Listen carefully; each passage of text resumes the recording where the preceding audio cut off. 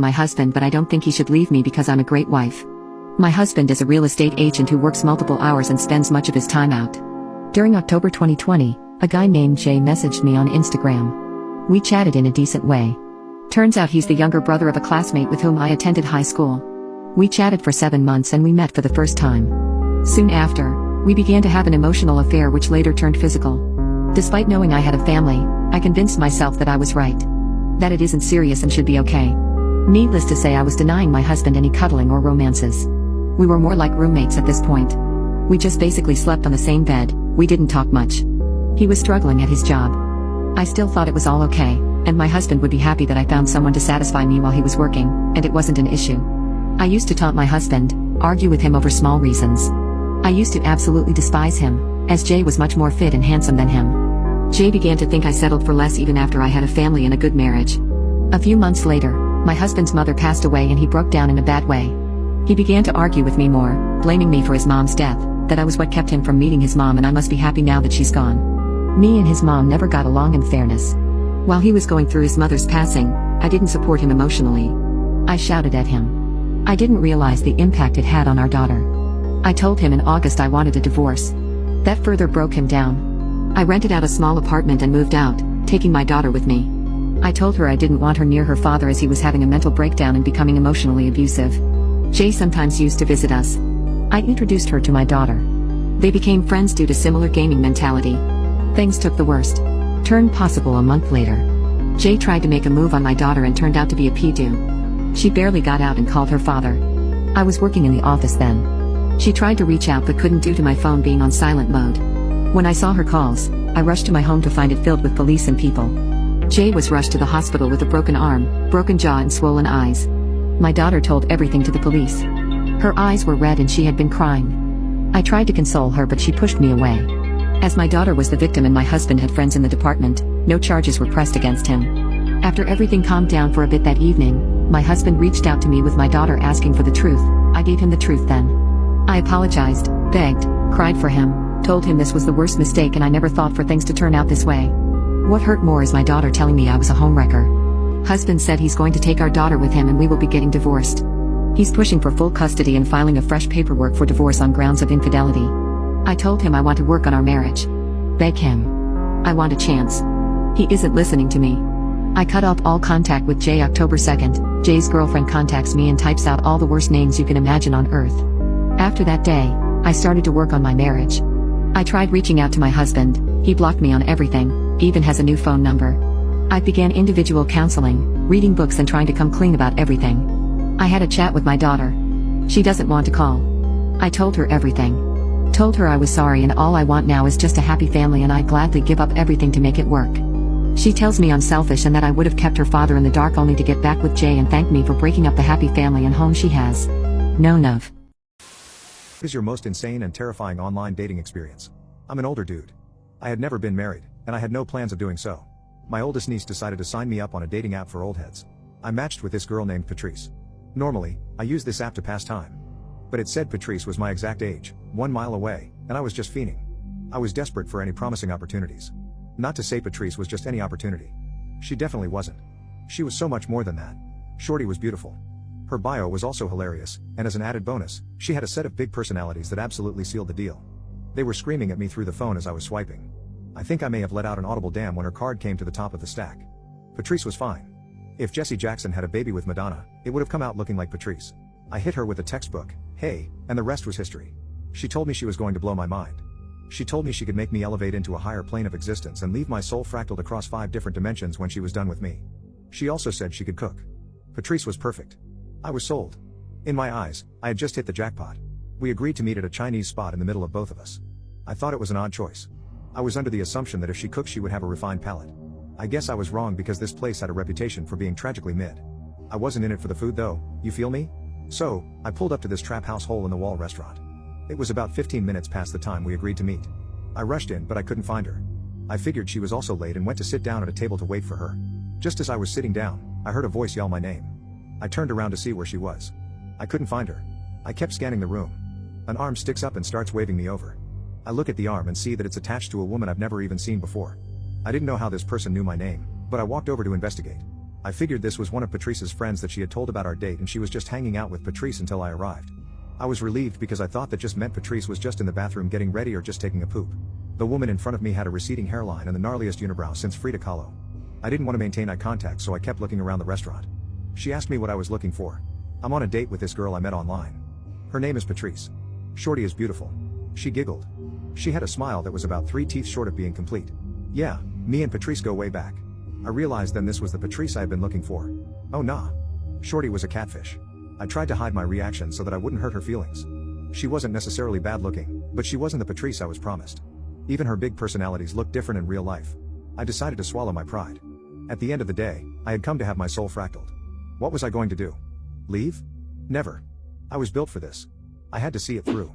As we ate a shared vegetable plate, I slowly warmed up to her. I was actually enjoying her company at the table. After some frisky small talk, Patrice asked me if I was ready to get out of here. Of course I was ready. We went outside and hopped in my car. When she sat down, I decided to get straight to the point. Your place or mine? She flashed her busted smile and said, let's go to mine, I have my tools there. Now I'm fired up. I had a feeling this night was about to get 50 shades darker. Patrice was speaking my language. We drove for about 5 minutes down the road before she told me to make a random left. It was a driveway I wouldn't have even noticed if she wasn't there. It was dark and covered by trees. I put my front 2 tires in before I stopped and turned to Patrice. I had a sixth sense for danger, so I turned and stared into her sunken eyes to make sure I wasn't about to get murdered by 3 young dudes in ski masks as soon as I drove in. She seemed genuine enough, so I reluctantly pulled in. Thankfully, there weren't 3 young dudes in ski masks ready to jump me. However, what awaited me was almost worse than that. Nothing was out of the ordinary in the house. It just looked dead. The interior looked like it had just gone through a tough divorce. She told me to have a seat, but the couch looked like it had asthma, so I just stood in the living room while she got her things ready. After a few minutes, I heard her yell out from her room. I hope you're ready to party. Yep, I yelled back as I kept looking around the empty interior of her home. As she walked back towards the living room, my heart stopped at the sight of her and I thought I was going to die. Heart attacks run in my family. My biggest fear is just dropping dead somewhere for no reason. So, when Patrice came back out to the room, I thought it was over. She was wearing just a robe and some fuzzy slippers. She had pulled her hair back into a ponytail. And here's the kicker, she was holding a baggie of crystals. Now, Patrice did not strike me as a geology professor, so I knew she was smoking that Heisenberg. I had a record from back in the day when I used to sling pills for my cousin Antonio. I was not going back to jail, and I was definitely not about to do a Jesse Pinkman on this shorty's asthma couch. I didn't even say anything and just ran as fast as I could out the door. I haven't run that fast in years. I almost died tripping over a branch outside. I'm never getting on these dating sites again. I'll just stick to the bars and the divorced grandmas at my nephew's school events. When did being nice terribly backfire? I tried being nice to the quiet kid and it torments me to this day. When I was in high school I sat next to the shy, quiet kid in my English class. He always seemed like a nice guy, but he just kept to himself. I'd often try to start up a simple conversation with him. I wanted to break the ice and see what he was all about, but he never took the bait. He definitely wasn't rude, just sort of indifferent to everyone around him. Our teacher was kind of a lazy piece of work and would have us partner up with someone for the majority of the class time. We were supposed to discuss a book or whatever piece of literature we were talking about that week. That's already hard to do with someone who's talkative and outgoing, but imagine doing that with someone who's practically mute. We fumbled over some awkward conversation of a particular book we had been reading in class, but he quickly became disinterested and stopped talking. It was his first year in our school, so I tried asking about his last school, where he was originally from, and any hobbies. The kid stonewalled me. Again, he wasn't rude, just disinterested entirely. I had tried and struck out, so I accepted that we would probably be sitting in silence for the next hour or so and figured I'd just entertain myself. I have a hidden talent and can make incredible rope hangers. I can even do it with just about any string or rope-like material you can find. So to pass the time I pulled a shoelace out of my backpack and started making a noose. He was amazed. His eyes immediately lit up and he scooted in closer, watching very closely. Then he said, "Could you teach me to do that?" I had done it. Of course I would teach him. I was thrilled to have broken his wall down, even if only partially for now. He caught on very quickly and I'd catch him practicing making the tiny nooses in class. We'd exchange a nod and crack a little laugh. By the end of a week he was making grade A nooses. I was so proud. That Friday when class had ended he pulled me aside. He thanked me for teaching him and said he appreciated it more than I would ever understand. It was the most I'd ever heard him speak and told him it was no problem at all. I was pumped and said that we should hang out that weekend and gave him my phone number. He informed me that this was a bad weekend and that maybe we could some other time. He thanked me again with a big smile and went the other direction. He hung himself that night. I'm so sorry, Jared. I let every guy at my ex's bachelor party CM on me. I dated this dude for a couple years and he turned out to be an a-hole. I would let him F other women sometimes, but even then he still would do poop behind my back, so I dumped him. A couple years later he texted me that he was getting married. He said that no girl has ever turned him on as much as me, and for his send-off to marriage he wanted me to strip at his bachelor party for him and his friends and that he would pay me $500. Like I said, he's a proper a-hole. I told him to eat poop. The day before his party, one of his friends texted me and told me that he heard what my ex had asked me to do and that he was sorry for him being such a jerk. He asked me if I wanted to grab coffee, so we did. He was always really nice. Eventually the conversation shifted back to the offer my ex had made, and I mentioned that the idea of getting naked for a bunch of guys actually sounded hot as F, but that my ex didn't deserve it. He seemed surprised but asked if maybe I wanted to play a little prank on my ex. This perked me up. They had a couple nice hotel rooms booked for the occasion, and my ex was supposed to arrive around 6 p.m. Everyone except him showed up 2 hours early. I came wearing a long coat and heels with nothing but light blue lingerie underneath. I spent 2.5 songs taking turns teasing each of them and slowly removing my lingerie until I was completely naked. A few of the guys were not so discreetly rubbing their peepees through their pants. The plan was just to get naked and leave, but I got really caught up in the moment and was so effing horny. I told them if they want to pull their peepees out they can. They all hesitated for a second, but one guy said F it and whipped his out. They all followed his lead. Soon they were all stroking their CCKS while I shook my SS and titties for them. I love CM on me. I always have. This was an opportunity that I might never get again. I lied on the couch and motioned them all over. I played with my CLT while they stood over me jerking off. After a few minutes they were launching load after load of hot CM onto my legs, feet, wimp, stomach, tits, and face. I came hard while effing myself. After I got cleaned up I had a drink with them. They offered me $500 but I politely declined. As my ex was coming up the elevator I waited in the hall.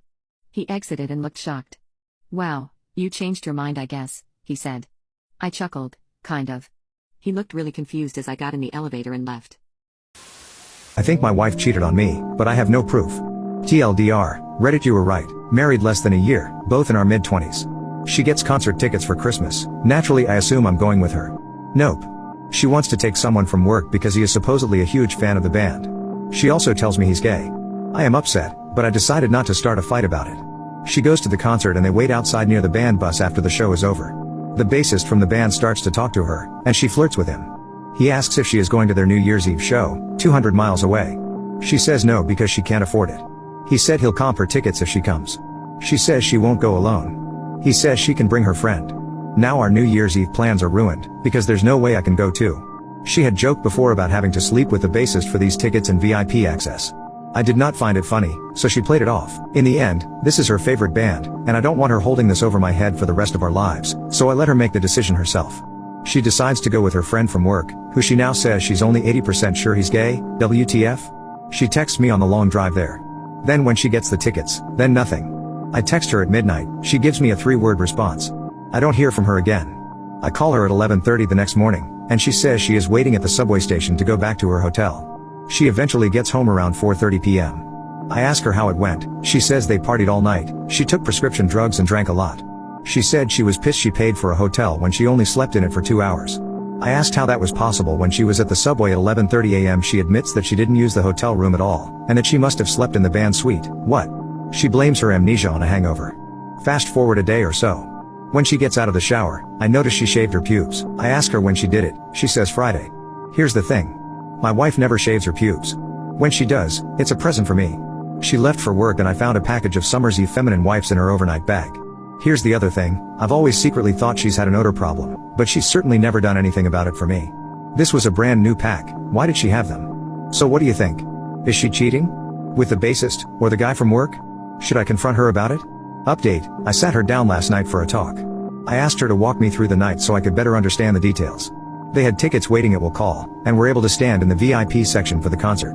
The bar was open until about 2 o'clock, at which point they were invited to the band suite. The hotel gave her free pajamas, so she wasn't wearing her dress when she went up there. It was a pretty large party, with the bassist, guitarist, cellist from the opening band, and the entire road crew. She said her friend from work was hovering around her all night, to the point of being annoying. She said she fell asleep on the floor of the living room, as did a dozen other people. Her coworker woke her up around 11 and they went to the subway. I asked her why she shaved. She said she doesn't know. What if I ended up going swimming? She said. Did you bring a bathing suit? I asked. No.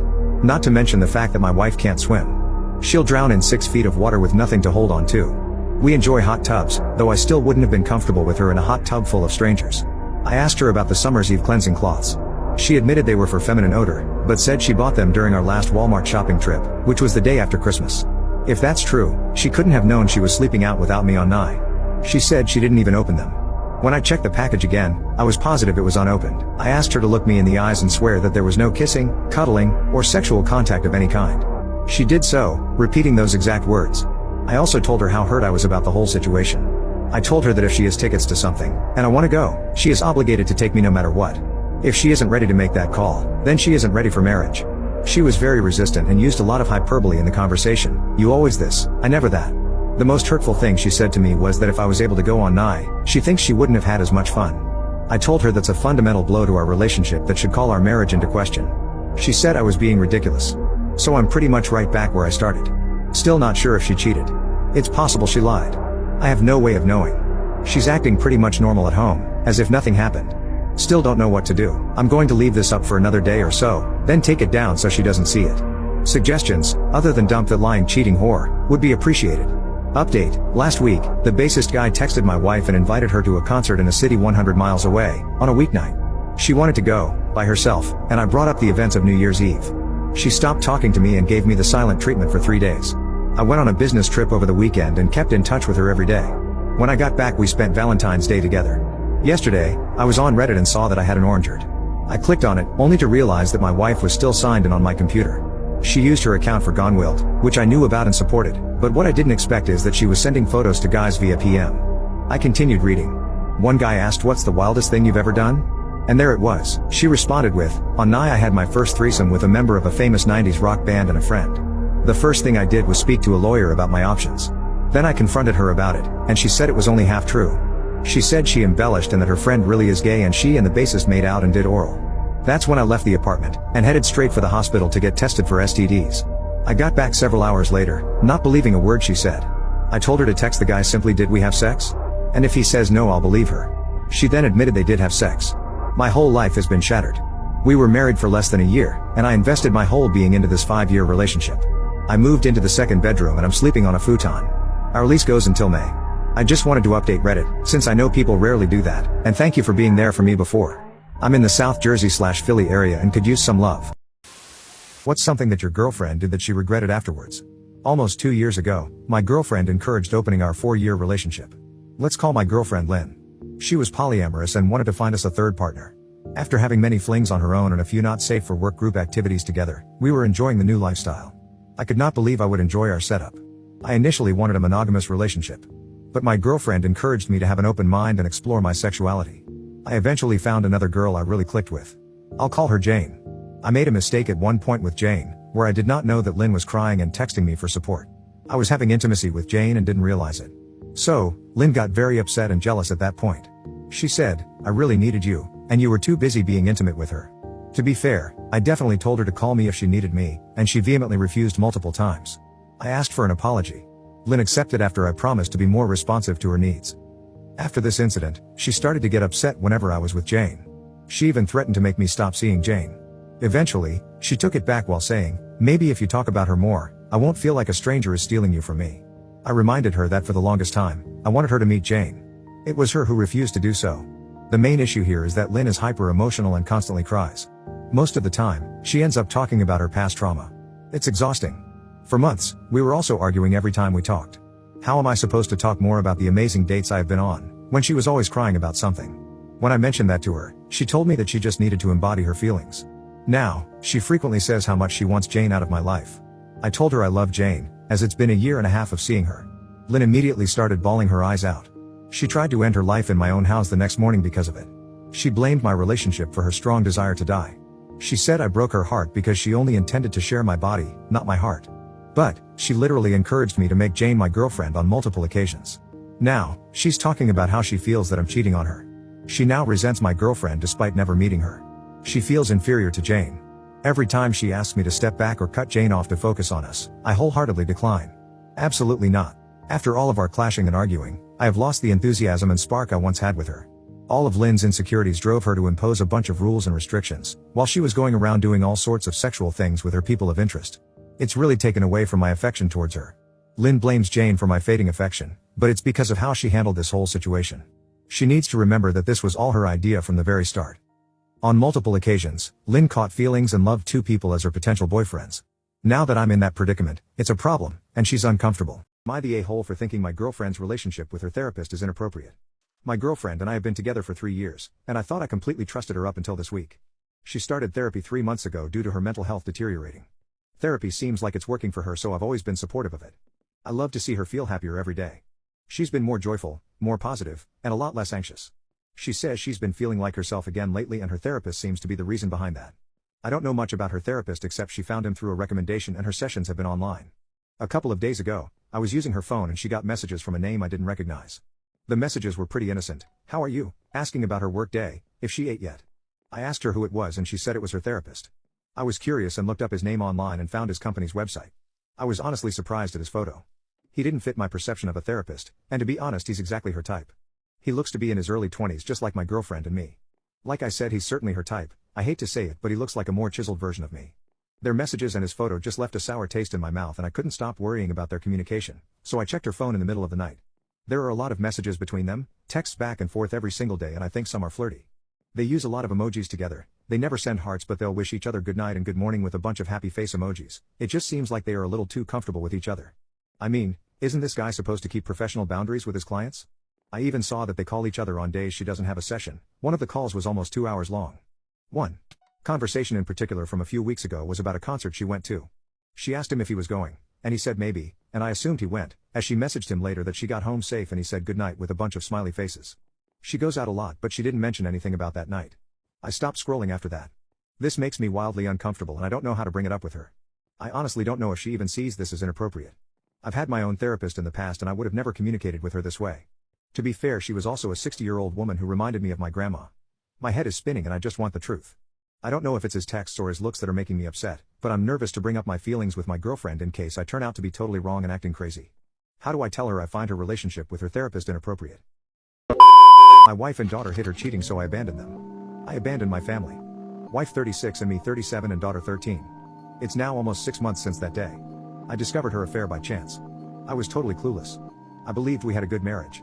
Plenty of intimacy, we would talk about stuff for hours, we had date nights regularly. We had shared and individual hobbies. We were healthy, in fairly good shape. It was good? Or maybe it was just me thinking that? My wife, let's call her Eve, she cheated, so she obviously preferred another man, not me. And if she could betray me like that, she couldn't possibly love me. Here I was thinking she was my best friend. I guess not. In hindsight, I can see that I probably saw things through rose-tinted glasses. I actually believed that my family cared about me. I believed I was loved. I was a fool, I guess. I came home late from work. There was a safety training seminar I had to attend. She was sleeping on the sofa and a message with some emojis popped up on her phone. Emojis like I would use when I message her? What? I snooped and I found out what had been going on for at least 5 months. I knew the AP, let's call him Adam. He was a work colleague of hers. I had even been to a barbecue at his house and met his family. He was married and had 3 children. The youngest, just 2 years old. While reading the messages, something just snapped in my head. It fundamentally changed me. Over the course of reading their messages, I went from loving Eve more than anything, to hating her, to just going blank. Not just about her, but everything. Totally numb, I took pictures of the messages and went to bed. I didn't sleep at all, I just stared at the ceiling. Eve was pissed the next day that I went to bed without waking her up. She complained about neck pain from sleeping on the couch all night. I wasn't really listening, I just remember thinking how everything was muffled. As if someone had turned down the volume on the world. I was kind of surprised about how little I cared. I felt practically nothing. I should be angry, right? During breakfast I didn't say a single word. My wife and daughter chatted away. They didn't seem to notice anything different about me.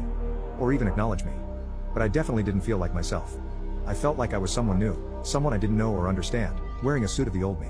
I went through all the daily motions. I went to work, did all the normal stuff. The only difference is I sort of stopped talking. Sadly, I realized that nobody seemed to even notice. It's like I wasn't even there. I started to understand that Eve and my daughter didn't really love me. I was in the house with them, but unless they wanted something from me, they didn't really interact. They talked at me, not with me, if that makes sense. I would get these pangs of pain, they would come and go. Sometimes they would overwhelm me completely. I was not okay. I walked around like this for 5 days before Eve asked me if something was wrong during dinner. I had maybe uttered 3 words in total to her and my daughter in that period. I didn't even answer her question. I just made a MOK/don't know face, then continued eating. She seemed okay with that. The next day I didn't go to work. I worked for the local power company. I fixed power lines and such. I packed up some random stuff plus my camping/hunting gear. I didn't really have a plan. I put it in my car and walked around the neighborhood for a while. I ended up at the kitchen table waiting for the wife to come home. She came home with a few bags of groceries. She immediately started talking about her day while unpacking. I just sat at the kitchen table in pain. She didn't even look at me apart from one glance as she entered the kitchen. Daughter popped in and did the same. Their backs were turned to me and they talked about some trivial crap on sale. I have never felt so rejected, unappreciated, so alone. I felt totally invisible, like I wasn't there, or that I wasn't worth acknowledging. I was thinking back on our lives and all I could see was that they didn't care about me at all. They probably never did. I was an accessory to their life. I just didn't matter to them. I was a convenient and useful prop. I was hit with a wave of pain. I cried. Still they didn't notice, so I got angry, very angry. I had a glass of water in front of me. I stood up and threw it hard at the tiles over the sink. It just exploded. Glass shards rained over everything. They both turned around angry. What the hell? They froze, unsure what to do when they saw my contorted tear-soaked face. It was uncomfortably quiet for a long while before I spoke. Eve, I know all about your cheating with Adam. I was surprised how clear it came out since I was clenching my jaw so hard it hurt. My daughter looked at Eve. What? Is that true, Mom? Eve starting to try to explain. She briefly glanced at me and said, sorry, I can explain. Then she turned back to our daughter and they started arguing. Again, it was like I was invisible or something. Hello? Glass thrower here. After a few minutes watching their increasingly heated argument, I just walked out and got in my car. I looked at them again through the window, still arguing in the kitchen. They didn't even notice I had left. I sat there for a few more minutes before I gave up and just drove off. It took maybe 15 minutes before Eve tried to call me, then call after call after call, then a flood of texts from both of them. I just ignored it and eventually turned the phone off. The next day I took half of our money out and called my boss. I told him I didn't know when I would be back. He told me if I didn't show up I would be fired. I just told him okay and hung up. I just didn't care. I went to Adam's house, and his wife opened it. I gave her a copy of the messages and told her what Adam and my wife had been up to. I left her crying on the stairs. At the end of the day I ended up in a cheap hotel at the edge of town. The next few days were kind of a blur while I tried to come to terms with things. I didn't make any real progress. Mostly staring at the wall trying to think of reasons not to end myself. Eve's older brother is a cop. Let's call him Bob. Bob showed up on the third or fourth day, I'm not sure. I don't know how he found me.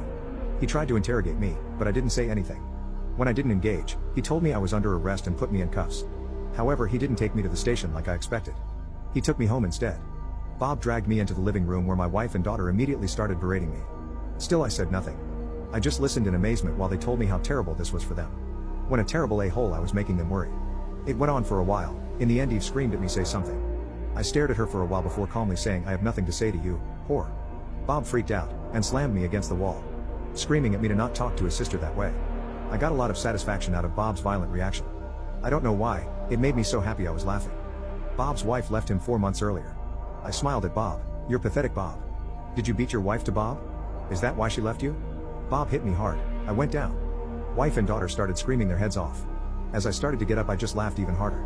I just couldn't help myself. I was bleeding from somewhere. I saw it on the floor. I am still in handcuffs, laughing. Maybe it was the absurdity of it all? I spat blood in Bob's face and said, EFF. You Bob. He hit me again, hard enough to knock me out cold this time. I woke up in the hospital. I puked all over the floor the second I opened my eyes, so I knew I had a concussion. Eve, Bob and my daughter were there. They were talking to me. I was too confused to make it out. A nurse appeared and asked them to leave. She got me a pan to puke in and called someone to clean. While she was taking my pulse, I told her that my family put me here and that they were not to come anywhere near me. If they came back into the room I would leave. I would just run away. She argued kind of sternly that running or even getting up was a really bad idea for me. But she would talk to security. I didn't see them again in the hospital. It was bliss. Finally I felt a little at peace. I could think. I was thinking about maybe reporting Bob to get him fired, but it's a small town. His colleagues would probably cover for him. I considered confronting my wife, but that didn't make any sense to me either. I decided to disappear, to turn into a ghost. I wanted nothing to do with these people ever again. I made a letter to each of them. I warned Bob that if he ever bothered me again I would report him. I told my daughter that Eve had betrayed me and that she would be without a father from now on. To Eve I made a longer letter. I tried to be as practical as possible. I told her to sell the house, that I won't be paying the mortgage or utilities anymore, etc. I told her reconciliation, or even contact, was impossible, especially after she had sent her brother to drag me back and beat me senseless in front of them. I explained that I won't do anything for her ever again, so if she wants a divorce she will have to arrange it. I told her I will disappear and I don't want to be found. If she interferes with my life again I will simply end myself. That we will never speak again. I ended it with how much she had hurt me. I really regret giving her that last sentence. It's like I let her steal a little bit more of me, like I let her give me a little more pain. In the hospital I made a plan on how I could disappear. Eve gave the hospital some fresh clothes that they forwarded to me. Then one evening I just went out the rear fire escape. I triggered some kind of alarm. I was panicking a bit, but thankfully, no one stopped me. I got back to the hotel to pick up my car. I traded it with a small RV and set off. I got a new phone. The only person I called was my father. I told him everything and told him if he gave my new number to anyone I would become totally unreachable, forever. He could call me if he needed to reach me if I needed to sign something. Other than that I wanted to be left alone. For the first few months I grieved the loss of my old life, but I came to realize that I grieved the loss of a fantasy. A memory that only existed in my head. The loving wife and daughter, the family, friends. It was all just an illusion in my head. These people never really cared for me. Caught my wife cheating on me with a bald eagle-looking idiot. She thought I was dumb. Well, look at her now. Me, 44, and my soon-to-be ex, 39, have been married for 11 years, no kids. We were a pretty chubby couple until 2 years ago when I had a blood test and it came out that I was prone to contracting diabetes, and we both bit by bit started to have a very healthy life. We felt great, and needless to say I never developed those diseases. We attended a gym almost daily in the afternoon where Baldy worked as a coach. When my wife started getting in shape, I noticed most guys turned to see her. I felt so proud of her. Of course Baldy wasn't the exception. I noticed Baldy likes to check out women's butts. When Jane and I were regulars at the gym, I noticed she was enjoying the attention she got from men. One day, Baldy took off his t-shirt and started doing crossovers. I turned to Jane with my face of "Can you believe this guy?" But she was staring at him and she wet her lips. I saw Baldy and I swear he was grinning. I felt crushed. When we were driving home, I made a comment about Baldy showing off and Jane said, "Really?" "I didn't notice. I told her you were staring," she said. "I don't remember." I must have been thinking about something else. I shrugged it off and kept driving, but from there on I noticed they were talking more frequently at the gym. Some weeks later, Jane was doing squats using the Smith machine. Suddenly Baldy went to help her. "Isn't he nice?" He was grabbing her by the waist and I got angry.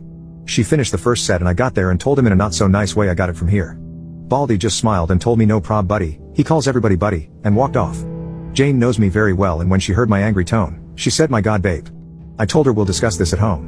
At home, drama blew up. She called me immature and jealous. I told her I noticed he was trying to get into her pants. She said that she knows that. But she would never cheat on me.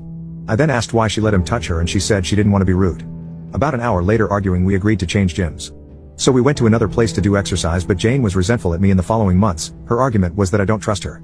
In the third month after we changed gyms, a very good opportunity opened up in my job, but in the afternoon. We discussed it and I took it, and we had to attend the gym at different hours. I went in the morning and Jane in the afternoon. This is when it all went south. Jane's resentment increased and we barely spoke. I sent her messages telling her about my day, that I miss her, memes. But she rarely replied or just yes, okay, same here, ha ha ha. I was very worried and proposed couple therapy. She said I was the one who needs therapy because I'm the one with trust issues. I agreed. I was so desperate to fix our marriage that I even thought it was all my fault.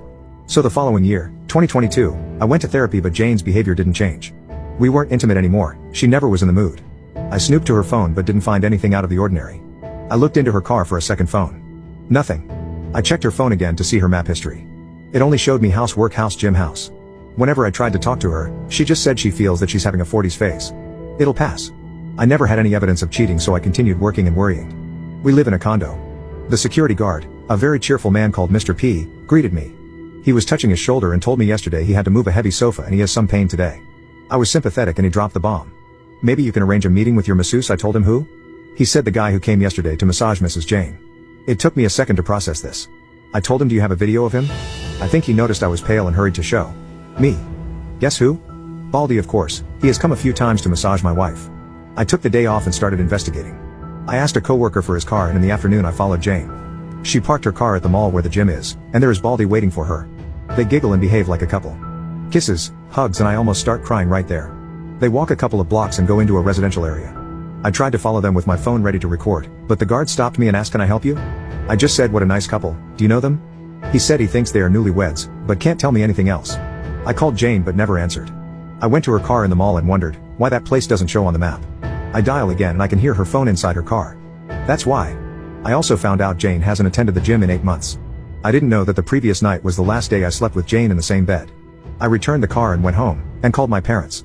Fortunately my dad answered and I told him everything. I was crying and he comforted me and told me to get evidence. Obviously my marriage is over, and I need all I can gather while he'll contact one of his friends who is an excellent divorce lawyer.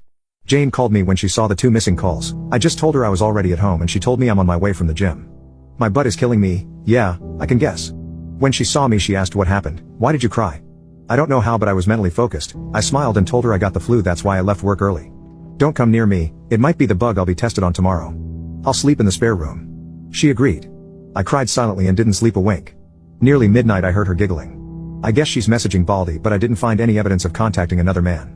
Then it hit me, why didn't I see it earlier? I bet he is disguised as one of her female coworkers. In the morning while Jane was in the shower I took her phone. Then I saw it. Under a female name, the profile picture was a dumbbell. I entered and most of the conversations were deleted. I guess they use work words as code in case I snooped. "Can you deliver the papers to my desk?" I know she doesn't have a desk at work. "Going to the meeting, where are you?"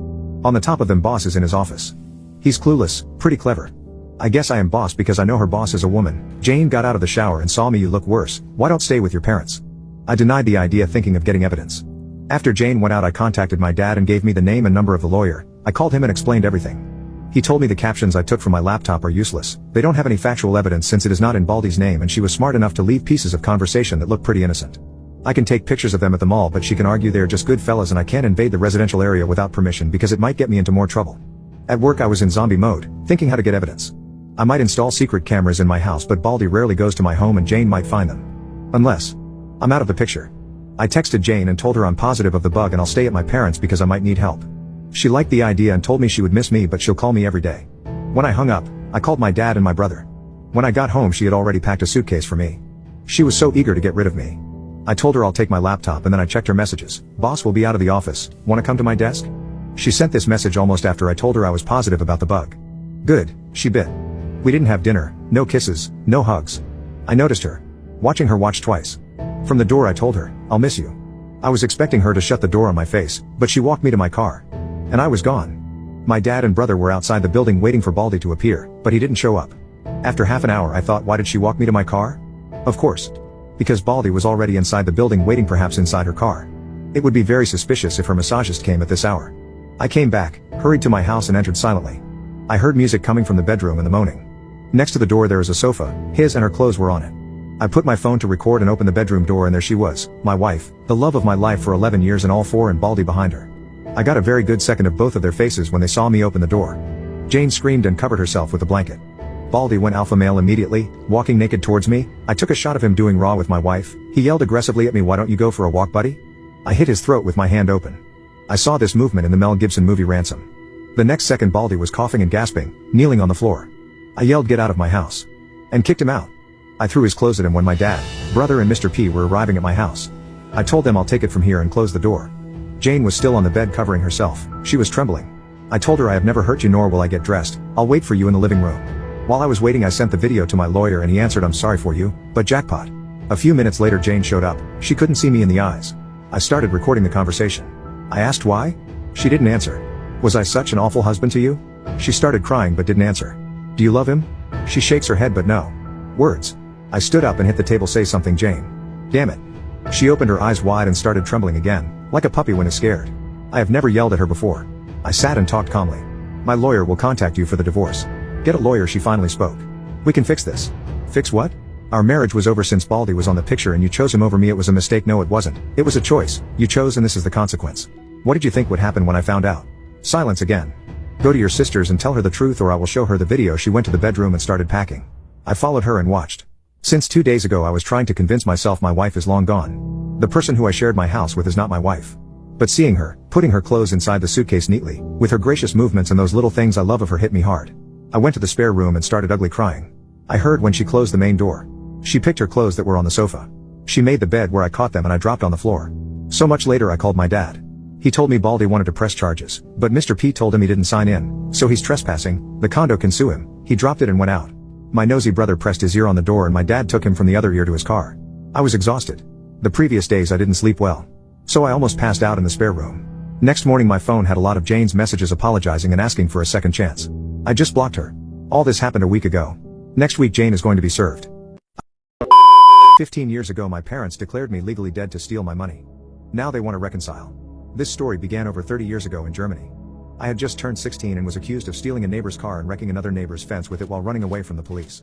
I was drunk when the police picked me up, as it was legal to drink in Germany at this age. I proclaimed my innocence but nobody believed me. I was convicted and sentenced to 500 hours of community service because I was unrepentant. My parents used it as a tool to take away my time with my friends. They got the judge to agree that I had to work Friday and Saturday evenings at the THW, which was an organization that provided disaster relief and sometimes soup kitchens. Also, I lost my license for mopeds and could not get a driver's license till 20.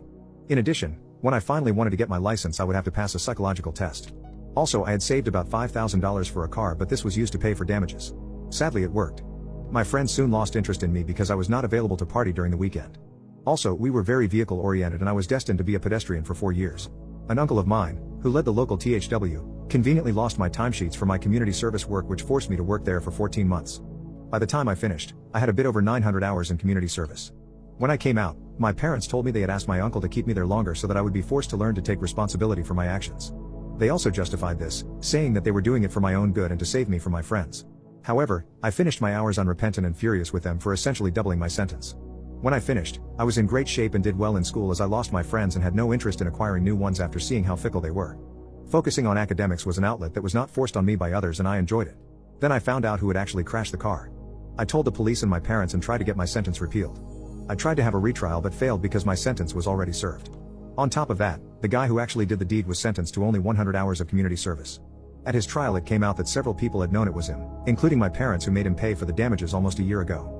They had put the money in a bank account, which they told me I would get, once I had finished my education. They also told me they added what would now be equal to $8,000 to the savings account for the hours I had put in with the THW, which was a generous wage for a teenager. Still, I was furious with them because I still had to wait until I was 20 to get a driver's license. If they had told me sooner I could have gotten the sentence repealed. Also, while they claimed I would get this money in about 5 years, for now they had essentially stolen my savings. They refused to give it back because I was 17 and too immature to make my own choices. After a huge fight I took my tent and camped out in the woods. I still went to school every day but refused to come back home. After a week they called the cops on me and they took the tent and forced me to go home. However, once the police left, so did I. I slept wherever I could, which was mostly barns and in the woods if the weather was good, since I now had no tent. On occasion the police found me.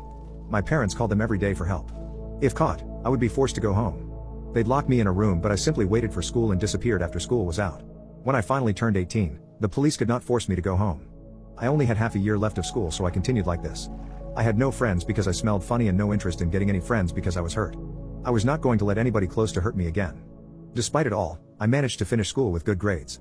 After school I used the mandatory military service to disappear. I volunteered for service abroad, which meant Eastern Europe at the time. After 2 years, I was done and had a nice nest egg. I enrolled in a university and studied chemistry. I found 3 good friends and met my first girlfriend, to whom I am now married. Everything went well for a while. Then my life spiraled. I was 29 and working on my doctorate when my parents managed to find me. Occasionally they convinced the police to look for me as a missing case. The police usually found me and I'd tell them that I was fine but wanted no contact with my parents, and that was it.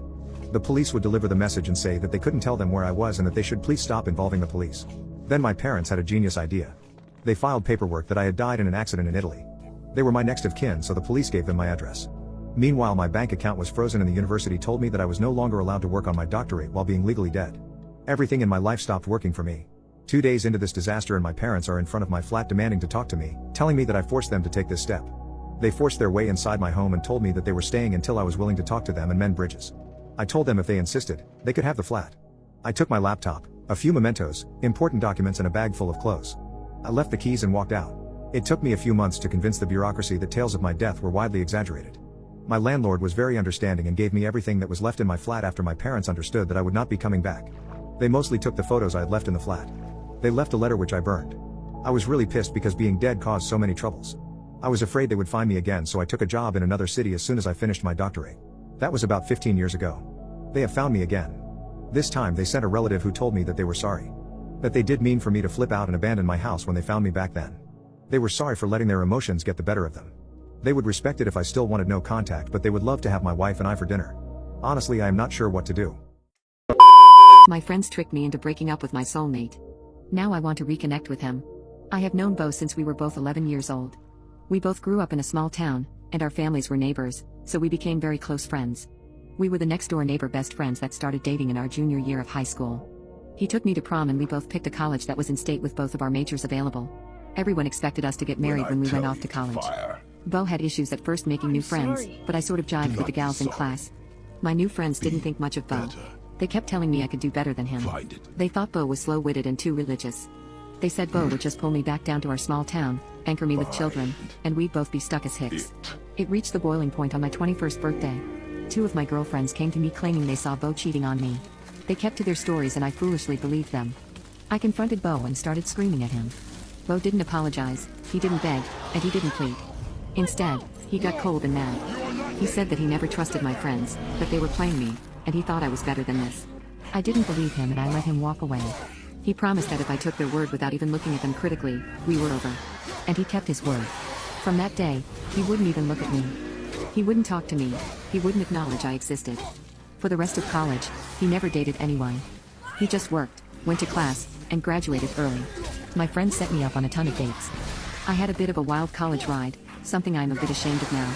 Once I graduated, I tried to get established in life, but my college friends kept just wanting to hang out, chill, or party.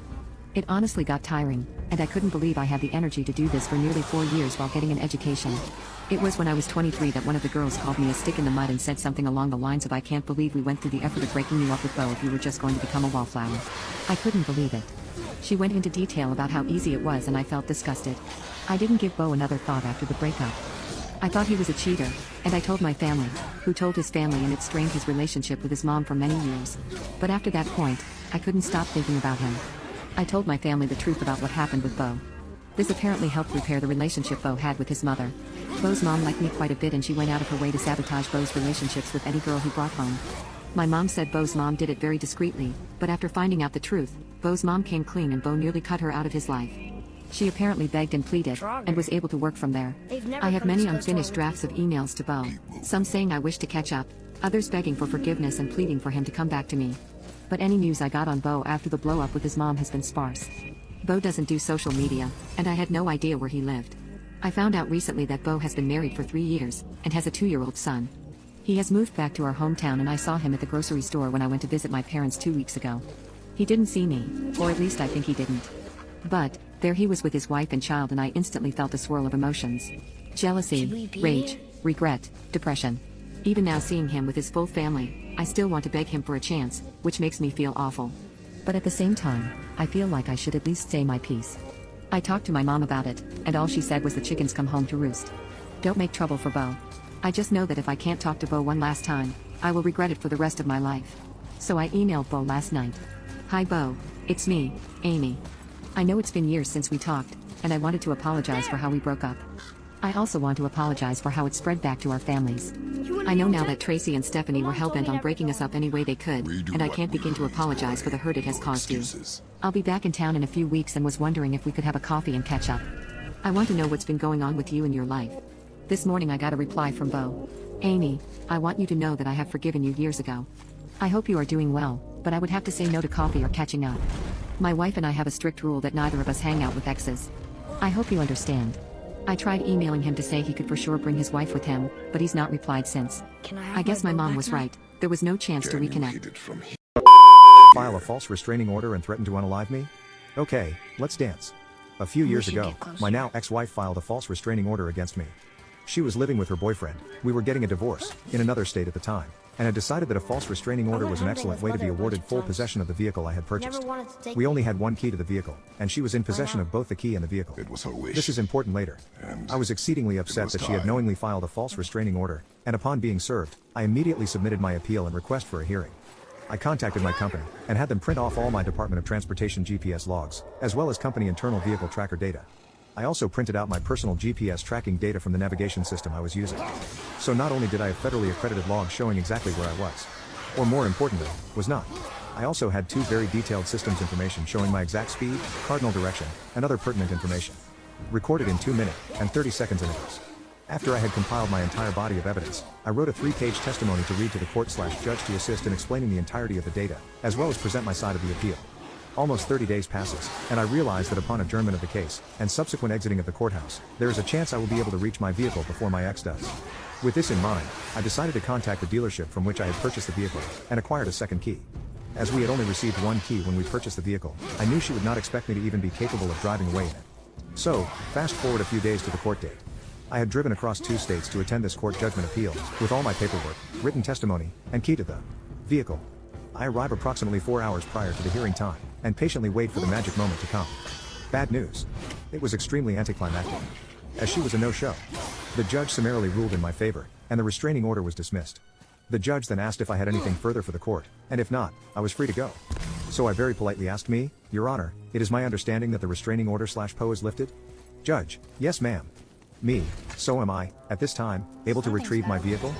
Judge, "Ma'am, as the judge of this courtroom, I am unable to provide you with any form of legal advice." Me, "Oh, okay, I'm sorry Judge. However, if you find a seat in the back of my courtroom, my secretary? Court recorder? I don't remember the term, will provide you with a signed order of dismissal for the restraining order/PO. If you were to be questioned by law enforcement for any reason regarding property or contact, it is best to have this documentation on your person, as the cancellation of the order may not reach the police system until close of business today." The way in which the judge had worded her response was very clear in intent. She could not specifically tell me I was good to retrieve my vehicle, but she was taking the extra time to provide me with the paperwork that gave me a legal opportunity to retrieve my vehicle. So I sat down, and after nearly 10 minutes, the court official that was designated with the task of typing and printing the paperwork, got the judge's signature on it, and brought it to me. As I put it in my binder of other paperwork, and turned to leave the courtroom, the judge called out to me. Judge, Mrs. BTK 216. Me, turning in mild surprise, yes, Your Honor? Judge, with a devious smile, good luck. Now I had to formulate a plan. See, as the ex-wife had not been present for the court proceedings, neither was my vehicle. I had the address for her boyfriend/boyfriend's parents' house. As it was all over the initial restraining orders list of protected properties. And she had accidentally left a notebook with it written upon it when she first left to be with the guy. I decided to utilize Uber to go to the address, and check if the vehicle was present at the address. Upon starting the Uber trip, I requested the Uber driver to wait for me at the address after dropping me off, giving her a quick summary of my circumstances and plan, to ensure that I had a witness present for the intended retrieval of my vehicle. Quite simply, to ensure that no false allegations of fictitious activities during the recovery of said vehicle would have a metaphorical leg to stand upon in court. The lady Uber driver was sympathetic to my cause, and agreed, even going so far as to give me her personal contact information in the event I required her for a future court appearance. Upon arrival at the address I had available, the vehicle was, indeed, present. The Uber lady waited until I had acquired the vehicle, left the premises, and she followed me about 2 miles to witness I had left the property completely, and then she went on her way. Bless that lady, she was a saint. So, I make it about a half hour away, and my phone rings. I answered it, and it was my ex-wife's boyfriend, and as you can imagine, he was not happy. He rambled off several vulgarities, and other random insulting comments which I entirely brushed off. Then he made a very large, and unintelligent mistake. He said if I ever see you again, here, or anywhere, I will blow your head off. Now, I'm a veteran. I don't take very kindly on threats to my life. I was upset at him, I was upset at her, and I was just handed a gift-wrapped means of complete and utter destructive revenge. I immediately hung up with him, and dialed 911 to report a verbal threat on my life. I headed to the parking lot of a local big box store to meet the responding officer, and ensured I didn't leave until I had a case number, attached, written statement, and the reporting officer's identification information. I completed my trip to my home state, and the following Monday, this was all on a Friday, I went to my local courthouse and filed for an emergency restraining order/PO. The judge that was available to hear my case for an emergency order was, interestingly enough, the same judge handling the divorce. She listened to the case I provided, reviewed the police report information I provided, and issued the requested emergency order. Doesn't sound like a pro-revenge, does it? Well, my ex-wife was living with the guy in his parents' basement. The restraining order/PO issued by the judge protected myself, my property, and my spouse from him. See, we were still legally married, so I was legally able to list her as protected party. When the restraining order was served, he couldn't be within 600 feet of my, now, ex-wife. As she lived with him in his parents' basement, he wasn't the one that had to leave, she was. But she no longer had my vehicle. She lost her brand new job. She wasn't able to get to school, so she failed her college course, but was stuck with the student loans for it anyway. She was now homeless, vehicleless, jobless, kicked out of college for non-attendance, penniless, as she is atrociously bad with finances, and, to top it all off, she was nearly 4 months pregnant with his kid. Moral of the story? Don't piss off a lesbian veteran. I don't like to play games. I will go out of my way to avoid playing games. I will bend over backwards to make sure I don't have to play games. But if you force my hand into playing aforementioned games, I will not be the one that loses the game. Which is something I told her verbatim on our 3rd or 4th date. Guess she forgot. And leave me for a deadbeat?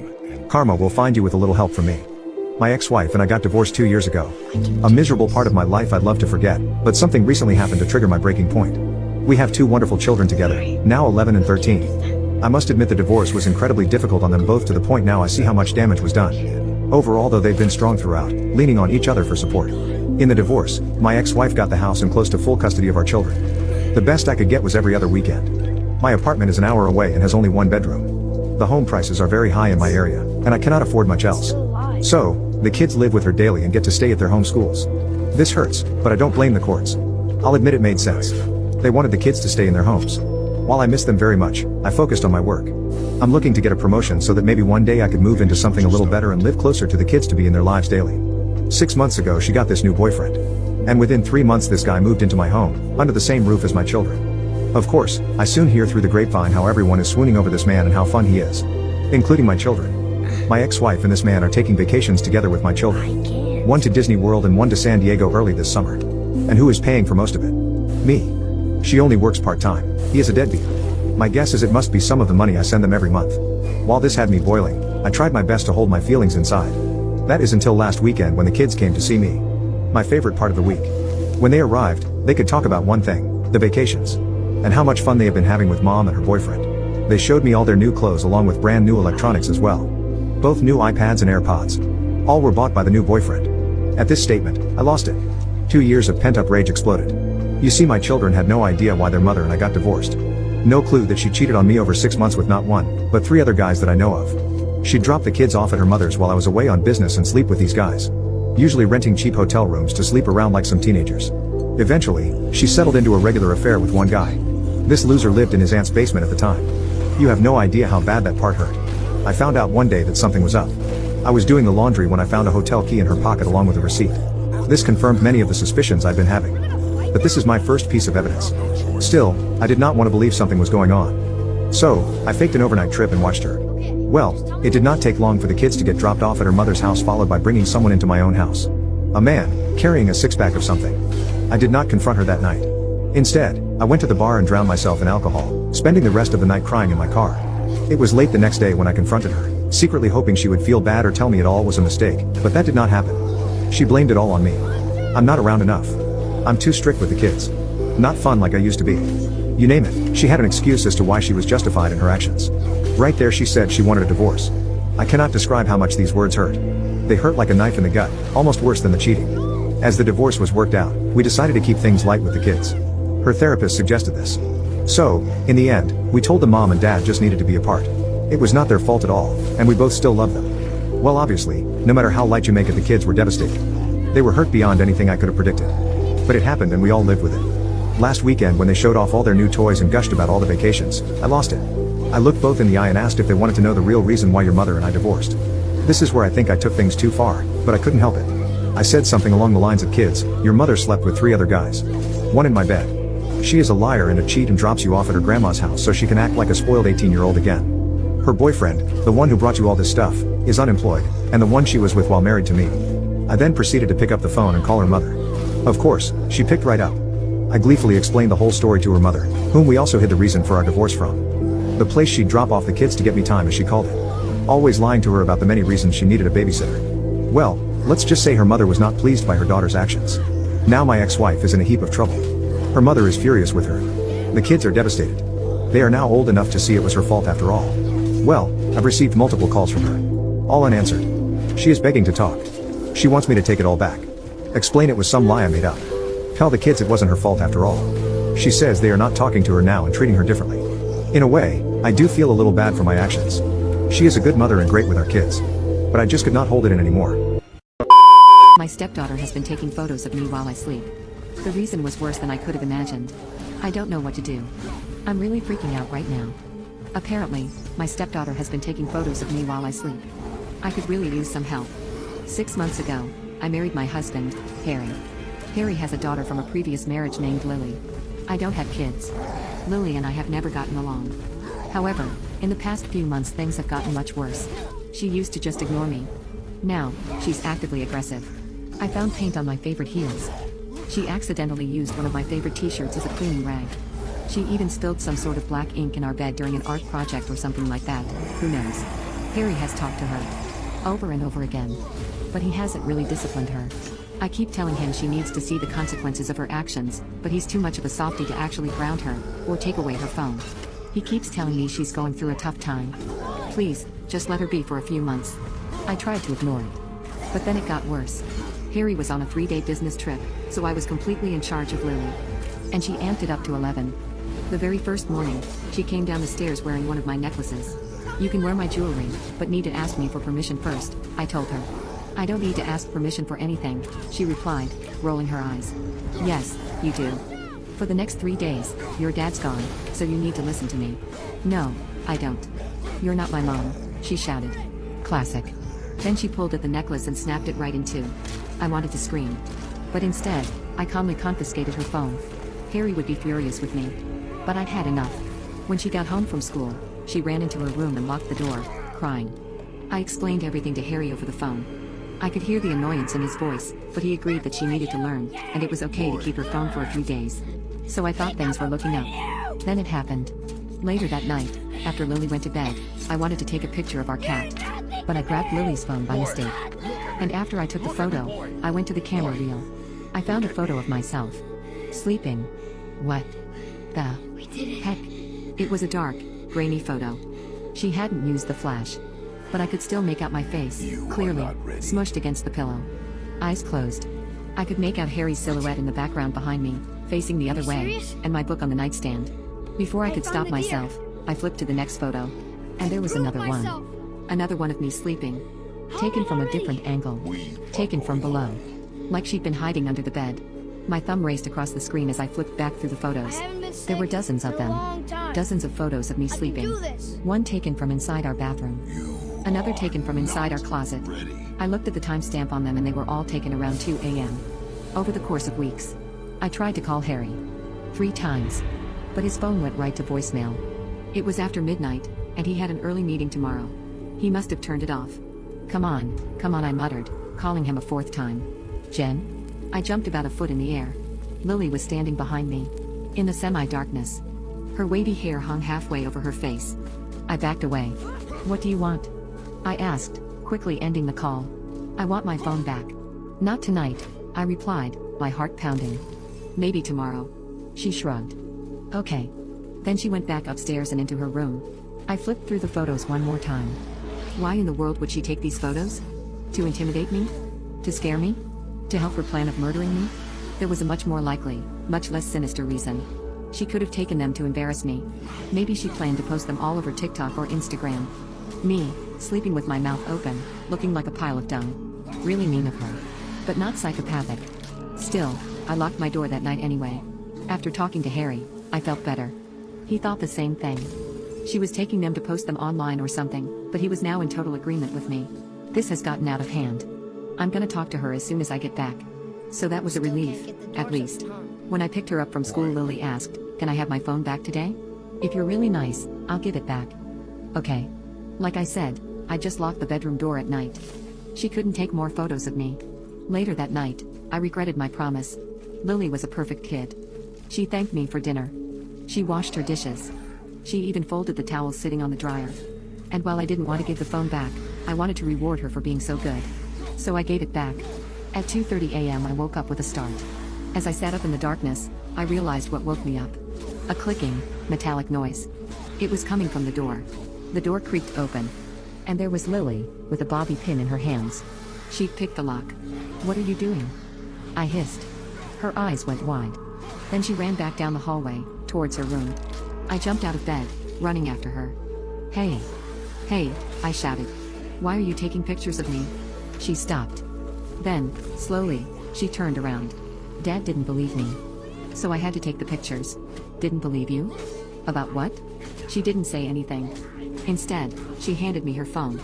She swiped to the first photo of me, taken in the darkness. Grainy and dark.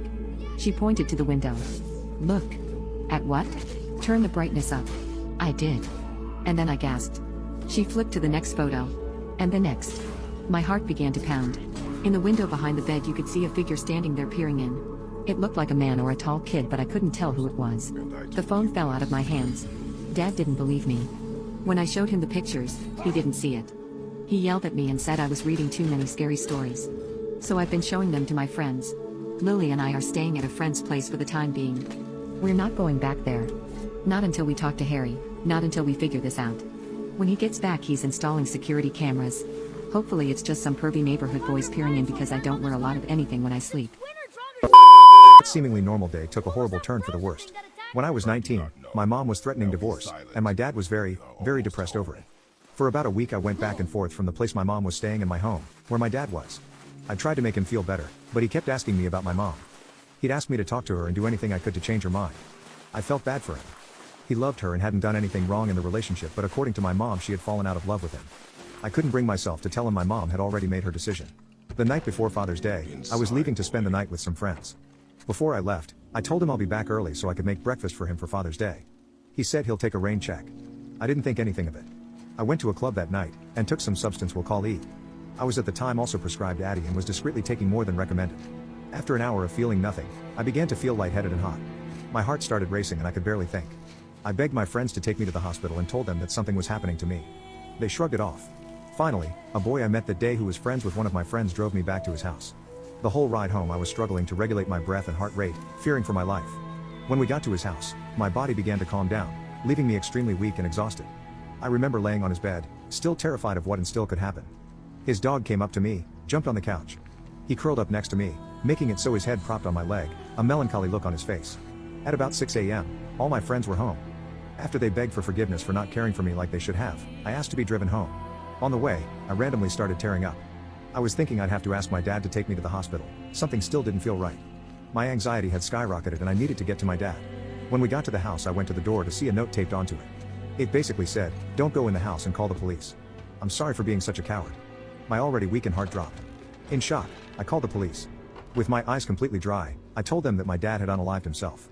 I sat on the porch and cried. There was a lot of crying that day. My mom wailed when she drove up to the house, crying, "Oh my God, oh my God." I was taken to our neighbor's house and put to bed in the guest room. The rest of the day was spent alone, willing my body to survive. There were moments where I felt like it was going to shut down. I was too weak to cry. After a while I realized it was Father's Day. It's the most dangerous sneaky link experience. I was going into my senior year of high school. I had been going to underground rap shows and house parties for the whole summer. I kept seeing this one stunningly beautiful white girl from across the room nearly every time I went. That told me two things. She was into the same scene and the same music I was into, and she was down for the brown because she was in the middle of North Philly partying with the city kids when I could tell she was clearly a county girl. One night I worked up enough courage to go over and talk to her. My friend had given me lessons and advice on how to secure the W. I implemented the tactics and after that night we started Snapchatting every day. One of those days, about a few weeks later, she sends me a text telling me that she's home alone and that her parents have left to go see a movie with her brother. Coincidentally, I was in the area hanging out with some friends that went to my high school which was out that way. I stopped the conversation going on with my friends and begged my guy James to take me to her house at that very moment. I had to give him $10 for gas but he took me. 20 minutes later we were outside of her house.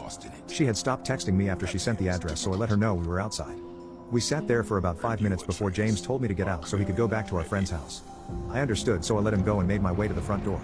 Just as I was about to ring the doorbell I heard her call my name from around the side of the house. She waved me over and pulled me in through the back door. I asked her why the back door if no one is home and she told me it was because the front door lock is broken. The door is stuck closed and she has nosy neighbors so she didn't want them to get suspicious and tell her parents that there was a guy that came in through the front door. I wanted to tell her that we had been sitting in front of the house for a while anyway but I didn't want to worry her and kill the vibe. Things escalate as soon as we get in the door. She pulled me onto the couch and the next thing I knew, I was shirtless. She paused for a second, took me by the hand, and led me upstairs to her bedroom. Everything was pink. The curtains, the bed sheets, the bed frame, the walls. Everything. It was odd, but I wasn't worried about it at the moment. The next moment I was in my underwear in her bed. The second my pants hit the ground, there was a commotion at the door. She swung to an upright position like she was possessed and shushed me. Downstairs I can hear what I presumed to be her family. She sprang out of bed and rushed to throw her clothes on. She put the sheets over my clothes. I could hear footsteps coming up the stairs. She shoved me in the closet and put her finger over her lips to tell me to be quiet. She did not have to tell me anything. I was barely going to breathe in that closet, let alone make a discernible noise. 2 seconds later, her dad was in the doorframe. They greeted each other and she said, "I thought you guys were going to the movies?" He said, "We were." And then we got a call from the neighbors saying there was a car they didn't recognize that pulled up to the front of the house for a while. "Are you okay?" "Yeah, I'm fine. I've just been in here all day. I didn't see a car." He nodded his head and waddled into the room and checked around a little bit. He walked toward the closet and got about 1 foot away from my face before he turned around and walked toward the door. He told her they were just going to watch a movie downstairs instead now and told her she was welcome to join. She said, "Yeah, sure," and left me in the room. After they left I breathed a sigh of relief. As quietly and as fast as I could I gathered up my stuff and threw my clothes on. I was clipping my belt when I realized I had left my shirt downstairs by the couch. Oh nah. It wasn't the end because I would have to go downstairs to get out anyway, and she had like 3 different living rooms. The one where my shirt wasn't visible from the one with the big TV in it. The only problem was that I would have to complete the mission shirtless. The original fallback plan I had thought out in my head was to pretend that I was her gay best friend. There would be no way to talk myself out of it if I was caught half naked. I gathered myself, took a deep breath and walked toward the door. I cracked it a little bit to see if anyone was in the immediate vicinity. The coast was clear. So I crept out into the upstairs hallway. I closed the door slowly and carefully behind me. When I turned around I froze dead in my tracks. Out of the corner of my eye I could see someone in the room across from her sitting upright. My heart was beating out of my chest. I slowly turned my head. It was her brother. He was playing video games with headphones on, completely oblivious to my presence. Thank God. I moved slowly toward the staircase, and gently down the stairs like a mouse. The Mission Impossible theme song was on loop in my head. I got to the bottom stairs. I could hear the family talking but I couldn't see them. The one right side of the staircase was invisible to them, so I stayed low and crept down that side staying tight to the railing. I got into the living room that was connected to the kitchen. That's where my shirt was. All of a sudden the mom calls for the son to come downstairs. I can hear his dragging footsteps coming down. I ducked behind the sofa so that I wouldn't be seen if he came the same way I did. The only problem was that I could not see him. At that moment the mom walked into the kitchen to microwave popcorn.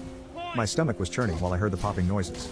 I think the sound of popcorn popping will always induce anxiety for me now. I could hear her grabbing a bowl from the cabinet. I heard her walk away, so I slowly stood up from behind the couch.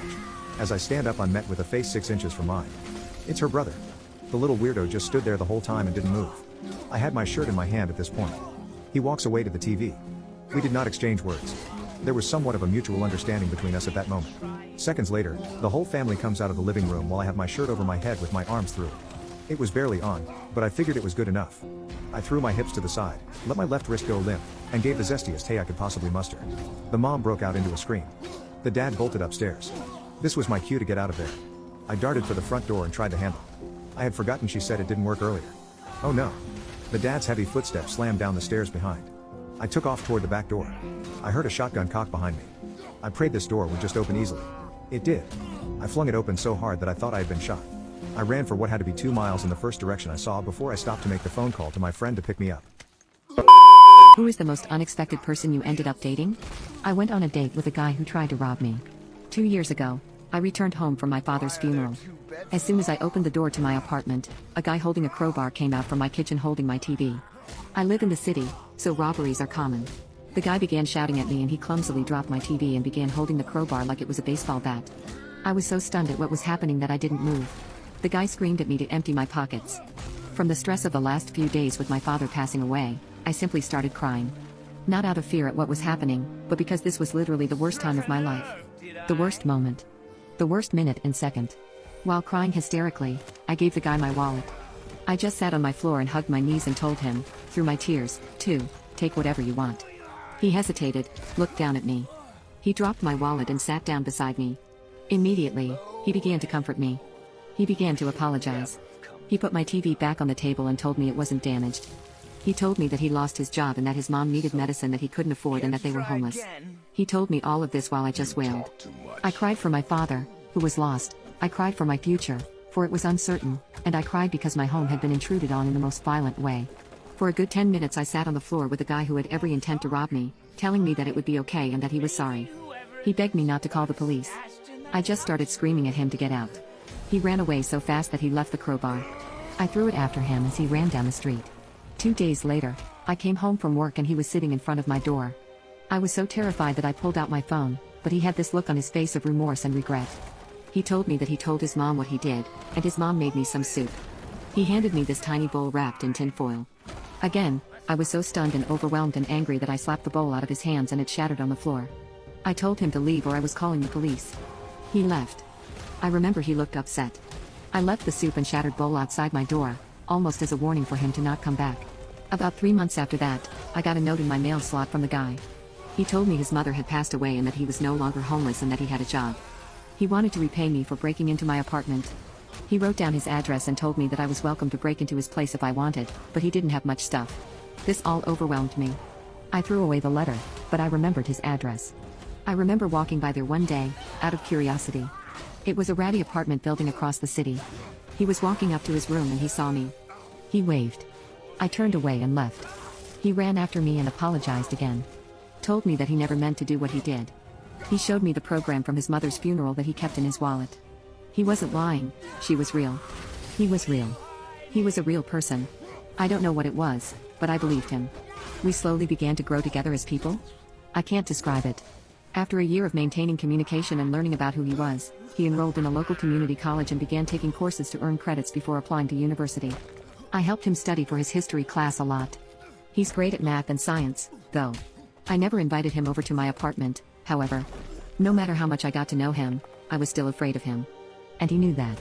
He knew that I couldn't trust him. Then one night we went out for coffee because he said he had an exam in his World Civ class. When I got there, he said he forgot his book. We just talked for a bit, we laughed, and then he told me he wanted to cook for me. On a whim, I decided to invite him to my apartment. After picking up some things from the grocery store, he came over. I was so nervous that I was shaking. He noticed, he squeezed my hand, and then he made dinner. It was amazing. We talked, we laughed, we sat on the floor and watched a movie on the TV he tried to steal. We made jokes about it. And then he told me that he missed his mom. I gave him a hug. Then he left. I didn't know what I felt, but I did know that I couldn't give up on people anymore. Some people just get the short end of the stick. I figured maybe things would have a way of working themselves out. I miss my dad, too. Maybe my sympathy for him is why I didn't see the tornado coming. 6 months later, everything spiraled. I cared about him. I cared for him. I did, I can't deny that. In January, right after the new year started, I got a phone call at 2:30 in the morning from him. He was in jail. He and 2 of his friends were arrested for public intoxication and were in possession of substances. He wanted me to bail him out. I'm a teacher living on a teacher's salary. I said no, I couldn't. This is when things fell apart. Before then, he and I had been incredibly close. We spent Christmas together. I didn't have enough money for a plane ticket home, so I stayed in the city. He came over, we cooked, and watched movies. Before Christmas, we spent Thanksgiving together. I helped him study. I helped him get his finances in order. He had no idea how to do taxes and how to do all of the adult stuff, as he said. But I noticed I started doing things I didn't normally do. He would come over in the middle of the night, visibly panicked, and ask if he could stay with me. I let him, no questions asked. I stopped asking questions because I wanted to believe that he was good and everything was fine. He began asking me whether I would lie and claim not to know him if others inquired about him. This scared me, but I assumed it was about work stuff. I wanted it to be his work stuff. He was released from jail about a week later. He didn't talk to me. I called his apartment. Nothing. I came home from work one day and a woman was waiting outside my door. She appeared messy. She was wearing a tank top and flip-flops in mid-January in the Northeast. It was cold. When I tried to key into my apartment, she started verbally attacking me. She told me to stay away from him. Like she owned him. She told me that she knew what I did to him. And that I would get what's coming. She left. I was scared out of my mind. Before calling the police, I decided to call his apartment one last time. He answered. I told him about the woman. He apologized, said that he was seeing her. He didn't intend for her to come over and interfere. But that led me to another question. How did she know where I lived? And how many others had he told where I lived? He hesitated before answering. I remember that. He just said he was sorry. I immediately packed an overnight bag, grabbed my most valuable items, and went to stay in a hotel. I used my emergency credit card because I no longer felt safe, because of him. I came back to my apartment the next day. Everything was fine. He came over to apologize. I told him to get out. I started crying. When I'm angry, I cry. He tried to hug me, but I remember picking up a dismantled IKEA shelf to protect myself. I demanded to know what he was doing. He told me he was selling substances. He told me that he had to do it because he knew people that would hurt him. Lies. I guess. I don't know. I told him to get out, I never want to see him again and so on. He got angry and then threatened to come back with his friends. I was racked with guilt for trusting him. He apologized again, and said he was sorry. I was questioning everything about him. I pushed him out and locked the door. The teaching program I'm a part of rotates teachers in and out of schools across the country. Last year I put in a request to move across the country to be closer to home. 2 weeks after this encounter with him, I found out that my request was accepted and I was set to leave in March. My apartment was broken into and vandalized in early February. At night, he would come and knock on my door. I would call the police, but he would always leave before they got there. His guys started harassing me. Nothing was ever stolen, just broken. They broke a glass bottle my dad made for me when I was 6. He knew how much that meant to me. It was shattered. The week before I left, I saw him outside my building. I called the police. He was walking over to me, and I remember having this fiery rage in me. It was this impassioned, red, angry heat that washed over me. I took my keys, which are on a lanyard, and I just started hitting him. I ended up cracking his eye socket. After he fell down, I started kicking him. I wanted him to die. I really did. Then I thought about what my dad would think. But then I realized, I'm not my dad. I will never be him. I'm different. This is different. People are different. Not all of them are good. But some of them are.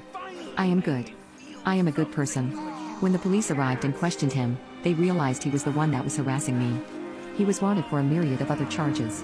I never saw him again. Right now I'm sitting in my new apartment in a brand new city. It's warm.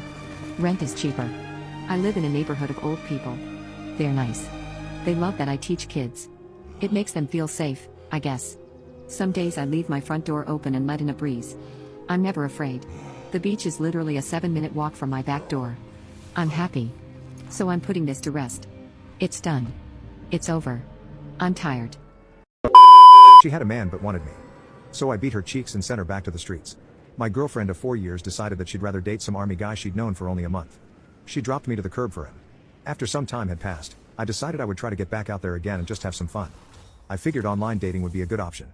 For the most part, it went alright. A few replies here and there, I had a few conversations with some girls who provided some decent enough conversations, but nothing that really made me want to go and meet them. Then I matched with Jessica. She was really funny and laid back, we shared interests, and she had a gorgeous smile. I was really excited to meet her. Usually, I never know when it's the right moment to ask a girl out. I'm sure it's cost me relationships before, as they might think I dragged out the talking phase too long. But it wasn't like that with Jessica, so I just bit the bullet and said we should meet up for a drink. She was completely upfront and told me that she's had some bad experiences meeting guys online before, and offered to meet up in a group scenario. This was honestly my worst nightmare. As someone who is an introvert, meeting her face to face, let alone a whole group of her friends, was daunting enough. But I knew that I really liked what I'd learned about her, so I psyched myself into it and went along. We ended up going to a local pub to play trivia. There were 3 or 4 of her friends there, and they were actually pretty fun people. The night went well, and afterwards, she gave me a hug and a kiss on the cheek, telling me she really wants to meet up again, but one-on-one this time. I smiled and told her I'd call her and we can set it up. I called her the following night and suggested Saturday night for our date. She was a music teacher and was out of town that weekend with a music excursion. She apologized profusely but asked about doing a group date again. She told me that all of her friends really enjoyed having me around and that I should go to trivia again. I didn't really want to let the whole group dynamic become too regular, but I really liked her, and she seemed to be genuine, so I went along. That night, I get to the pub and Jessica waves me over to the table they were at. I go over and think, at least I can grab a seat next to her. I arrived at the table and there was a guy there that wasn't there the week before. He extends his hand and introduces himself as Kyle. I'm a bit annoyed but shrug it off. About half an hour into the trivia rounds I look over and Jessica has her hand on this guy's leg. I'm completely taken aback by this but don't jump to any conclusions. I thought to myself, maybe he's a friend she's known for a long time. Boy was I wrong. The night goes on and it becomes very obvious that Kyle was her boyfriend. While I'm keeping cool on the surface, I'm fuming underneath. I dragged myself to a pub on a Tuesday night twice, to spend time with people I didn't know, and then she springs this on me. By this point, I have absolutely zero interest in still being there. I don't want to be rude though, so I stay until the end of trivia. I completely stopped participating though. Trivia finishes and we're all hanging around outside, and they talk about going to a bar in the city for a few drinks. I politely said that I needed to get up early and went home. Over the next few days, Jessica kept sending me Facebook messages. She eventually realized that I was not interested in hanging out anymore, and one afternoon she called me asking what my deal was. I explained to her that she had a boyfriend. And she didn't understand why this was a problem. I explained to her that when I meet someone on a dating website, ideally it would be for dating purposes. She, somehow, didn't understand this concept and started ranting at me about how I'm a selfish jerk. I tried to explain that my actions were the opposite of selfish, but she was having none of it. She tells me that if I were to just put in a bit more effort, she would have slept with me regardless of her boyfriend. That was her biggest mistake. I used that information to form a devious plan. I decided that I was going to do whatever it took to sleep with her and expose her to Mr. Boyfriend. I went to 2 more trivia nights and could tell that the vibe between us had changed. So, I texted her and asked her to come see a movie with me. And she obliged. When we went to the movie, I tried my best to act like her boyfriend's situation didn't bother me and put on my A game. Afterward, we went back to my apartment and got freaky for the remainder of the night. Little did she know, I had a camera set up in my bedroom to record the whole thing. I kicked her out in the morning and told her that I had to get ready for work, then I sent the video to all of her friends on Facebook and blocked her number. Her close friends began bombarding me with texts, claiming that they were going to beat me up, but nothing ever came of it. Surprisingly, her boyfriend responded to me and said that he thought I was one of her gay friends. Apparently, she had done this before and cheated on him many times using this method. Her boyfriend kicked her out of the house and left her on the street. I haven't heard from any of them in years, but I know I did the right thing. Confronted my wife about a disturbing secret she hid for the past 5 years. It changed our lives. It was 2:43 a.m. when I woke up with a parched throat. I reached over to the nightstand for the water bottle but froze midway. My wife, Ella, lay beside me, her back facing me, her body shuddering in the semi-darkness. She was crying. But she was crying so quietly that it seemed like she didn't want to wake me up. I wasn't sure if she could tell if I was awake or not. It broke my heart to see her like that. We were college sweethearts. The way we ended up together was a bit messy. Fran, my ex-girlfriend from college, had dumped me, and in an attempt to make her jealous, I started dating Ella. Ella was everything Fran couldn't stand, and I gave Ella everything Fran had ever wanted. But what started as some stupid tactic to make my ex jealous turned into a lifelong commitment. Ella turned out to be the one. The more I got to know her, the more I fell in love with her intelligence, her kindness, and her beauty. She was, and still is, my soulmate. Things took a dramatic turn a few months ago when Fran moved back to our city and back into our friend group.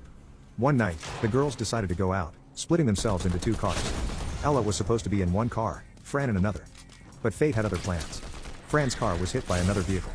The news was horrific. Fran had a couple of broken bones, but my initial relief of Ella being in another car was short-lived. Ella was actually in Fran's car, on the passenger side, the side that took the worst hit. It was a gut-wrenching moment when I learned of this. I couldn't fathom the fear and pain she must have gone through. But Ella, being the fighter she is, breezed through physical rehab like it was nothing. Her relentless strength and spirit inspired me.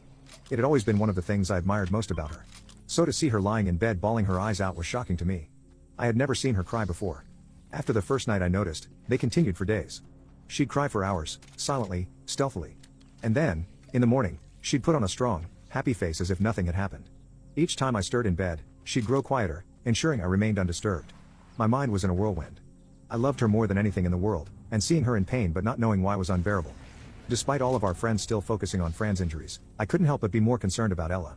I had to know what was causing her such distress. One night, we were sitting in bed. We had just finished watching the movie Hachi, so our emotions were already stirred up a bit.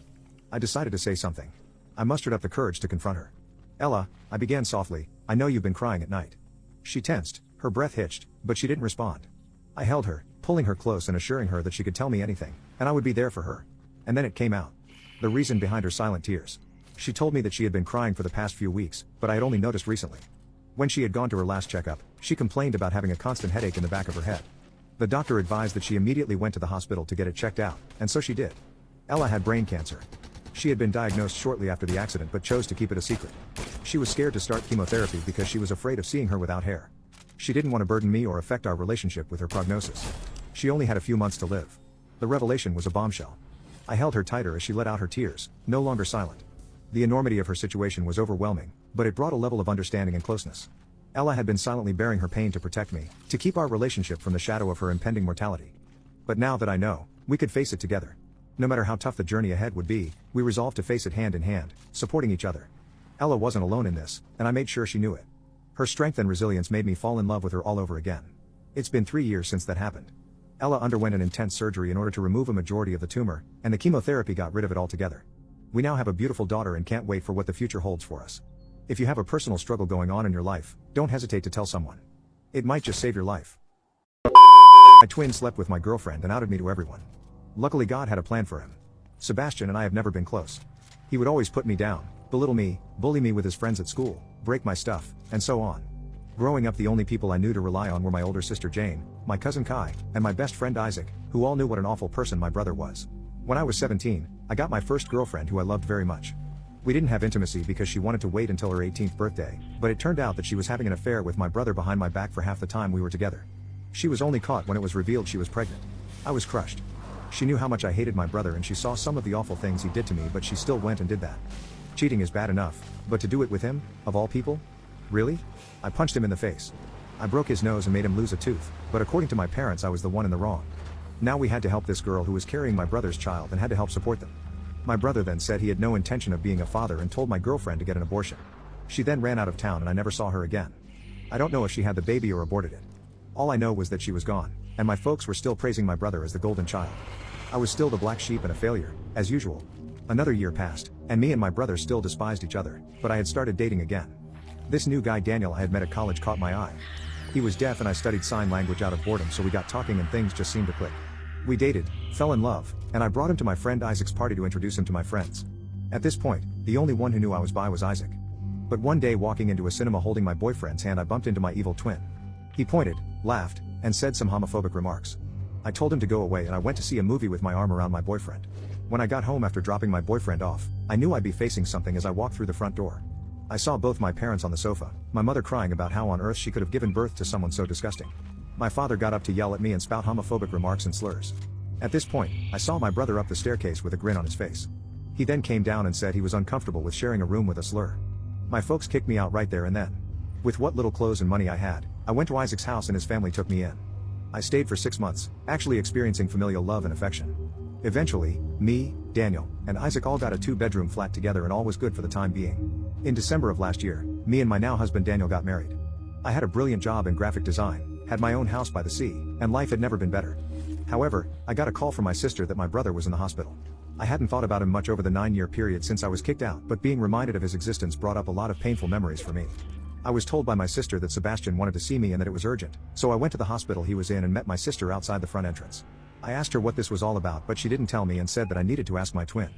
So I arrived where my brother was. My parents were at his side and they actually looked happy to see me, as if what they did to me hadn't happened. Sebastian also looked really pleased to see me. It was safe to say something was off. Eventually, I asked what was going on and why I was even here. My brother told the family to leave us two alone. He looked so weak as before he used to intimidate me so much. He told me that he was dying from kidney failure and had been for the past few years, but now he didn't have long left. I knew immediately where this was going. He then said he always regretted that we never got along. At that point, I knew exactly what he was going to ask. I didn't even let him finish. I told him no. He looked confused and asked what I was on about, so I simply told him I wasn't going to donate my kidney to save him. He looked as if I had just pooed in his food. He then went on about how bad the situation was and that he really was sorry for all the things we did to each other growing up. We did to each other? I told him that I just wanted a brother growing up that cared and loved me and wouldn't try to break me every day for 18 years. He then called in our mom and dad and told them that I wasn't going to give up my kidney. They then started to spout off that I owed them for my existence and that I had a duty to look after family. Instead of defending myself, I flipped the question around. I asked them where was that duty when they kicked me out of the house. Where that duty was every time my brother gave me a black eye. Where was that duty was to look after their grandchild when Sebastian decided he didn't want to be a father. At this point, they weren't talking. I said that for all the things he had done from outing me to having an affair with my girlfriend and abandoning his child, this was the universe's way of finally giving back what he dished out. I then turned around and walked out of the room, having that be the last time I ever saw Sebastian again. I walked past my sister who gave me a look. I gave her a look back and she then gave me a look that said she understood. After leaving the hospital I felt as if a great weight had been taken off my shoulders. I went home and never looked back. Last week I got a call from my sister calling to inform me that Sebastian had died. I felt nothing. Screw that guy. My ex-fiancée unalived herself after I wouldn't take her back. Now, everyone's blaming me. Me and my ex-fiancée had been together for almost 6 years and engaged for 4 out of those 6 years. I was introduced to her by a close friend at a party and we just clicked. She was attractive, had a great personality and had similar hobbies as me, which made it perfect. Back in April of this year I started noticing little changes in her. She started wearing more revealing clothes to work, started putting on more makeup, etc. To be honest, I had no problem with any of that stuff as it's her body. She can wear whatever and put however much makeup she wanted to, but what made things worse for me was when she started coming home late from work, or how instead of spending the weekend off with me, she instead was always going out. I once had asked her why she never invited me to come out with her, to which she replied that it's only girls' night out and that her other friends would not be happy if I tagged along as they were not bringing their own boyfriends with them. It all came crashing down when me and her had a huge fight in June because she decided that instead of going out on a date with me she told me how she already had made plans with her friends and that it was rude of her to cancel. That was it for me. I fucking blew up at her and we had huge fight, which resulted in her packing her bags and leaving. I didn't hear from her for almost a week. None of her friends knew where she was and heck none of her folks even knew what was going on until she finally contacted me and wanted to talk. Imagine my surprise when she confessed to me that there was another guy involved and how all this time she was hanging out with him when all this time she was lying to me about hanging out with her friends. I fucking blew up. I wanted nothing to do with her and was going to break up with her until she got on her knees and begged me to give her a second chance, which my dumbass self did, but only after she revealed everything to me, and she did. It made me fucking sick to my stomach, but in the end I forgave her and told her to delete all contact with the other guy and that I expect her to have no contact with him going forward, which she promised, and things kinda went back to before. Heck, we were even spending more time together, but that feeling, that trust wasn't there anymore. Everything was kinda okay until 2 weeks ago a friend of mine who was visiting another city, which was 3 hours from where I live, sent me a picture with the message "Sorry bro," that broke my already broken heart into a billion little pieces. The picture was of my ex-fiancée at a mall 3 hours away from where we lived holding hands with some stranger who I didn't know. I fucking broke down. I was heartbroken. She was a bitch, a piece of shit, especially since I thought she was at work while in reality she was 3 hours away holding hands with her lover. When I got home from work I waited for her and right away confronted her, which she denied and called me a psycho for not believing her and that I was a piece of shit for not trusting her until I showed her the picture that my friend sent me. Her face told me everything, and when the waterworks started I knew that I had made a huge mistake in taking her back, so I ended it. She cried and fucking begged me to think it over and not to throw away everything that we have together, which made me fucking angry, and I'm not going to lie, but I fucking slapped her. I was not proud. I'm still not, but she said shit like not to throw away everything when it was her who threw away everything that pissed me off. I told her to pack her shit and leave, called her parents and mine and told them everything. Her parents came to help her and I told them to basically fuck off after they told me to think it over and to make the right decision before actually ending it. She begged me not to end things, but I did, had to, for my own peace of mind. I did not hear from her or her parents until 3 days ago when my parents called me to let me know that my ex-fiancée had unalived herself. Her parents found her hanging and she had left a letter apologizing to everyone, including my parents and me, and how she is sorry from the bottom of her heart for what she did to me and how she can't live without me, and because of that she ended it. I am at a fucking loss.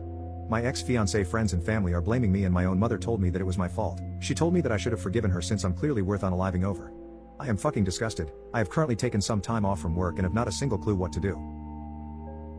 Have you ever uncovered a dark secret during your divorce? I wish I left sooner in the relationship. It would have been so much easier that way. My wife confessed to me that she was cheating, and we could never get past it. I was willing to work with her and I gave it everything I had, but her habits of deception were so ingrained that we could never get over the hump. I initially caught her with texts on her phone. She confessed to one of them, and then another. I found myself a victim of what my counselor called trickle truth. She trickled the information to me about her many lovers inch by inch, until eventually there were 20 fudging feet of infidelity. At some point I finally said to her, "Why did you even marry me?" Her answer, though dark, was the most honest thing she'd ever said in our entire relationship. I needed someone to support me. After an intensely heated argument, we called the marriage. I wanted out, so we threw in the towel. She decided to hire an attorney since the cheating problem could likely cause her to lose a lot, like our children. I told her she'd been a good mother to the kids and they didn't know anything about the cheating, so let's keep it that way. I advised her we just split everything down the middle and walk away. I couldn't bear to make this a stereotypical ugly divorce like I'd seen from so many others before me. But of course she wanted more than half, since I was still working and she was not. Her attorney had the cheating thing all over his documents, I guess building a firewall, so the court ordered paternity tests to confirm the father of the children. We have 3 kids. 1 out of college, 1 in college, and 1 that was 2 years from college, still in high school. After taking the paternity test, I discovered that only the first 2 are actually my children. The third is not. There's no way to express my hurt and disappointment in this. She wanted the third child to live with her and have me pay child support. My attorney told the judge that I would rather take care of him in my home, since his mother would not use the child support entirely for the child, and would likely use the child as further leverage for revenge. The judge said it was unusual since the child didn't belong to me biologically, but after a one-on-one with the judge to gauge my sentiment toward my son, he agreed that I would be the best parent. My wife had already shown a high level of aggression and deceit, and if he had to pick one on a scale of interest to the child, it would be me. He just wanted to know if I would use my son against his mother or biological father. I told him, even though I'm on my son's birth certificate as his legal father, I would like to walk through the process of formal adoption, including having the biological father relinquish custody. This required the biological father to sign off on this.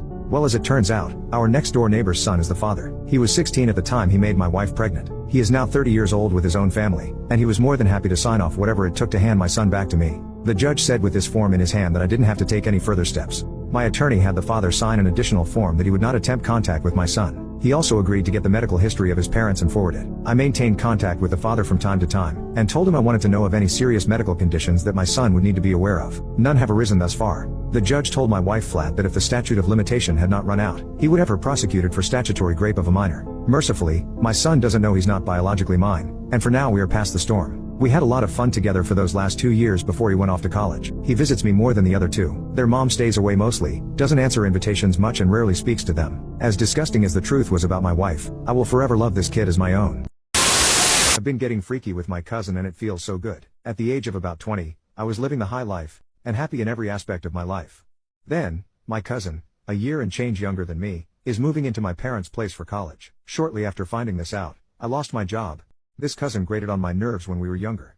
Well, she's grown, all woman-like and whatnot. Mind you, I'd never had a girlfriend or anything, never played the game or any of that jazz. She comes in and we start connecting in ways I'd never connected with someone before. She was close enough to my age that I had someone that I could almost relate to. I was ecstatic. Then I started to notice strange behavior from her. She would get closer to me, lean on me, touch me, etc. Could have been friendly.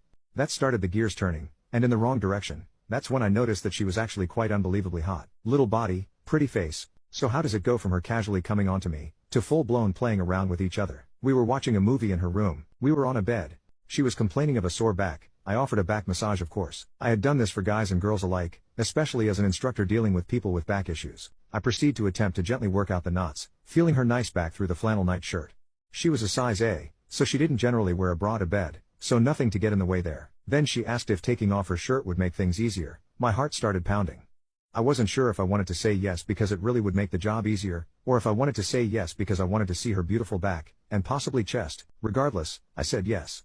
I start working her back a little bit nicer, and eventually move up to her neck. Knowing the key and sensitive nodes, I started working those that would affect her more intimately. It became too much work to handle the neck while she was resting on her chest, so I recommended she get up and sit in front of me. She did so, and I averted my eyes and handed her the shirt. At this point all my hormones are shooting off, and probably have adrenaline running through me. Anywho, she puts the shirt on and faces away from me. I continue to work on the neck. She started to move closer to me, leaning back further and further, until I realized that she didn't button up her shirt, and one breast was clearly hanging out. Heaven, she was practically laying on me at this time, and I, scared, but oh so curious, started reaching down further and further, stroking the top of her chest and neck, and finally making it to her beautiful breasts.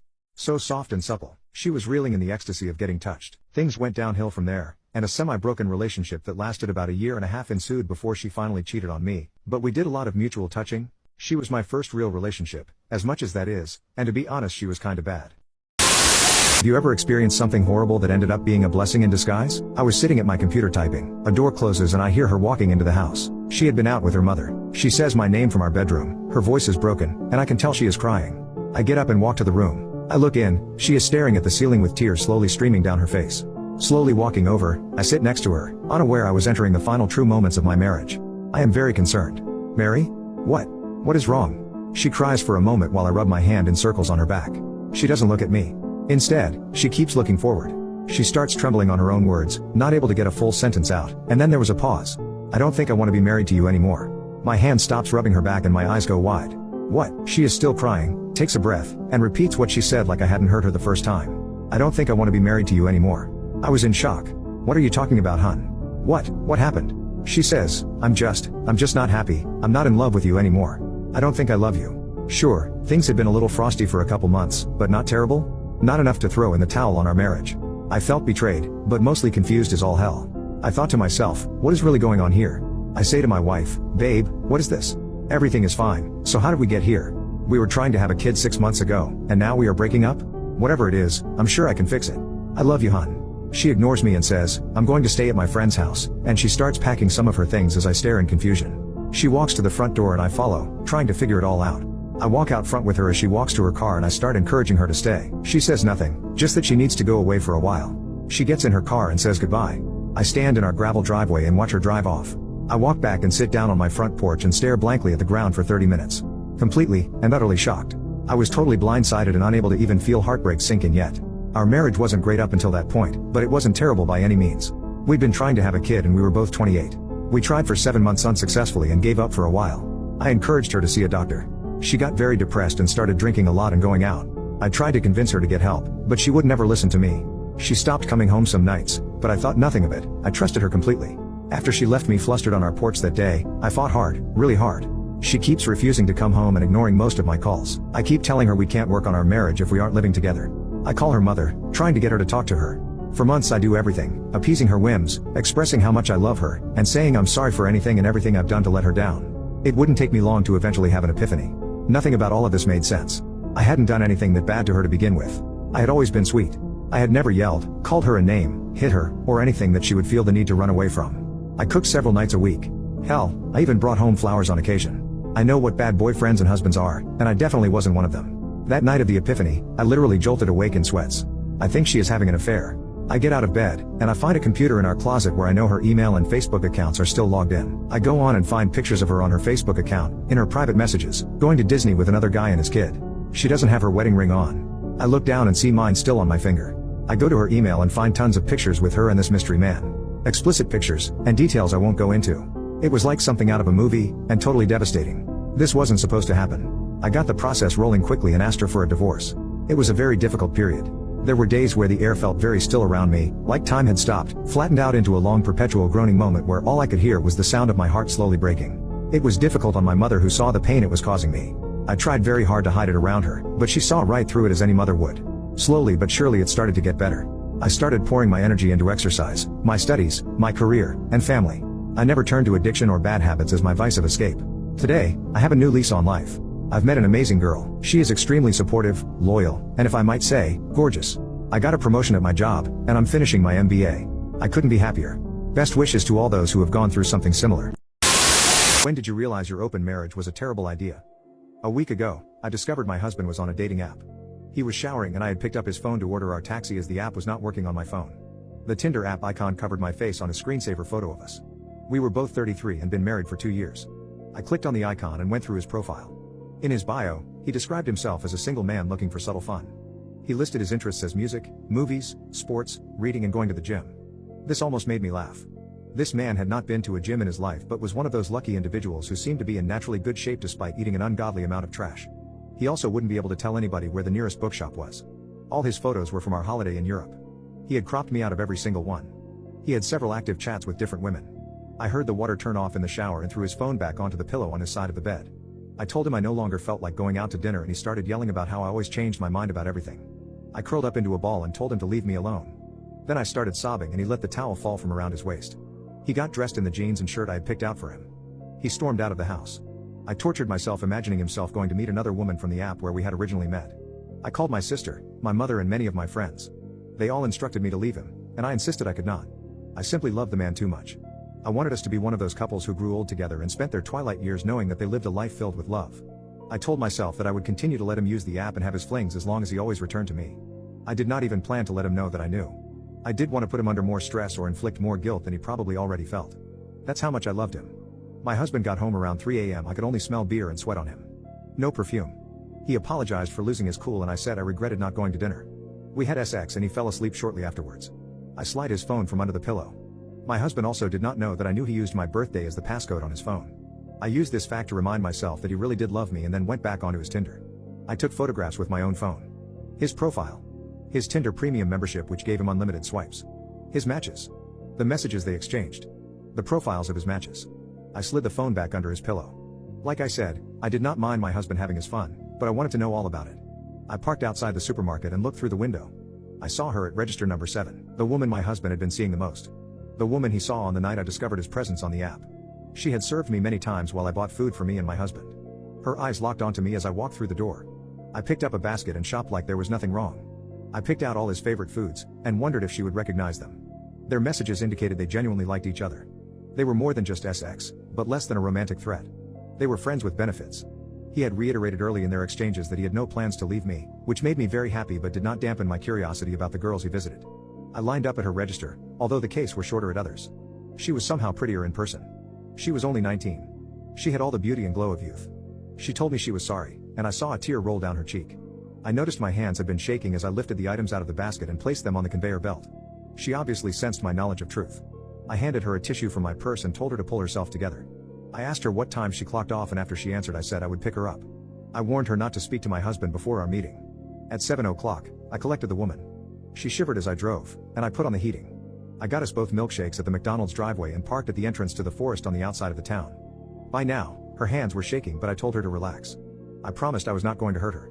I said I just wanted somewhere quiet where me and her could talk. She started rambling and I could not understand her. I insisted she calm down, have some of her strawberry shake and speak slower. She detailed how he said we had an open marriage. He had claimed I was also on the app and regularly seeing other men. She informed me that he met several women around town. I wondered how many people in my hometown thought I slept around and was in an open marriage. Although such spousal behavior may have enraged many people, my main priority was still retaining my husband and keeping my marriage intact. I explained to her that I did not want him to know that I knew. I told her that I did not mind her sleeping with my husband as long as she would never try to take him away from me. The teenager then started sobbing about how she could never possibly continue seeing him after this supposedly horrendous experience. I lifted my purse from between my purse, pulled out a fistful of notes and dropped them onto her lap. I asked her if this brought back his appeal. The sobbing girl counted the notes and wiped her eyes, which dried remarkably quickly. She nodded quickly and pocketed the cash. I started the car and drove her home. I realized I was paying this woman to continue sleeping with my husband, and I laughed. That night, as I laid beside my husband in bed and smiled at his cute snores, I felt satisfied. Although the cashier was the only one who sensed that I knew, I scouted out all the women my husband was sleeping with. I concluded each of them was worthy of such a magnificent man but would also not threaten our marriage. After 20 minutes of failing to sleep, I got an idea. Why not make his lies into truths? Why not let him know that I knew about his affairs, but did not mind? Then I thought he would not mind if I also had my fun on the side. I also felt certain this would alleviate any guilt he felt about sleeping around. I thought an equal playing field would equal a happy marriage. I downloaded Tinder on my phone and quickly set up a profile. I kept him in my pictures. I was certainly not ashamed of our now open marriage. I copied his interests exactly. I thought that was cute. In my bio, I described myself as a happily married woman who wanted a bit of fun on the side. The matches immediately came flooding in. The back of my phone started feeling overly hot and I briefly worried it would explode. I started conversing with a man 2 years older than me. That's one way I did differ from my husband. I could never sleep with anybody significantly younger. This man complimented my appearance and made me laugh with cheesy pickup lines. I agreed to meet him that night. I turned to tell my husband I was acceptive of unfaithfulness and was going out to officially make our marriage open like he had been telling everybody. I felt a tingle of stomach of how happy a reaction he would have. Then I decided to let my beautiful king enjoy his sleep and came up with an even better way of telling him the marvelous news. My Tinder match picked me up in his pickup truck outside our home. The neighbor's bedroom curtains twitched as the match drove off with me in the passenger seat and his hand on me. His house was on the other side of town and our hands got very adventurous on the way over while Taylor Swift played on the radio. I had never been happier in my entire life, and I felt my marriage had never been in a better place.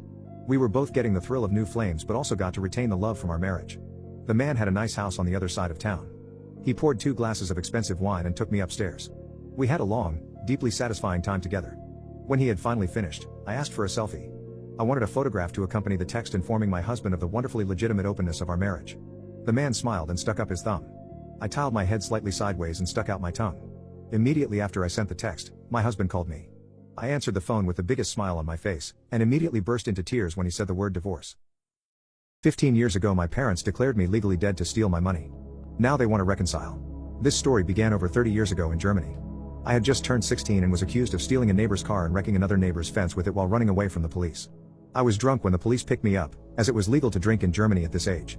I proclaimed my innocence but nobody believed me. I was convicted and sentenced to 500 hours of community service because I was unrepentant. My parents used it as a tool to take away my time with my friends. They got the judge to agree that I had to work Friday and Saturday evenings at the THW, which was an organization that provided disaster relief and sometimes soup kitchens. Also, I lost my license for mopeds and could not get a driver's license till 20. In addition, when I finally wanted to get my license, I would have to pass a psychological test. Also, I had saved about $5,000 for a car, but this was used to pay for damages. Sadly, it worked. My friends soon lost interest in me because I was not available to party during the weekend. Also, we were very vehicle oriented and I was destined to be a pedestrian for 4 years. An uncle of mine, who led the local THW, conveniently lost my timesheets for my community service work, which forced me to work there for 14 months. By the time I finished, I had a bit over 900 hours in community service. When I came out, my parents told me they had asked my uncle to keep me there longer so that I would be forced to learn to take responsibility for my actions.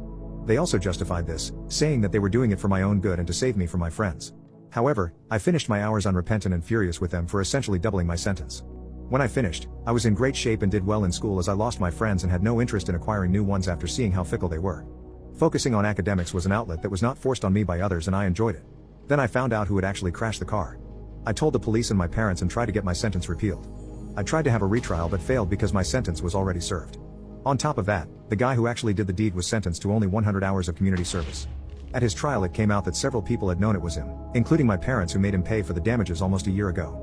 They had put the money in a bank account, which they told me I would get once I had finished my education. They also told me they added what would now be equal to $8,000 to the savings account for the hours I had put in with the THW, which was a generous wage for a teenager. Still, I was furious with them because I still had to wait until I was 20 to get a driver's license. If they had told me sooner, I could have gotten the sentence repealed. Also, while they claimed I would get this money in about 5 years, for now they had essentially stolen my savings. They refused to give it back because I was 17 and too immature to make my own choices.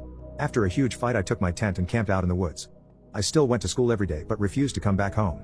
After a week, they called the cops on me and they took the tent and forced me to go home. However, once the police left, so did I.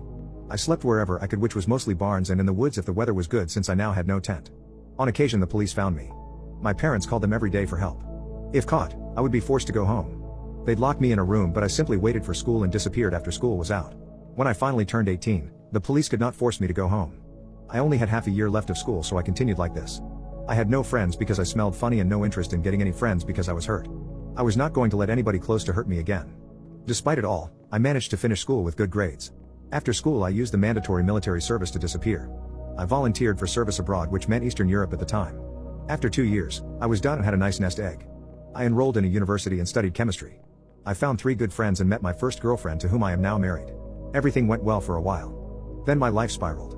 I was 29 and working on my doctorate when my parents managed to find me. Occasionally, they convinced the police to look for me as a missing case. The police usually found me and I'd tell them that I was fine but wanted no contact with my parents, and that was it. The police would deliver the message and say that they couldn't tell them where I was and that they should please stop involving the police. Then my parents had a genius idea. They filed paperwork that I had died in an accident in Italy. They were my next of kin, so the police gave them my address. Meanwhile, my bank account was frozen and the university told me that I was no longer allowed to work on my doctorate while being legally dead. Everything in my life stopped working for me. 2 days into this disaster and my parents are in front of my flat demanding to talk to me, telling me that I forced them to take this step. They forced their way inside my home and told me that they were staying until I was willing to talk to them and mend bridges. I told them if they insisted, they could have the flat. I took my laptop, a few mementos, important documents and a bag full of clothes. I left the keys and walked out. It took me a few months to convince the bureaucracy that tales of my death were widely exaggerated. My landlord was very understanding and gave me everything that was left in my flat after my parents understood that I would not be coming back. They mostly took the photos I had left in the flat. They left a letter which I burned. I was really pissed because being dead caused so many troubles. I was afraid they would find me again, so I took a job in another city as soon as I finished my doctorate. That was about 15 years ago. They have found me again. This time they sent a relative who told me that they were sorry. That they did mean for me to flip out and abandon my house when they found me back then. They were sorry for letting their emotions get the better of them. They would respect it if I still wanted no contact, but they would love to have my wife and I for dinner. Honestly, I am not sure what to do. I destroyed my fiancé's photos of his dead ex-wife. He still doesn't have a clue. I have been with my fiancé Ale for 2 years, but I've known him since I was a freshman in high school. He was with his deceased ex-wife Lorraine when they were in middle school. I always kinda had feelings for Ale, even when I was in a relationship with my ex-boyfriend. But Ale has 2 kids, Basil and Bertie. I love those kids as my own and see them as my own. He was married to his deceased ex-wife Lorraine when she was 18 and he was 19. They had their son after they got married. Sadly, Lorraine passed away from childbirth with their daughter Bertie. I comforted him when he was grieving. After a year of her passing, we got into a relationship. He's the best partner I can ever ask for and we are getting married in the summer of July. Birdie sees me as her mother and Basil sees me more as an aunt than a mom. I was always Auntie Coco, but my name is Celia. Basil does have a picture of Ale and him and Lorraine when she was 5 months pregnant with Birdie. He does not have a picture of us together as a family. He still misses his mom. I was kinda a little jealous of Lorraine. Especially during high school. Sometimes I wish I was the birth mother of Basil and Birdie. I wished I had his kids first because Ale doesn't want any more. He told me he only wanted Lorraine to have his kids. So he had a vasectomy. He told me he would rather just adopt, or use a sperm donor, which makes me upset. I felt so insecure about all of it. All of Ale's friends knew Lorraine in and out. Since they all knew each other in middle school and had the same old friend group growing up all together. He adored Lorraine. So did his wife Ruth, who was Lorraine's best friend. They are the godparents of Basil and Birdie. So they're around a lot. I however didn't know Lorraine that much, but she was nice to me. But it all felt fake. So I wasn't really a big fan of her. I felt like I was intruding in Ale's beautiful family. I remember going through the attic and finding some of Lorraine's and Ale's belongings. I found some photos from middle school of the two of them. Also some old gifts that Lorraine had given to him and vice versa. He had gifted her a lot of horses as Lorraine grew up on a horse ranch and loved them. Ale was keeping this for his kids to give when they were older. I also found another box filled with Lorraine's collection of old vintage and antique stuff of horses and gifts from her friends, Ale's friends, and Ale's family. I got jealous as Ale was planning on giving this stuff of Lorraine's horse collection and gifts to Birdie. Ale had already given Birdie Lorraine's old stuffed zebra when she was a young child and given Basil an old knife that belonged to Lorraine's grandfather. All I know is that I wanted everything gone. When Ale took Basil and Birdie to Lorraine's parents' house for a few days, I stayed back because of work. I knew this was an opportunity to get rid of Lorraine's stuff and photos. So I took the knife and the stuffed zebra, all the photos of Lorraine in it and her antique horse collection.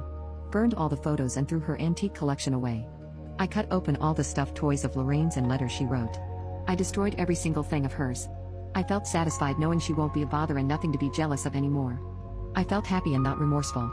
When Ale and the kids came back, I pretended as if nothing happened and acted normal. It only took a few days for them to notice. Especially Basil, he couldn't find his photo of him and his mother or the knife. He raised awareness of the disappearance of the stuff, which got Ale searching for the zebra. But it couldn't have been found. Ale searched through the attic to pack stuff and noticed that only Lorraine's stuff was all gone. Her collection, childhood stuff, their pictures together, letters, gifts. Just everything. He searched frantically for it. He did question me as he knew about my insecurities and jealousy of Lorraine. But I told him that I would never do anything like that. And he believed me. Even to this day he still doesn't know. Lorraine's parents and friends are very sad about it. As Ale told everyone that her stuff went missing. His family is sad about it because they love Lorraine like a daughter. I wish they loved me like one. But I know I won't ever compare to her. Ale's friends are also so sad about what happened. Everyone is sad, but they don't know a thing. I don't think I can ever tell Ale about this, but it feels good to get it off my chest. My friends tricked me into breaking up with my soulmate. Now I want to reconnect with him. I have known Bo since we were both 11 years old. We both grew up in a small town, and our families were neighbors, so we became very close friends. We were the next-door neighbor best friends that started dating in our junior year of high school. He took me to prom and we both picked a college that was in state with both of our majors available. Everyone expected us to get married when we went off to college. Bo had issues at first making new friends, but I sort of jived with the gals in class. My new friends didn't think much of Bo. They kept telling me I could do better than him. They thought Bo was slow-witted and too religious. They said Bo would just pull me back down to our small town, anchor me with children, and we'd both be stuck as hicks. It reached the boiling point on my 21st birthday. 2 of my girlfriends came to me claiming they saw Bo cheating on me. They kept to their stories and I foolishly believed them. I confronted Bo and started screaming at him. Bo didn't apologize, he didn't beg, and he didn't plead. Instead, he got cold and mad. He said that he never trusted my friends, that they were playing me, and he thought I was better than this. I didn't believe him and I let him walk away. He promised that if I took their word without even looking at them critically, we were over. And he kept his word. From that day, he wouldn't even look at me. He wouldn't talk to me, he wouldn't acknowledge I existed.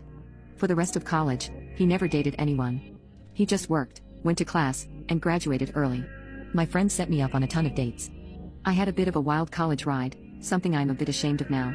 Once I graduated, I tried to get established in life, but my college friends kept just wanting to hang out, chill, or party. It honestly got tiring, and I couldn't believe I had the energy to do this for nearly 4 years while getting an education. It was when I was 23 that one of the girls called me a stick in the mud and said something along the lines of "I can't believe we went through the effort of breaking you up with Bo if you were just going to become a wallflower." I couldn't believe it. She went into detail about how easy it was and I felt disgusted. I didn't give Bo another thought after the breakup. I thought he was a cheater, and I told my family, who told his family, and it strained his relationship with his mom for many years. But after that point, I couldn't stop thinking about him. I told my family the truth about what happened with Bo. This apparently helped repair the relationship Bo had with his mother. Bo's mom liked me quite a bit and she went out of her way to sabotage Bo's relationships with any girl he brought home. My mom said Bo's mom did it very discreetly, but after finding out the truth, Bo's mom came clean and Bo nearly cut her out of his life. She apparently begged and pleaded, and was able to work from there. I have many unfinished drafts of emails to Bo, some saying I wish to catch up, others begging for forgiveness and pleading for him to come back to me. But any news I got on Bo after the blow-up with his mom has been sparse. Bo doesn't do social media, and I had no idea where he lived. I found out recently that Bo has been married for 3 years, and has a 2-year-old son. He has moved back to our hometown and I saw him at the grocery store when I went to visit my parents 2 weeks ago. He didn't see me, or at least I think he didn't. But, there he was with his wife and child and I instantly felt a swirl of emotions. Jealousy, rage, regret, depression. Even now seeing him with his full family, I still want to beg him for a chance, which makes me feel awful. But at the same time, I feel like I should at least say my piece. I talked to my mom about it, and all she said was the chickens come home to roost. Don't make trouble for Bo. I just know that if I can't talk to Bo one last time, I will regret it for the rest of my life. So I emailed Bo last night. Hi Bo, it's me, Amy. I know it's been years since we talked, and I wanted to apologize for how we broke up. I also want to apologize for how it spread back to our families. I know now that Tracy and Stephanie were hellbent on breaking us up any way they could, and I can't begin to apologize for the hurt it has caused you. I'll be back in town in a few weeks and was wondering if we could have a coffee and catch up. I want to know what's been going on with you in your life. This morning I got a reply from Bo. Amy, I want you to know that I have forgiven you years ago. I hope you are doing well, but I would have to say no to coffee or catching up. My wife and I have a strict rule that neither of us hang out with exes. I hope you understand. I tried emailing him to say he could for sure bring his wife with him, but he's not replied since. I guess my mom was right, there was no chance to reconnect. My best friend tried to take her own life. I honestly don't care at all. We're both 20 now and we've been friends since we were 4 years old. Nikki was my sister, my rock, we stood by each other through everything. When my parents divorced she was there to offer a shoulder for me to cry on. When her grandmother died, I was there keeping her afloat throughout high school. Well, about a month ago while my boyfriend was in the shower, I saw a text notification pop up on his phone. We look at each other's notifications all the time so I grabbed his phone to see it. It was from her. Asking if they were still on for tonight and if she should wear his favorite dress. He told me he was hanging out with some friends and going out drinking. Him going drinking with friends wasn't unusual, so I never thought anything of it. In hindsight, I wonder how much of him going out with friends was actually him going out with her. I saved screenshots of their conversations. I sent them to myself. I showed him the messages when he came out of the bathroom and demanded he explain himself. I couldn't contain how upset and angry I was. An argument ensued where I told him he was disgusting and I left his place. Shortly after arriving home, I started getting bombarded with calls and texts from my best friend. I answered none of her calls. I couldn't stomach hearing her voice, but her texts ranged from how she never meant to hurt me. My boyfriend hit on her first. It didn't mean anything, that kind of stuff. Then she got angry at me, saying I should hear her out. If I was a real friend, I would take her calls. She told me I was being petty and childish for not listening to her side. Then she went back to being sad, saying I was her closest friend in the world and she didn't want to lose me. After a few days, I got myself together enough to send them both messages. Maybe it was cowardly, but I didn't have the strength to call them. I told Josh that we were done and I wouldn't give cheaters any chances with me. He responded by trying to call me, but after the third or fourth attempt, he gave up. He sent me a final message saying it wasn't that big of a deal, that they just fooled around, but agreeing he didn't want to date me anymore. Nikki was more persistent after I told her I wanted nothing to do with her. Day after day I'd get messages and calls from her. Demanding to talk. Demanding we resolve this. Demanding I not say anything to anyone. Saying she's stopped seeing him. Saying she'll unalive herself if I don't talk to her. I ended up confiding to a mutual friend about what was going on because I was seriously beginning to wonder if I was overreacting. This friend reassured me that my feelings were justified, however, I wasn't expecting this friend to spread what happened. The gossip spread like wildfire. A few days ago Nikki tried to take her life. I said nothing. I haven't visited her in the hospital. I haven't sent any messages to her family. Now her older sister Tammy keeps messaging me, telling me I'm heartless for leaving her at her lowest. For not trying to prevent this, that everyone makes mistakes, and that her sister didn't intentionally hurt me. Maybe it does make me heartless, but I don't care. I'm relieved she survived, but I'll never forgive her. I'll never forgive her betrayal. She destroyed our friendship when she slept with my boyfriend. When my mom found out about all this, she wanted to speak to me later that day. She came over to my dad's that evening and wanted a conversation in private. She asked if I'd spoken to Nikki yet. I said no. She asked if I was going to. I said no. I was trying to be as firm as possible because I knew what she was about to do. She asked, "Don't you think you should?" To which I responded, "No. I don't see why I should." I sent her a final message almost a month ago. This is where things began to really go south in the conversation. "Love, she's in the hospital right now. She needs all the support she can get. You're meant to be her friend." I didn't even know about her condition until her mother called me. Really? I'm meant to be her friend after she slept with Josh behind my back? I didn't say anything about her because I didn't want to talk about her. Are you really going to hold on to a silly grudge? I understand she hurt you, but she's hurting so much more right now, love. She's hurting? Yes, you both are. I raised you to be a kind, forgiving person. Why can't you forgive her? What? Like how Dad should have forgiven you? The reason why my parents divorced was due to infidelity on Mom's end. And it wasn't only a one-time thing. My mom always believed Dad should have just forgiven her. I admit this was a low blow for me, and the conversation spiraled into an argument from there, with both of us saying some not so kind things to each other. Eventually, I decided the conversation was over because we were just going around in circles and heading into yelling territory, so I told her to leave and I'll try talking to her again when we've both calmed down. When she was leaving, she said, "I hope you're not as cruel as your father." I'm typically not an angry person, but this infuriated and hurt me. I lived 50-50 between my parents. They both made sure I had everything I could need or want, but she felt her situation and struggles were undeserved. Dad never helped with bills or payments that didn't involve me. She expected more. Cheaters always do. I didn't say anything when she left. I just blocked her number and social media accounts and cried. She cared more about the girl who had hurt her daughter than her own kin. She realized pretty quickly what had happened and came back the next day, but Dad told her I didn't want to talk to her and she had to leave. It took maybe half an hour before she finally left. The next few days she kept trying to reach me through other people, but I stayed silent. Soon after, I decided I felt calm enough to talk to her and unblocked her. We spoke over the phone. Basically, it was her apologizing and telling me she was wrong for trying to force me to forgive Nikki, that she'd respect my decision but tried to suggest I think about it. I very firmly told her I was not forgiving Nikki. She just said okay. Things didn't really feel the same with us. I couldn't bring myself to be as chatty with her as I was before, and it didn't help that she kept giving me updates about Nikki. The first time she did it, she told me Nikki had been put on a 72-hour psych hold, assessed, and eventually released. I told her I didn't want any updates on Nikki's situation. I won't stop her from checking in, but I didn't want to be involved. She complained and said she thought I'd want to visit her, but I threatened to block her again if she kept pushing, and she shut up. Nothing was mentioned about Nikki for a couple of weeks before Mom again brought her up, telling me about how Josh had stopped talking to her and how Nikki needed a shoulder to cry on. I again told her I didn't want to know, and this was her last chance not to bring her up or I would cut her from my life. She complained, but she eventually promised it wouldn't happen again. Maybe I should have learned from my mistakes because I know my mother. She doesn't take no for an answer. It was really quiet for a while. My friends and I had all basically carried on from what happened, and even though I know a couple of them still occasionally talk to Nikki, they never bring her up around me. I thought I could finally close this chapter in my life until my mother called me and asked if I wanted to get lunch. I hadn't seen her in a while, so what was the harm? I headed to where we planned to eat, and guess who I found sitting with my mom? Nikki and her sister Tammy. As soon as Nikki sees me, she gets up and tries to hug me, but I just raise a hand and take a step back, and this girl has the audacity to look upset. Mom immediately knows she's messed up because she's scrambling with all of the excuses. "It hurts to see you two fall apart like this. You were so close. I thought you'd forgive her by now. And my favorite, she made a mistake, she misses you." During this time, Nikki has been quiet and I can see Tammy glaring at me. I honestly didn't think she'd pull something like this. I wanted to leave and cry, but I looked at Nikki and said, for someone who's made a mistake, she sure hasn't apologized for it yet. She had this guilty look on her face and muttered something about me having her blocked and having no way to. I said, "Is that really all you have to say?" And she just looked at me confused. I was done. I turned to leave and her sister started yelling after me, saying that I owed Nikki a second chance with all the trauma I put her through. While Nikki was begging me to just listen to her and talk to her, I told them all to piss off and never contact me again and left. I managed to get out of there before Tammy started a fight. I went home where I sent my mom a text telling her she'd better lose my number because she no longer has a spot in my life. Then I blocked her and just cried. My dad's been doing his best to comfort me, but it just hurts so bad that my own mother did this to me.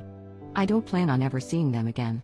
Am I the jerk for refusing to return a computer I bought after the store called and told me that I paid the wrong price for it? Last week, I went to a local pawn shop to sell some stuff. While I was there, I was window shopping and saw that they had a computer for $89. I only really use a computer for YouTube or websites, and my laptop is pretty old, so I tested this computer. Everything worked, so I bought it. The next day, I got a call and it was from the manager of the shop. He was very rude from the start and told me that the computer was labeled incorrectly and told me, didn't ask, rudely ordered me, to come in that day and either A, return the computer or B, pay the difference. I asked what the difference was and he said over $800. I guess it was supposed to be labeled $899. I said I'd think about it and he said that if I wasn't in by the end of the day, he'd just charge my card the amount. I told him that he can't do that and he said if I didn't bring it in, or pay the difference, he was gonna ban me from the store and also call the police for theft. I just said I'd think about it again. I think he was mad cause the last thing he said to me was listen, B-word, either bring it in or go to jail, your choice. Or you decide, something like that, then ended the call. I don't think the police can even do anything cause the price sticker is still on the computer and I have a receipt of the transaction for the $89 and there's probably also camera footage of me buying it and he must have a record of the purchase too. It's not my fault that him or an employee labeled it incorrectly and it's not like I knew it was a wrong price when I bought it. I just saw a cheap computer that worked and bought it. I asked my friend who's into computers to look at it and see if it's actually worth that much or if this guy's just trying to scam me or something and he said that the parts are pretty high end and expensive. I don't think I did anything wrong but my friend said that I should take it back so I c. It's the most devious way you've seen someone get revenge on their cheating wife. I had a friend, who will go ahead and call Bob, that was suspicious of his wife's social circle. One of her closest friends had been caught cheating and tried to throw her under the bus as well. Bob was an IT professional and was very good with computers and networks. However, Bob had no proof of the claims his wife's friend had made about her, so things settled down for a while. Nearly a year later, Bob's wife begins to act shady again after her high school reunion. He confides in me and we talk through some scenarios.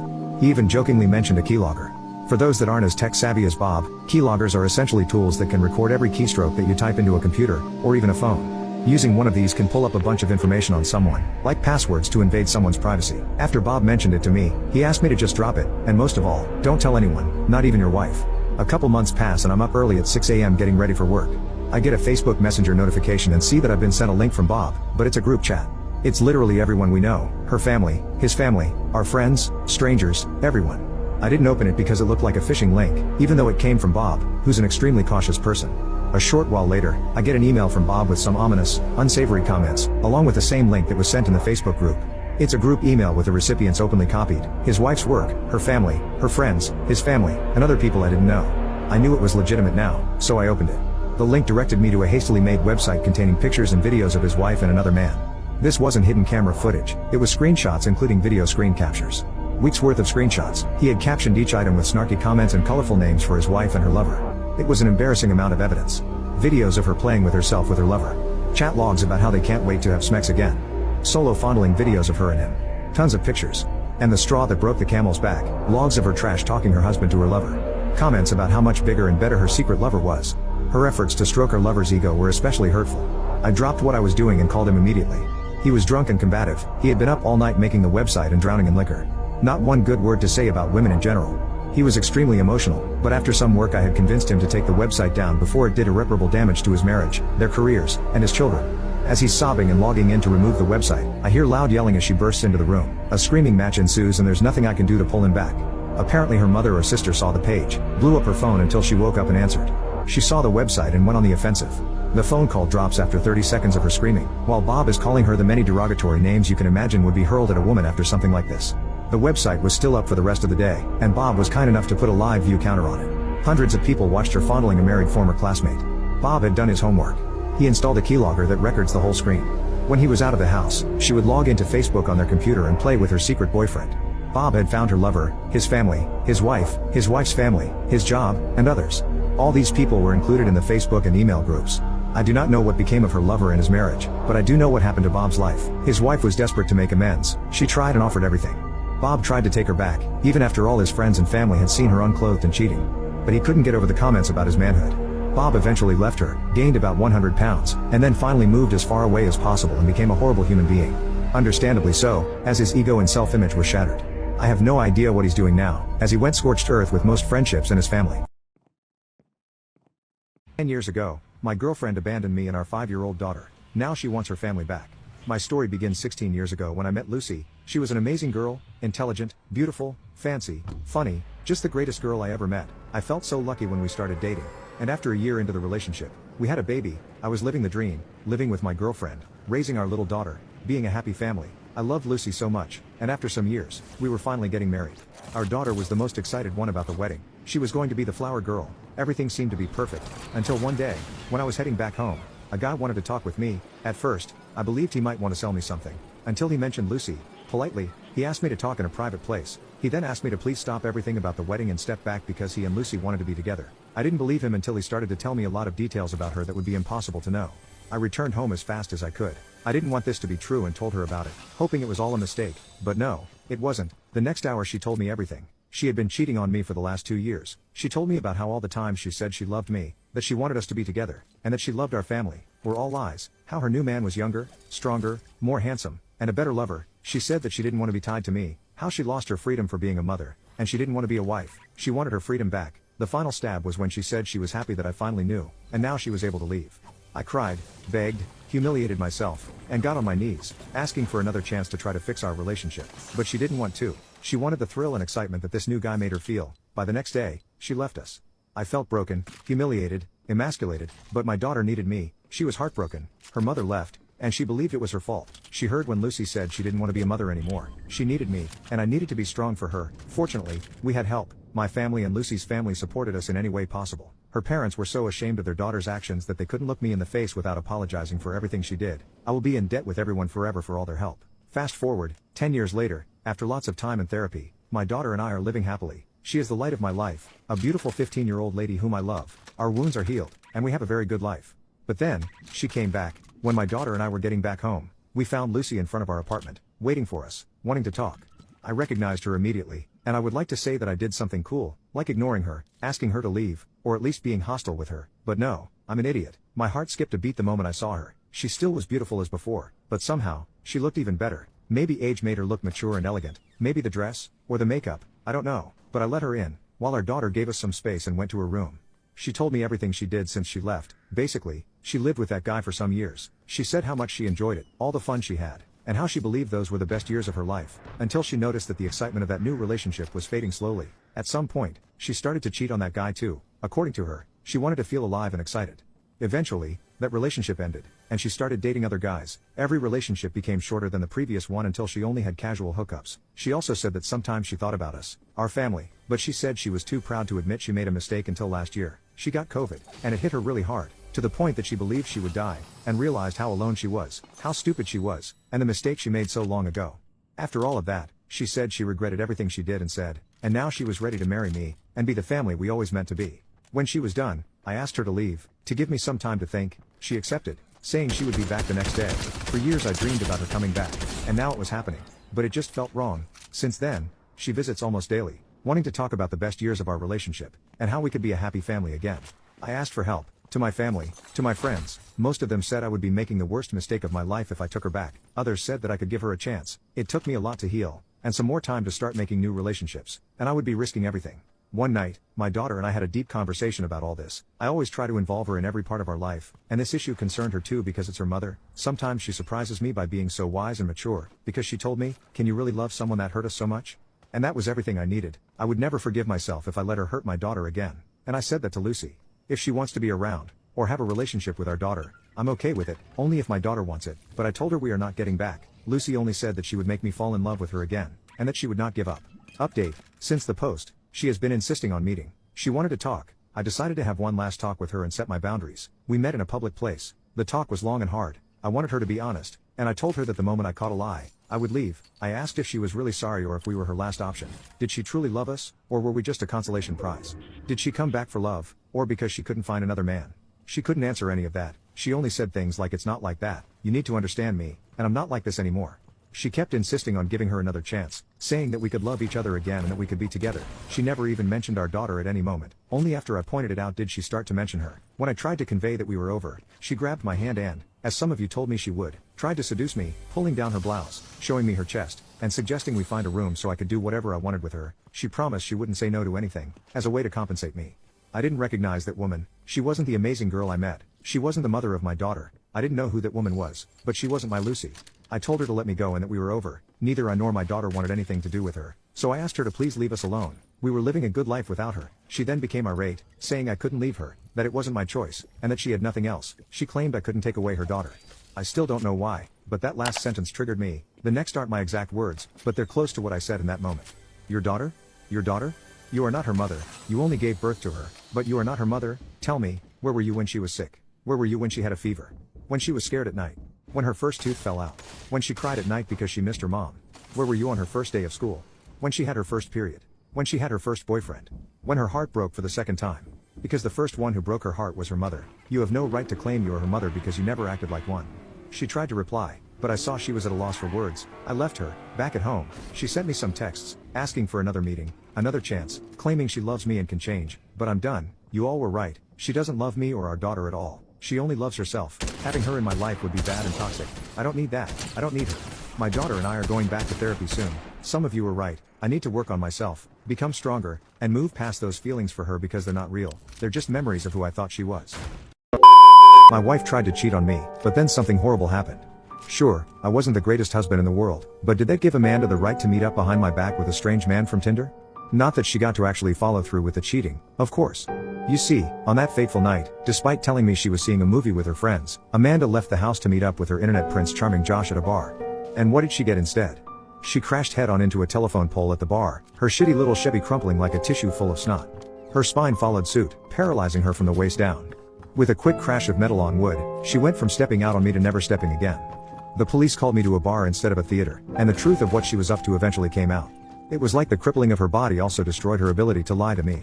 Of course, with Amanda's lower half out of order, suddenly Josh lost all interest in her. I guess he wasn't the most perfect man in the world, just because he liked the same music she did. That left her no other choice but to come crawling back to me once she came home from the hospital. I pretended that I would stick around a few days to get her on her feet, but then I would be gone forever. I can make it up to you, she whimpered. Please don't leave me alone. I told her that things would have to change. She would have to start pulling her weight. Understandably, that weight was a lot more than it had been before she tried to cheat on me. She agreed she would do anything. She said, I promised Amanda that we'd make the house wheelchair accessible eventually, but she needed to prove herself to me first. That's been a bit problematic, as she occasionally spills my breakfast while dragging herself up the stairs to bring it to me. It's a repulsive thing to see, but I'm patient with her. Eventually, I decided to take Amanda back to the bar where it happened. I rolled her to the spot of impact and dumped her out of her chair. Kiss the pavement, I instructed.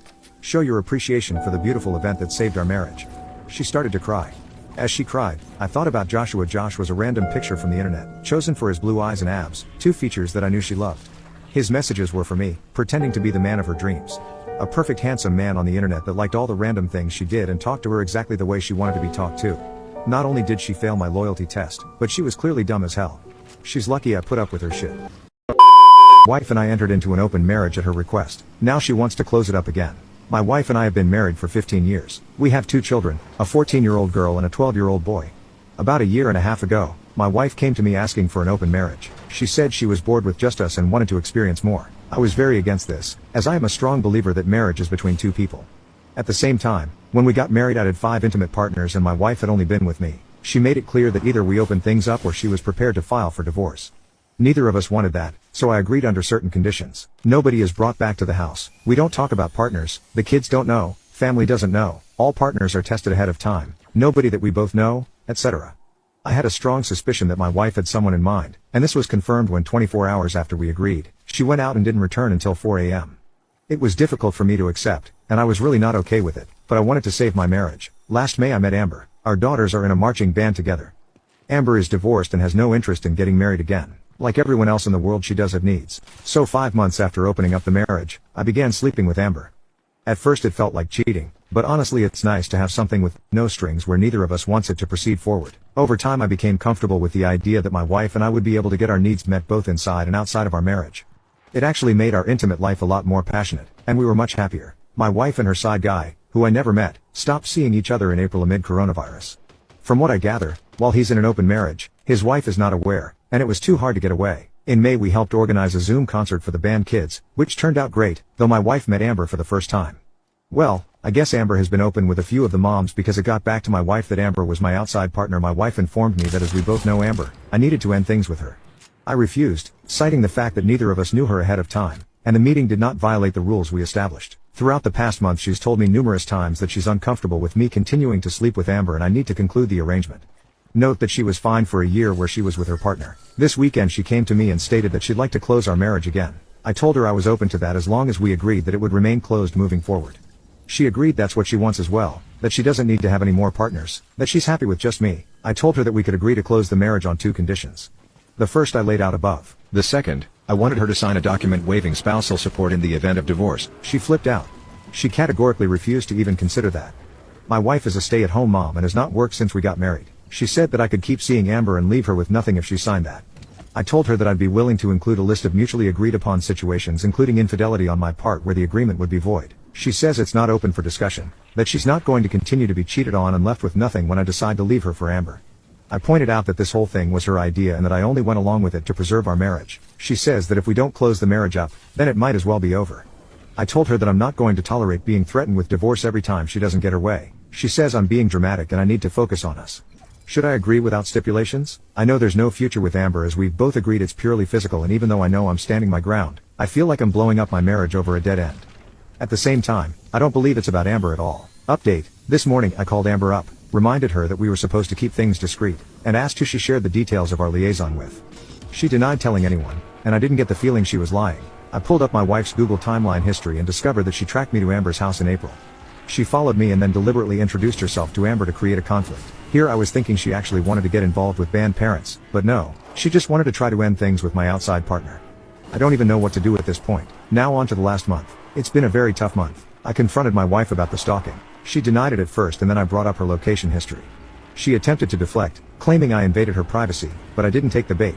Finally she admitted that she didn't like that I had someone on the side when she didn't and a mom at the school felt too close to home. I agreed that I would end things with Amber if she would agree to counseling, close the marriage up permanently, and start looking for a job to help with household expenses. She replied that she's a stay-at-home mom. I told her it was something we could revisit after coronavirus is over, but when things normalize, she can't just stay home. We did a few therapy sessions and things went well at first. The therapist challenged her on why she had followed me, asked why she felt she had to go outside the marriage, and had her address pretty much everything going through my mind. Then things went south. She admitted her outside partner was someone from her past, a high school boyfriend. They'd broken up before anything happened, and had reconnected. She regretted not going all the way with him in high school and decided that she wanted to fulfill that desire. I was pissed. I told her that if me choosing a mom from school was too close to home, then her choosing a married ex-boyfriend was completely unacceptable. I told her I didn't even want to look at her. I checked into a hotel to go cool off because I didn't want my kids to see me like that. I stayed there for a few days and then decided to go home and deal with what was left of my marriage. When I got home, I found that my daughter was unusually cold to me. Even for a 14-year-old girl, she was very dismissive. When I asked her what was going on, she went off on me for cheating on mom with a band mom. I asked her where she heard this. She wouldn't tell me at first, telling me it didn't matter, but then finally admitted her mother told her that I was staying at my girlfriend's house after I left. I counted to 10 in my head, told her it wasn't true, showed her the receipt on my phone for the hotel, and told her that her mother and I had a fight and I decided to take some time away so we could both calm down. She cried a lot and I promised her that I loved her and I'd always love her. I did my best to remain calm though I was burning up inside. I didn't even go to my wife. I went on Facebook and found the guy's wife. I sent her a message letting her know that for a year and a half her husband had been having an affair with my wife and I'd be happy to send her any proof she'd like.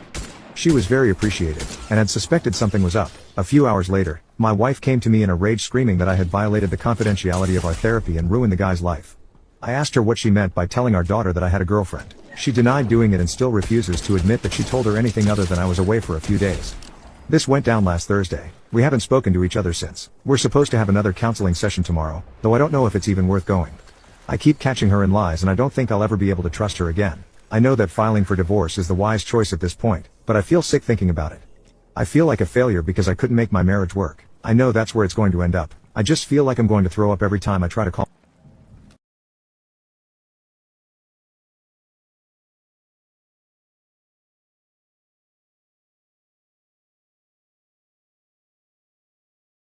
Make fun of me for being white? Too bad your parents are getting deported. I live in a rundown apartment building with a kitchen that barely works. It's annoying, but it's really all I can afford. Because I can't cook much at home, I usually go and get takeout for dinner. There's a Thai food place down the street that I go to really often. I noticed, though, that whenever I walked in, there was one delivery boy that would snicker to himself. I kept hearing him make comments when I would walk in. Eventually, I was curious, so I went home and put what he was saying into Google Translate. Apparently, he was saying something about a stupid white guy, who I assume was me. I was honestly really upset that racism was still so prevalent in America, even against white people. I went in and confronted him about his comments the next time I went, but he just laughed at me and told me in broken English, "F off, white boy." Well, that really set me off. The next day, instead of going to work, I followed him around all day and figured out the apartment building where he lives. With that much information and the license plate on his motorbike, I called a private investigator friend to do a little digging into his family. As it turns out, he was born in the United States.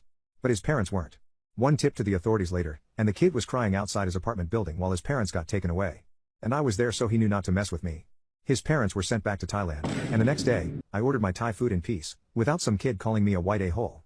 Better luck next time, kid. Should I call a halt to our wedding because she asked for an open relationship? Alright folks, where to start? This one is tough to type and the paws are shaking as I'm doing it. As it says in the title, me and my fiancé, ex, are 34 and 27 respectively, have been together for nearly 4 years overall and are a year engaged. I'll be totally honest here, just before we got engaged she had an emotional affair with a bloke that she worked with. I only found out because one of her friends BF contacted me and said that he overheard the friend group discussing it. I confronted her at the time, and after a good bit of arguing and hassle, we came to an agreement to let it go. I'll be totally honest in saying that I'm still slightly in the process of getting over that particular incident, and it discolored my view of her. I manned up, moved on and proposed, which I had planned on doing anyway. This is just to give an overall context here and indeed to let it be known that there have been issues in the past. Fast forward to recent times. We are due to get married in November, traveling abroad for it with family, and back around October she started acting a bit odd. Distant, not herself, away with the fairies. Even stopped having sex, which was very strange. I put it down to stress around organizing the wedding, and the fact that we had moved flat. Forward to Christmas time, and now things are coming to a head. I confronted her straight up, and she said out that she was sorry, and had just been stressed. I was very considerate, and tried to help her through it. However, it basically continued on ebbing and flowing throughout the next 2 months, up to yesterday. I arrived home from work last night, and she says that she wants to talk. The vibe was bad guys, I could tell. We sat down and she said out that she had been reading, and that she wasn't having second thoughts about the marriage, but the nature of our relationship. At this rate I was getting a bit agitated, and demanded that she come out with what the bloody hell she meant. Basically, a few of her friends had back in October, the times matched up, conveyed to her the idea of an open relationship. Basically they stay with their blokes and have one night stands on nights out if they fancy. I'll be honest, the idea made me ill. I said this to her, and she asked to be heard out. Pulled out some online blog post by a blogger who had a husband and live-in boyfriend. I got halfway through and told her enough of this nonsense. I wouldn't consider myself old-fashioned, but a wife or fiancé bonking other men will never be in fashion, not in my world anyway. We got into a fight, and in the end she was begging me to give it a chance and that nothing is set in stone. I basically said that I needed some headspace, and that I'd spend the weekend with my mates. It was quick after that, and I left without a fuss. I'm typing this on my mate's laptop, and am in a bad mental way ATM. I am seriously considering calling the whole thing off, both relationship and wedding. I suppose if anyone has been in a similar place I could do with some advice. What person are you glad you didn't date, and why? A few years back I was just getting out of a long relationship. My boss's sister decided to set me up with one of her coworkers. Let's call her Susan. So she gives me Susan's number, and after a bunch of haying and hawing I decide to give her a ring. She sounds alright on the phone and is very open and flirtatious. I ask her if she wants to go and get some coffee, to which she says yes. We agree to meet at her parents' house in a couple of days and then head out to get coffee from there. In the 2 days between making our plans and the actual date, she starts sending me affectionate text messages that always address me as sweetie or hun. I figure that if anything she is just a really affectionate person and try not to read too far into it. Eventually the time of our meeting arrives and I go to pick her up. She is a knockout, drop-dead blonde with a full tan, and nice figure. I am kind of a schlub, and so I can't believe my luck. As we are getting ready to go she says that she would rather take her car since it would make her feel more comfortable. Being a good guy, I can see her reasoning and acquiesce. This would later come back to bite me royally in the ass. So we start driving when she informs me, I'm not really in the mood for coffee. Let's get some drinks. Now, I am not a drinker. I like trees, but alcohol has never held any allure for me. However, at this point I am going along for the ride and agree. 15 minutes later finds us in a brewery/sports bar called BJ's. She you not, BJ's. Anyway, I decide to stick to soda, while Susan decides to take things slow by ordering an adios mother effer to get things started. Pretty soon though we are hitting it off real well. I tell her about growing up with a terminal illness, and she relates how she got over ovarian cancer. We find out that we share some common interests in movie tastes and hobbies. Things are going fine until she has her third drink. Oh, she hisses while ducking down. What? I ask confused. You see that guy over there, in the booth with that girl in the blue dress? I see the one she means. Well, she continues, I sorta used to F him. I am taken aback by her blunt honesty. She then goes in to explain how she lets people use her as a means to cover for insecurities. Next thing you know she is opening up to me like I'm mother effing Oprah and she. All about how she likes to cut herself. She rolls up her sleeve to show some fresh bandages, and how she has attempted suicide in the past. Then she is reaching across the bar to take my hands. She looks in my eyes and says, you know, I feel a real connection to you. Then her phone goes off. She checks it and informs me that it is a text from her ex-boyfriend. He is in the Marines and is shipping out the next day. Apparently he is coming over to meet up with us so she can say goodbye. By this time I have realized that I don't want to put my D in crazy. I also realize that we took her car, and she is now drunk. And to make it even worse we are in a neighborhood that I have little knowledge of. I'm effing trapped. Pretty soon the ex-boyfriend shows up. Big beefcake guy in his Marine uniform. She starts to flirt heavily with him and ignoring me. She is on her 6th or 7th pink panty dropper. It soon becomes known that the ex-boyfriend is also in the business of recruitment. You ever think of signing up? He asks me as he takes in my nerdy 5'6" frame. Nope, I answer, I've got medical dispensation. Oh yeah? He asks, what have you got? Susan starts to answer for me, ooh, he's got cystic fib. I cut her off, I'm allergic to bullets. He doesn't look impressed. The drunk at the next table however shoots vodka out her nose. Soon Susan and Beefy Marine go outside to have a cigarette and leave me to watch the table. I just want to get the F out of there. At this point I should mention that Susan's day job is as a behavioral therapist for autistic kids. My boss's sister is her supervisor, and I happen to know that Susan is expected to be at work at 6 a.m. I know this because Susan told me, as well as my boss's sister threatening me to take care of Susan. By this time it is creeping past 12. After they come back from cigarettes, or more likely backseat blowjob or something of the sort, I decide it is time to try and get this crazy chick's keys from her and get back to my car. But not before she can introduce me to 3 more exes, and one guy who she practically starts making out with in front of me. I ask her for her keys, and say that it is time to go. No one drives my car but me. I weigh my options, and for some reason decide that it can't be more than 5 or 6 blocks back to her place. She might be fine to drive that far, and if all else fails I'll effing tuck and roll out of the moving car. I get her to her car and we start heading back. Suddenly she looks up in her rearview mirror and screams, "Cops!" Before randomly swerving down a side street, she starts zigging and zagging at high speed through residential neighborhoods. I look behind us only to see no car. Finally she decides that we lost them and heads back to her place. Now you think the story would end here, but there is more crazy to come. As I am trying to make my getaway, she asks me to drive her back to the bar. If you don't I will drive back drunk. I'll then drive home drunker, and probably get in a crash and die. She tells me, fine, F it, whatever. I tell her I will give her a ride. Before we can get in my car however, she informs me that she has to pee. I figure that she will go in the house. I figured wrong. This chick hikes up her skirt, pulls her thong aside, squats down and proceeds to piss on the sidewalk right in front of me. I immediately spin around and avert my eyes and mumble an apology, as if her pissing on the sidewalk without warning was somehow my faux pas. It's okay, she says, you can watch. I don't mind. In fact I kind of like it. I decline her offer. Finally I get her in the car and start heading back to the bar. On the way back she grabs my hand and slams it into her crotch. She starts telling me how she feels a real connection to me. I don't want to say soulmates, but have you ever seen the movie, The Notebook? I tell her I haven't. Oh, well it's kind of like that. The whole time as she is saying this, and my hand is in her crotch, all I can think is, ew, she drip dried. Then she says what is maybe the icing on batshit crazy cake, Boss Dulce Joe, she says, the last time I felt this way about someone and they didn't feel the same way. She lets out a little laugh. I tried to kill myself.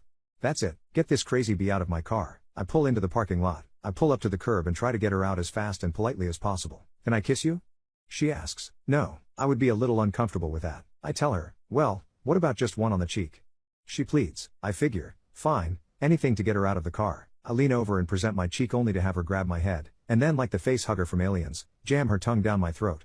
I start to flail around. She finally releases her death grip, no doubt after depositing some eggs, and exits my car. Before she goes, she leans down and says, I really F things up tonight, didn't I? You'll probably never call me again. No, I lie like a steaming pile of she. I then get the F out of there. The next morning at work I relay this crazy story to my boss, when suddenly I get a call from his sister. Susan didn't show up for work that morning. She isn't answering her phone. Her parents say that she didn't come home either, and everyone wants to know what I did with Susan. Great, crazy chick goes missing. I was the last person to see her, and her effing DNA drip dried onto my passenger seat. I'm going to jail. Eventually she turns up claiming that her phone had died and that she had spent the whole night at the hospital with her grandfather who had a heart attack. I of course know all of this is bull poo, but whatever, I don't have to deal with her, or so I thought. That's when the voicemails began. Tearful jarring sobs of, I sob just sob wanted to say sob hi to you. And, hey love, why aren't you answering my calls? And my favorite, what did I do? Eventually a month later or so she got the hint and left me alone. My wife is suggesting we open our marriage to my childhood friend, but I'm no Adam 22. About 3 years into our marriage, my wife started to show attraction to Asian characters in the shows and movies we watched together on our weekly movie nights. At first I brushed it off as a joke, but I realized she was serious about a month ago when we started watching Chicago Med. She joked often of wanting one of the characters, Dr. Choi, to be her doctor. I laughed along, until she insisted we stop watching when Dr. Choi got into a relationship with another doctor. Thinking about it now, throughout our entire relationship Asian men caught her attention. For the past few years, she's been obsessed with popular K-pop members, joking how she would rather be with Eric Moon and Jimin. Even going as far to say that she's disappointed she got stuck with a white man and that our babies aren't as cute. A friend of mine since childhood is Korean and visits with us often. He and my wife have become friends. I always thought she acted weird around him, but I never took it personally until last night. As I was cleaning up dinner, she put the kids to bed and asked to sit down and have a talk about something important. I was hesitant, but agreed. She started it by saying that she didn't feel like our intimate life was as fulfilling as it used to be. I was taken aback and asked what I could do to bring her more fulfillment. She suggested we bring in a third person into our bedroom life. I instantly knew she had someone in mind despite her denying it. After an hour of talking in circles she revealed she had been having intimate thoughts and urges regarding my childhood friend and she suggested I watch. I was stunned and told her I was no Adam 22, and my friend is no Jason Love. I didn't want to discuss this anymore and slept in the living room. She took the kids to school this morning and went to help her sister pack as she is moving soon. We haven't spoken since last night and I don't know what to do.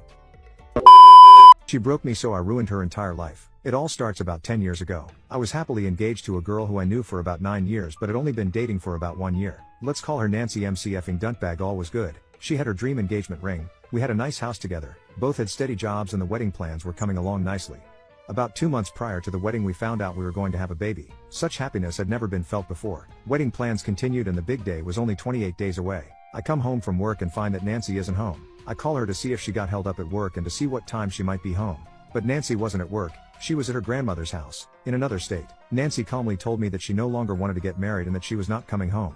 Complete and utter shock. What in the duck just happened? I try to call her back. Her phone is off. I call her grandmother. No answer. What about the wedding? What about our baby? What about everything? No answers. No contact for 3 days. 3 days of no breath in my body. No clues. Nothing. On day 4 Nancy shows up and starts packing her stuff. She won't say a word to me. Nothing. She leaves and sends me an email saying that she can't be with me. Again, no reasons. I begin calling her sister and asking what the duck happened. Her sister tells me that she has no idea but gives me their mom's phone number. Strange. Nancy said her mom was out of the picture because she was in abusive substances. Nevertheless, I call mom. Mom tells me that I am lucky number 3 who has fallen for this trap. Nancy cut mom out of her life so mom couldn't ruin Nancy's game of milking guys for money and resources. Nancy has been pregnant twice before and had miscarriages and milked guys for everything she could before running off to super Christian grandma's house and claiming abuse so grandma will take her in until the dust settles and she can do it again. What the duck? Weeks go by and still no contact with Nancy. I've lost 20 pounds and have been counseled at my job for poor work performance. My family is mad as duck.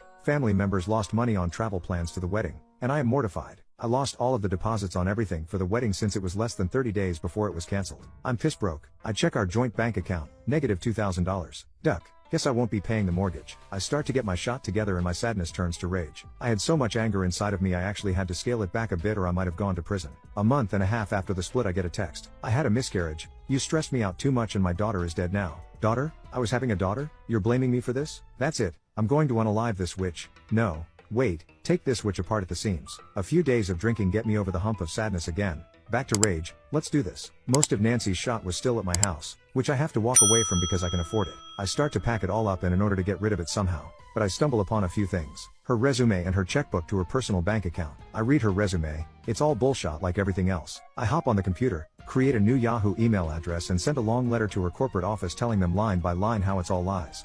Feels good. Operation checkbook. I sign her name on every check and rip them all out of the book. I drive 30 minutes to the seediest part of town and leave them on a sidewalk in front of an AM/PM. Too much good stuff. I go back home and throw out all of her shot. Duck it. Sue me witch. Except her laptop. I keep that shot. 2 weeks go by. Nancy calls. I don't answer. Voicemail says she got laid off due to cutbacks. I know that's not true. Duck yeah. 2 more weeks go by and letters from some district attorney's bad check restitution program begin to trickle in the mail. Duck yeah. Oh, and the registration renewal for her car. Shred all that shot. Oh, while I'm at it I might as well put a change of address in for her at the post office. Where to? The temporary shelter for the homeless sounds good. I hear through a mutual friend that since Nancy is out of work now she is staying with friends and supported financially by super Christian grandma. Duck that. I hop on her laptop and make a new Yahoo email address that is only one number different from Nancy's real email. I email super Christian grandma a video of Nancy finger blasting herself that I had saved. I titled the email, "Hey grandma, check out this video I took of my job. I hope I uploaded it right. Duck yeah." Email reply. You are disgusting. I hope your new job pays well because I'm not supporting you if you act like that. Oh, damn. A 2-for-1 deal. Embarrassment and financial distress. Noise. Weeks go by and I get a call from Rent a Center. WTF? Oh, they want all of Nancy's furniture back. I had no idea it was rent to own shot. I tell them I don't have it. They argue and say she says and have it. I stick to my guns and tell them I do not have it and I don't know where it is. That night I burn it all in the yard.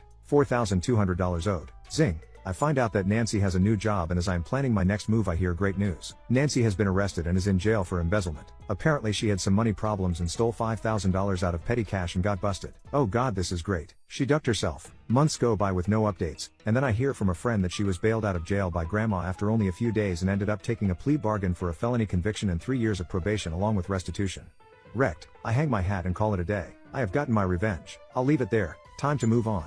A couple months later the phone rings. It's a repo company looking for info on where Nancy is because they are trying to repossess her car. Ha ha ha. Okay. One last nail in the coffin. I make a few calls and find the address where she is staying. I call the repo company back and give them the info. They thank me and say I am eligible for a $100 reward if they get the car back. No, thanks. This one's on me. Nancy is now a felon, jobless, and a single mom of a kid she recently had from some random guy. She lives in an apartment with her brother and his girlfriend. I am happily married with a beautiful daughter and a great life. Yesterday I get a Facebook message from Nancy. Congrats on the marriage and daughter. I'm glad you're happy. I reply, go duck yourself. She blocked me. Life is good. Sometimes taking the low road heals the soul. My sister just posted disturbing photos on her Snapchat story. I think it's a confession to murder. When I saw that my sister Lydia had posted on her Snapchat story, I immediately knew something was wrong. She was murdered 5 years ago, and at first I thought that it could have just been some sort of glitch, but I couldn't have been more wrong. 5 years ago today, we were notified of Lydia's murder. The police said that her body was burned, cut into pieces, and completely unrecognizable. They were never able to find the suspect, and the only evidence they had was CCTV footage from her apartment complex. As I clicked the notification, I saw a video of what looked like a parking lot. It was hard to tell because the phone was moving so much, but I could see the yellow lines of a parking spot. The camera started to slow down a little bit, and I could see what looked like dark red marks on the floor. My blood froze in my veins as I realized I was looking at the blood-stained parking lot of Lydia's apartment complex. The story ended and the next one started. At first all I saw was a bright white screen, but slowly the camera moved back, and I saw the white fur of a teddy bear holding a giant red heart that said, "Life without you is unbearable." It was only on screen long enough to barely make out what it said, but I recognized it right away. It was the bear that Lydia's boyfriend Adam gave Lydia on the night she was murdered. I paused for a moment before going on to the next story, struggling to comprehend what I had just seen. Who was doing this? And why did they have Lydia's teddy bear? That was when it hit me. Back when the police had conducted their investigation, they interrogated Adam and found that he had no alibi or anything to prove that he wasn't there at the time of my sister's murder. And the police knew that he was the last person to be seen with her. Now, normally this would have been enough to charge him with murder, but we live in a small town, and a majority of the police here are corrupt, so he went free. Adam told everyone that he was fishing at a lake when she was murdered, but we all knew that was a lie. As the next story started, my screen went black, but it quickly lit up again, but this time yellow and black as my eyes stared at a large sunflower. I felt a tear escape my eye as I exhaled for the first time in what felt like hours. I didn't realize I had been holding my breath, and I was suddenly aware of how cold the room was. My eyes moved frantically as I looked at every detail of the sunflower. The story had been going for a while now, as it was just a video of the same sunflower filmed over what was probably 2 minutes. I was captivated and couldn't take my eyes off the screen. However, the story finally ended and my screen went black. I knew I had to message her account and confront them. I quickly clicked on her profile and opened a chat with them. "Why are you doing this? What did Lydia do to deserve this?" I asked desperately. Immediately her Bitmoji appeared in the chat and started typing. I waited for what felt like hours as the account continued to type. Finally, the account responded with a picture. As I clicked to view it, my heart stopped. It was a picture of my sister's heart, laid out on a plate. Tears rolled down my cheeks as I thought back to the autopsy report on my sister's death. There were many things that were missing from her body, including her reproductive organs, arms, legs, but most importantly was her heart. "I'm going to call the police, Adam. You aren't going to get away with this," I responded back. Soon after, they sent another snap. I opened it to reveal a photo of my best friend Stacy strapped to a chair with her mouth taped shut with a caption that said, "Tell anyone and she dies." Fear quickly consumed me as I realized the situation I was in. I couldn't get help from anyone. I was all alone. I responded back, asking Adam what his demands were, begging for him to let Stacy live. He left me unopened for a while, reminding me of what most girls do to me. But finally, Adam responded with a long list of instructions. "Come to the abandoned factory downtown alone at midnight. If you bring anyone else, she will die," it read. I quickly replied and agreed to his terms and put my phone down, still struggling to grasp what had happened tonight. A simple Snapchat notification has now turned into my worst nightmare, and I'd do anything to make it stop. Midnight approached fast, and I made my way downstairs to the garage. I didn't have my own car, so I had to steal my dad's. As I walked past the living room, I saw him asleep on the recliner, snoring loudly as usual. Knowing he wouldn't wake up, I snuck into the kitchen and grabbed a knife, thinking I might need to use it later. On the way out of the house, I grabbed his car keys, got into his car, and started driving to the factory. On the way there, old memories started flowing through my mind. I thought back to when Lydia and I were kids. I thought back to when she first met Adam. He was perfect in her eyes, but deep down I should have known something about him was off. I remember how Stacy had reacted when she found out that Adam was dating my sister. She was obsessed with him, and it was obvious that she was jealous. She told my sister that they wouldn't last, and that no relationships in high school ever last. It even got to the point where Stacy faked messages that showed Lydia cheating on Adam. It was at this point that everybody in our school grew hatred towards Stacy. She became an outcast, and I was the only one who stayed friends with her. After Lydia was murdered, Stacy never really talked about them again. At the time, it seemed a little weird, and there were some people who made jokes about Stacy being the murderer, but they were fake. It was Adam, and everybody knew it. As I approached the factory, the gravel road came to a dead end. The factory had closed a few months ago due to the owner not being able to afford it anymore, and a fence was put up around it to prevent people from going inside it. However, there was a large gaping hole in it to the right of the road. I got out of the car and with my knife in my pocket stepped through the hole and began slowly walking to the front door of the factory. I pulled on the door handle expecting it to open, but it was locked. I should have just turned back right here, but I knew I had to save Stacy. With my hands still shaking, I pulled the knife out of my pocket and used it to pick the lock on the door. I struggled for a moment, but eventually heard the familiar click of the door being unlocked. I opened it and went inside. It was pitch dark and silence filled my ears as I began walking through the factory. I pulled my phone out to use the flashlight, and as I turned it on, the room lit up to reveal a long trail of dark blood, trailing me, almost as if it was guiding me on where I was supposed to go. I started following it, with the blood becoming fresher and less dry the further I went into the factory. Finally, I saw a door with a faint glow coming from under it far down the hallway. As I approached it, a smell plagued my nose. It smelled of rotting flesh and death, but I didn't care. This was it. I was finally going to confront Adam and get revenge for murdering Lydia and all of the emotional trauma he's caused. I turned my flashlight off to put my phone away and pulled out the knife again. I held it deep to my chest as I put my other hand on the door handle. I took a deep breath as my hands continued to shake and swiftly pulled the handle and ran into the room. I swung, expecting there to be somebody, but it was empty. Except for one thing. In the corner of the room, I saw the chair I'd previously seen Stacy in on Snapchat, but it wasn't her. It was Adam, covered in blood, stab marks, and flesh. Confusion immediately flooded my mind. I began to walk up to him, but I was interrupted by a voice behind me. It was Stacy. I turned around to see her with tears rolling down her eyes as she began to speak. I didn't want to kill him. I never did, but he forced me to. I was willing to do anything to be with Adam, but Lydia ruined everything. My crush is begging me to give her my sperm. Rachel and I first met freshman year of college and bonded instantly as random roommates. We quickly became attached at the hip, sharing all the ups and downs of our formative years together. I still vividly remember one wild night junior year after a party. We got intimate in the heat of the moment. We laughed it off the next morning as a drunken one-time fluke, and thankfully moved on without any lingering weirdness or damage to our treasured friendship. But if I'm being fully transparent, that night undoubtedly sparked deeper suppressed feelings in me for Rachel that persisted long after we graduated. Over the 4 years following college, as we settled into adult life, I found myself truly falling for Rachel in a way I couldn't chalk up to simply missing my best friend. But by the time I finally worked up the nerve to even consider confessing my heart to her, Rachel met a great guy she started dating seriously. Out of love and respect for her new relationship, I kept my unrequited romantic pining a secret to avoid jeopardizing the lifelong platonic friendship I cherished. Rachel's happiness mattered more to me than hinting at hopes that seemed one-sided and futile. Of course, life rarely follows the perfectly orchestrated paths we fantasize for ourselves. Everything changed abruptly a few years later when Rachel was diagnosed with advanced ovarian cancer that required immediate, aggressive treatment. My heart shattered watching my vibrant, glowing friend transform seemingly overnight into a shell of herself, as she endured endless rounds of grueling chemotherapy and radiation. It was without question the most agonizing, uncertain year we had ever faced.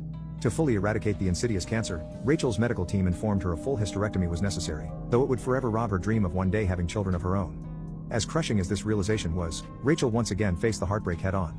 After long contemplation of her options, Rachel bravely forged ahead with the surgery and necessary sacrifices.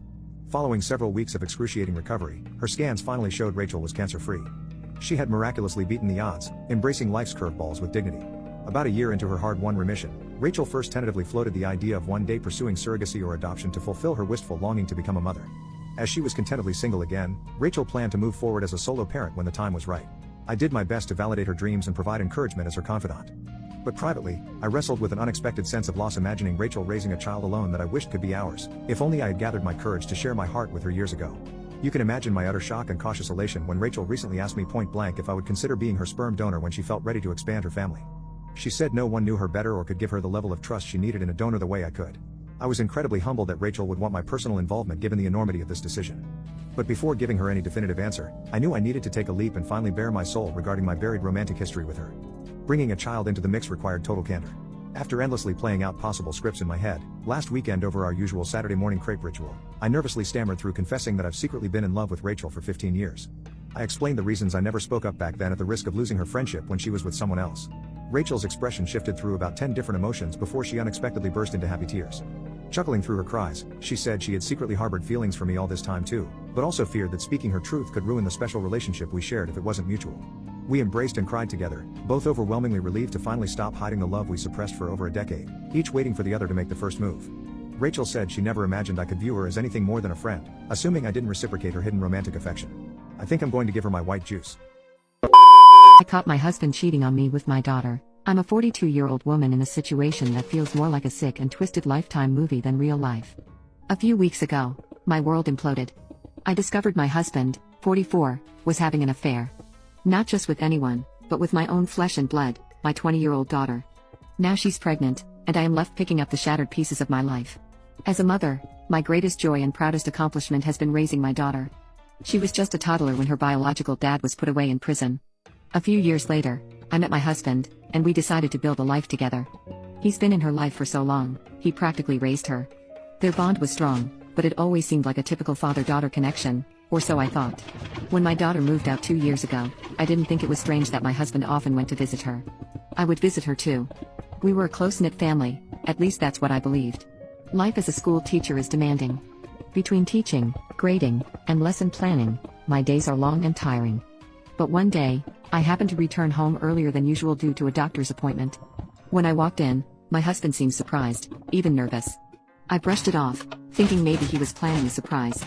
After all, he had never given me a reason to doubt him. As I settled in for a nap, his odd behavior stayed on my mind. Waking up to find him fast asleep next to me, I decided to satisfy my curiosity. I know snooping isn't right, but something just didn't feel right. I checked his phone and what I found was like a punch to the gut. Messages between him and my daughter. Not just casual chats but explicit conversations. They were sharing intimate photos. And then, the message that broke my heart into a million pieces, my daughter revealed she's pregnant, and they were discussing what to do about the baby. I felt sick. The urge to confront my husband right then was overwhelming, but I held back. I haven't yet told them that I know. Instead, I'm trying to process this horrific betrayal, this unthinkable situation. I couldn't stand to be in the same house as him. So, I packed a bag and have been staying at a hotel. He thinks I'm out of town for a little while, and I dread the day when I have to confront this reality. To make things worse, we also have a 13-year-old son. He doesn't deserve to be part of this messy situation. So, he's currently staying with my mother. I told her that my husband cheated on me, but I couldn't bring myself to tell her who the other woman was. All I asked was that she keep my secret for now. I don't know where to go from here. I need help, please. Get another man's name tattooed on you? Get served with divorce papers. My ex-wife, Anne, and I are in our mid-30s. We were married 3 years, together 5 years total. After our engagement party, Anne told me she wants to get matching tattoos. I told her I have nothing against tattoos, I just don't want one. After the wedding, she again asked to get matching tattoos. I said no again. I told her she can get a tattoo if she wanted, but I'm not interested. She said it's something she wants to do as a couple and won't get one unless I get a matching one. I still refused, but she brings it up again every 6 months or so and is more insistent every time. Recently she was promoted and transferred at her job. One of her new coworkers has several tattoos and she has spoken to him about it. He suggested I wasn't a man if I was scared to get a tattoo. She asked me if I was scared to get a tattoo. I said, I'm not scared, there's just no reason to do it, then added, I understand why your friend at work would insult my manhood. He's trying to get into your pants. But why would you throw his words in my face? Her response was, if the shoe fits. Then she got up, went to the bedroom, and slammed the door. That was when I began to suspect that she was sleeping with her coworker. I mean, why else would she start acting this cruelly out of nowhere? She didn't talk to me for 2 days. A few days later she told me she was going shopping. That evening she came home and showed me her new tattoo, 2 Chinese symbols on her forearm. She said they mean strength and independence. My ex-wife is white and does not speak Chinese, by the way. When I looked closer I saw there were English letters, JW, beneath the Chinese ones. I asked her about the initials. She was silent a while, took a deep breath, and said they were her co-worker's initials. He had taken her to his tattoo artist. He had suggested those particular Chinese characters. He stayed with her and lent support while she got inked. She wanted to honor that support and their friendship, so she had his initials tattooed beneath the symbols. Controlling my anger, I told her that having another man's initials tattooed on her body was disrespectful to me and that she should have them removed. She said I was trying to control her, that I had said she could have a tattoo, and I refused to share the tattoo experience with her, so she had chosen to share that experience with a friend who wasn't scared of a little needle. I sat there at a loss wondering how could she not see that it's disrespectful? We barely spoke the next few days, and when we did, the tattoo was always the subject. She said I should get over it and there's nothing wrong with having JW's initials tattooed on her arm. Finally, after weeks of fighting, I straight up asked if she was sleeping with JW. She hesitated, then said yes and actually sneered at me. At least he's a real man, she said.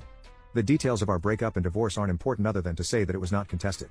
The few times we spoke during the process we were civil to each other. The day the divorce was finalized I called and told her I finally had a good reason, so I got a tattoo.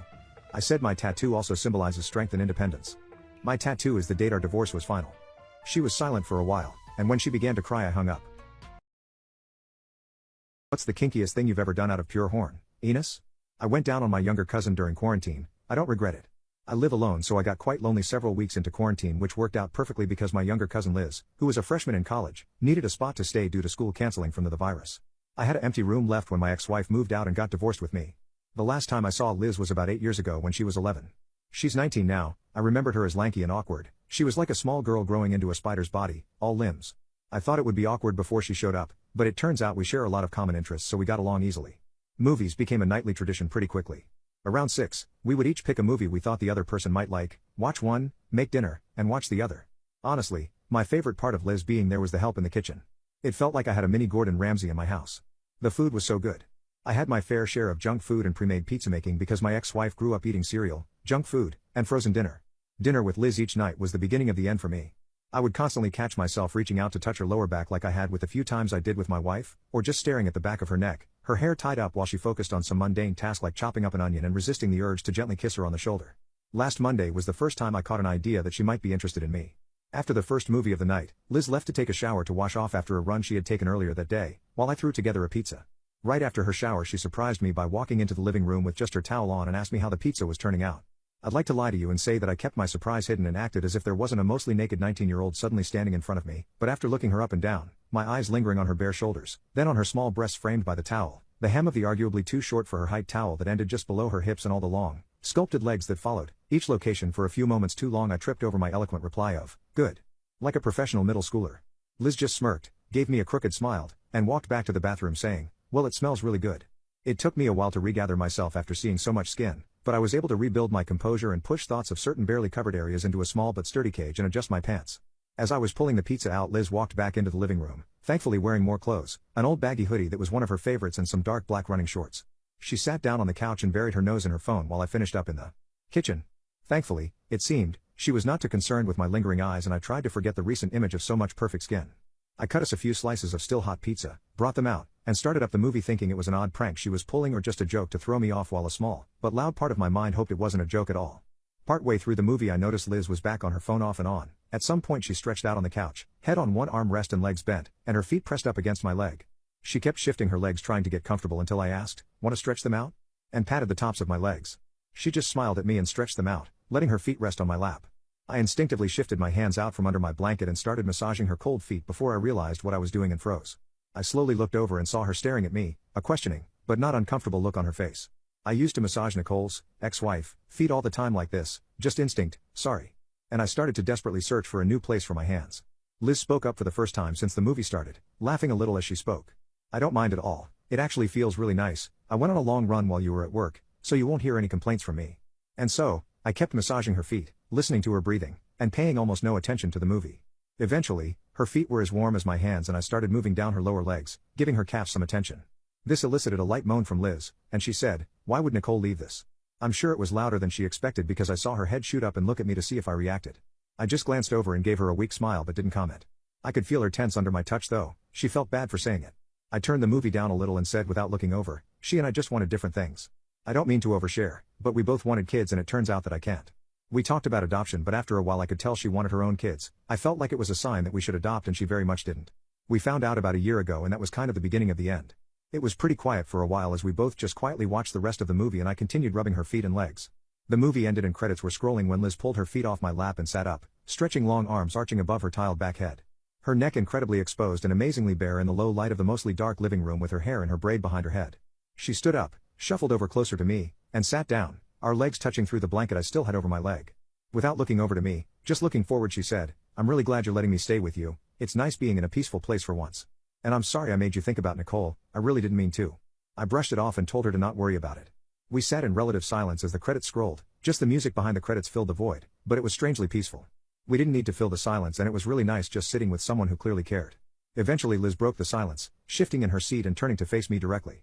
"Thanks for the massage." I started to turn to face her and make some lame comment, but she reached across my chest with one arm, behind my neck with the other, pulled my head gently sideways, and kissed me on the cheek. It felt really nice. Her breath on my neck as she moved closer to me, the surprise contact of just a simple touch across my chest, and her warm lips pressed against my cheek sent a cool fire running down my legs and I could feel myself reacting. Thank God for blankets and semi-constrictive jeans. She lingered for a few moments and I could tell she was staring at me, searching for a reaction.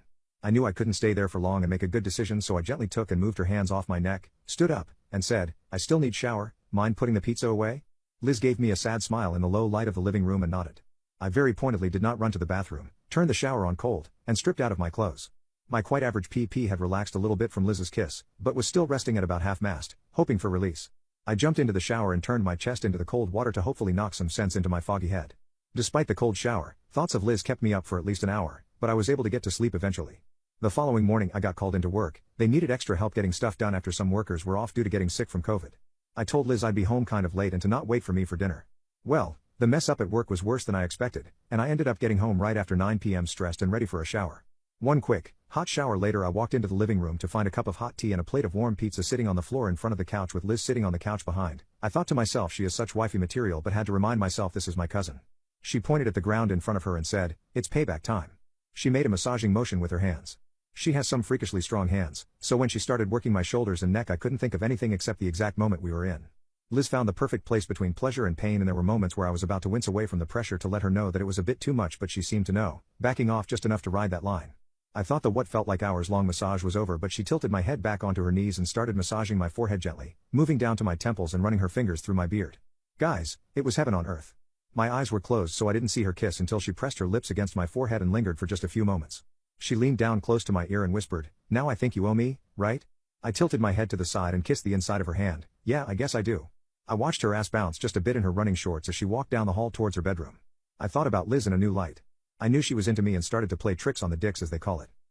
Wednesday, today is the day where I'm going to repay her debt by turning her world upside down. While Liz was in the shower I got a few things ready.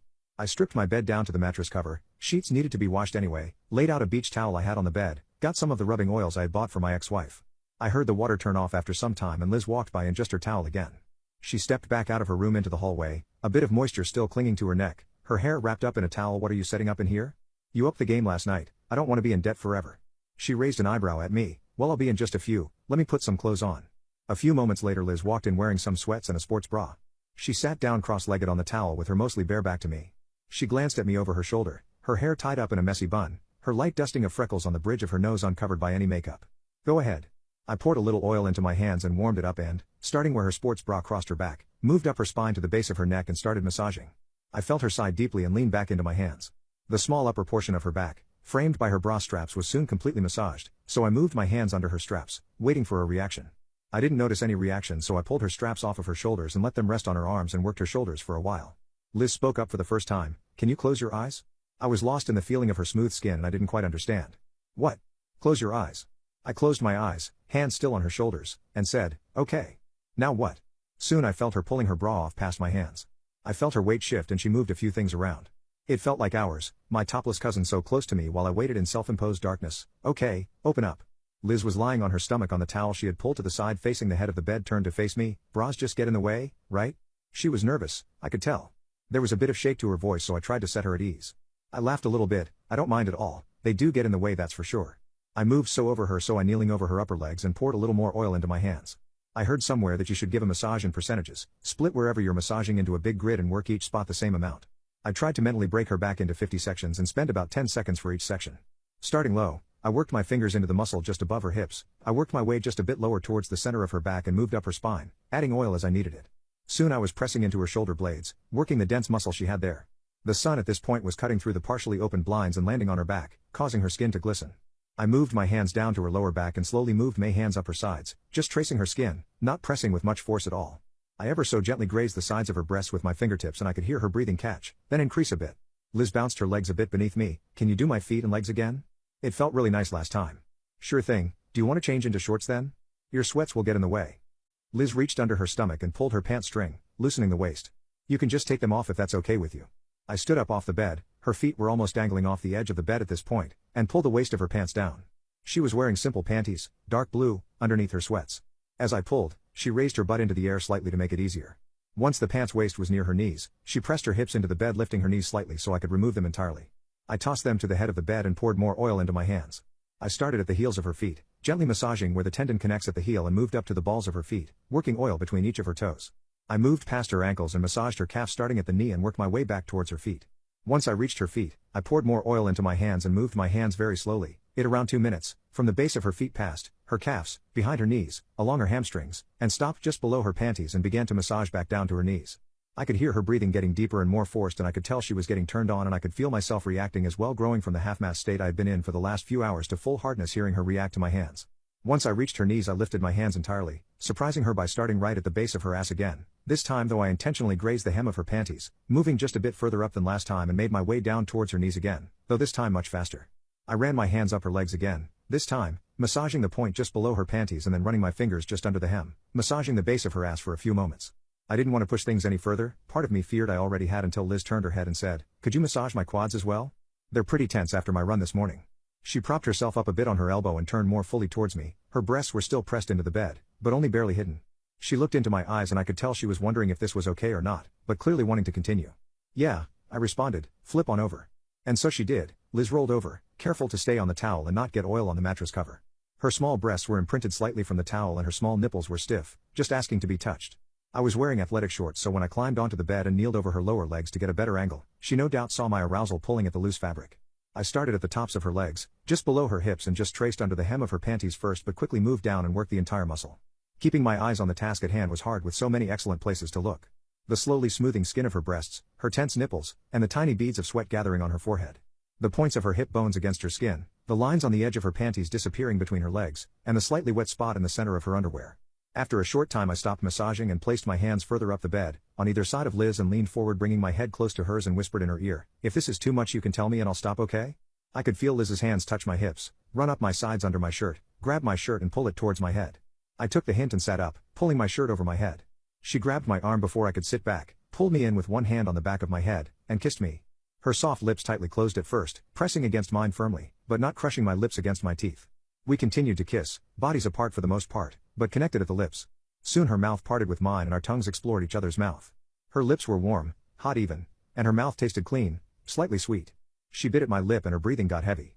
Her hands ran down my chest and pulled at my hips, but I pulled away, breaking the kiss in the process. She sighed in slight disappointment. "I'm trying to remain debt-free here, so just lay back. Let me take care of you for a while longer." I kneeled over her upper legs, poured more oil into my hands and, starting at her stomach, rubbed the oil into her skin.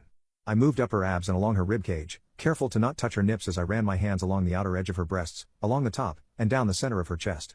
I did this a few more times, getting closer and closer to her nips each time, grazing her areolas on the last pass. Instead of traveling back up her tight frame, I rested my hands on her hips and worked my fingers under the straps of her underwear. Liz looked me straight in the eyes, her face flushed from my touch, and raised her hips off the bed, allowing me to pull her panties completely off after I rocked back onto my heels and she bent her knees. We kept eye contact the entire time. She stretched her legs back out under mine, and I resumed running my hands along her torso. This pass over her breasts, I ran my hands up her torso, fingers along her side, and stopped at the base of her breasts. Then, rotating my hands towards her center, I let her nipples glide under and between each of my fingers. I drew my hands down her frame, rotating my fingers back out to her sides, and did the same motion again, this time slower so her nipples were pressed into her breasts more fully with each of my fingers. Liz closed her eyes and began moaning softly as I continued to touch her. Soon I moved back and stood at the edge of the bed, placed my hands on her knees, and pressed them gently apart, making sure this was okay. I could tell there was part of her that was embarrassed. She turned away from me and closed her eyes as she spread her legs apart. Hairless, it looked like she had just shaved, possibly during her shower just before, and she was wet. I could see strings of gruel attached to her labia as they spread apart for the first time in the hour or so I'd been massaging her. I lifted one of her legs and kissed her along her foot, down her calf, lowering myself onto the bed as I kissed along her inner thigh. I reached the center and focused on Liz's breathing. I could tell she wanted my touch, but I simply breathed on her vag and moved to her other leg instead, kissing along the inner thigh and moving up her leg to her calf and foot. Next, I moved in and kissed both of her inner thighs, one after the other, getting closer and closer to the prize. I leaned my head against the side of her leg and gently licked the outside of slit, tasting her juices for the first time. It tasted like clean vag, not sweet, but clean. I focused on Liz's breathing to figure her out as I moved from her left to her right, dragging my tongue across her entrance as I did, eliciting a sharp breath. I ran my tongue gently along the other side and sucked this side of her labia into my mouth, running my tongue along it as I did. I repositioned myself, placing her legs over my shoulders and placing my hands across her stomach, holding her hips in place. I gently licked her, from the bottom to the top, just barely touching her with the tip of my tongue. She moaned loudly and moved one hand to her mouth to keep quiet. I reached up and grabbed her elbow, pulling that hand down and placing it on my head to encourage her to set the pace and be loud if she wanted to, and continued to lick. I began circling her breasts with my hands, occasionally pinching her nipples as I applied more pressure with my tongue, exploring her more intently, pressing my tongue as far into her as I could. I could tell this was getting her close already, as I focused on her breathing, but I didn't want it to end so soon.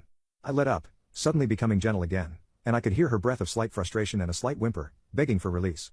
I moved one hand to her lower stomach, pulling her stomach up towards her head, and gently sucked at her more exposed CLT. I heard Liz whisper, "Holy shit," and knew this was the beginning of the end for her. I kept the rhythm the same for a while, but varied the pressure. Soft, then firm, then soft for a few, then hard for a few. I focused on Liz's breathing, adapting the rhythm slightly to match her breaths. I moved down slowly and pressed my tongue hard against her opening and heard her let out a heavy breath. She grabbed my head with both hands, rotated her hips up slightly, and pulled me into her. She came hard on my tongue and I buried it inside of her. I could feel her tensing against my tongue several times and she moaned loudly with the same pattern. I didn't move for quite a while as her shuddering slowed and her breathing became more normal. Once she was down from what I assume was cloud 9, I started to slowly lick her, bottom to top, cleaning her off as she twitched as I moved around her sensitive folds. I sat up and looked at her. Sweat gathered in sections across her body and she started back at me with a somewhat shocked, but very happy smile and said, quite simply, "Wow." I thought to myself, if I knew Incorporated ST felt this great I would have done it sooner. People who were close to someone that became a murderer, what was the most suspicious trait they displayed? Growing up, My little sister Jane was always a weird kid. I had my suspicions about her, but I never thought she would be capable of such a horrific act. The first incident happened because I had refused to sleep in her bed, which she believed was a sacrifice to protect her from the boogeyman.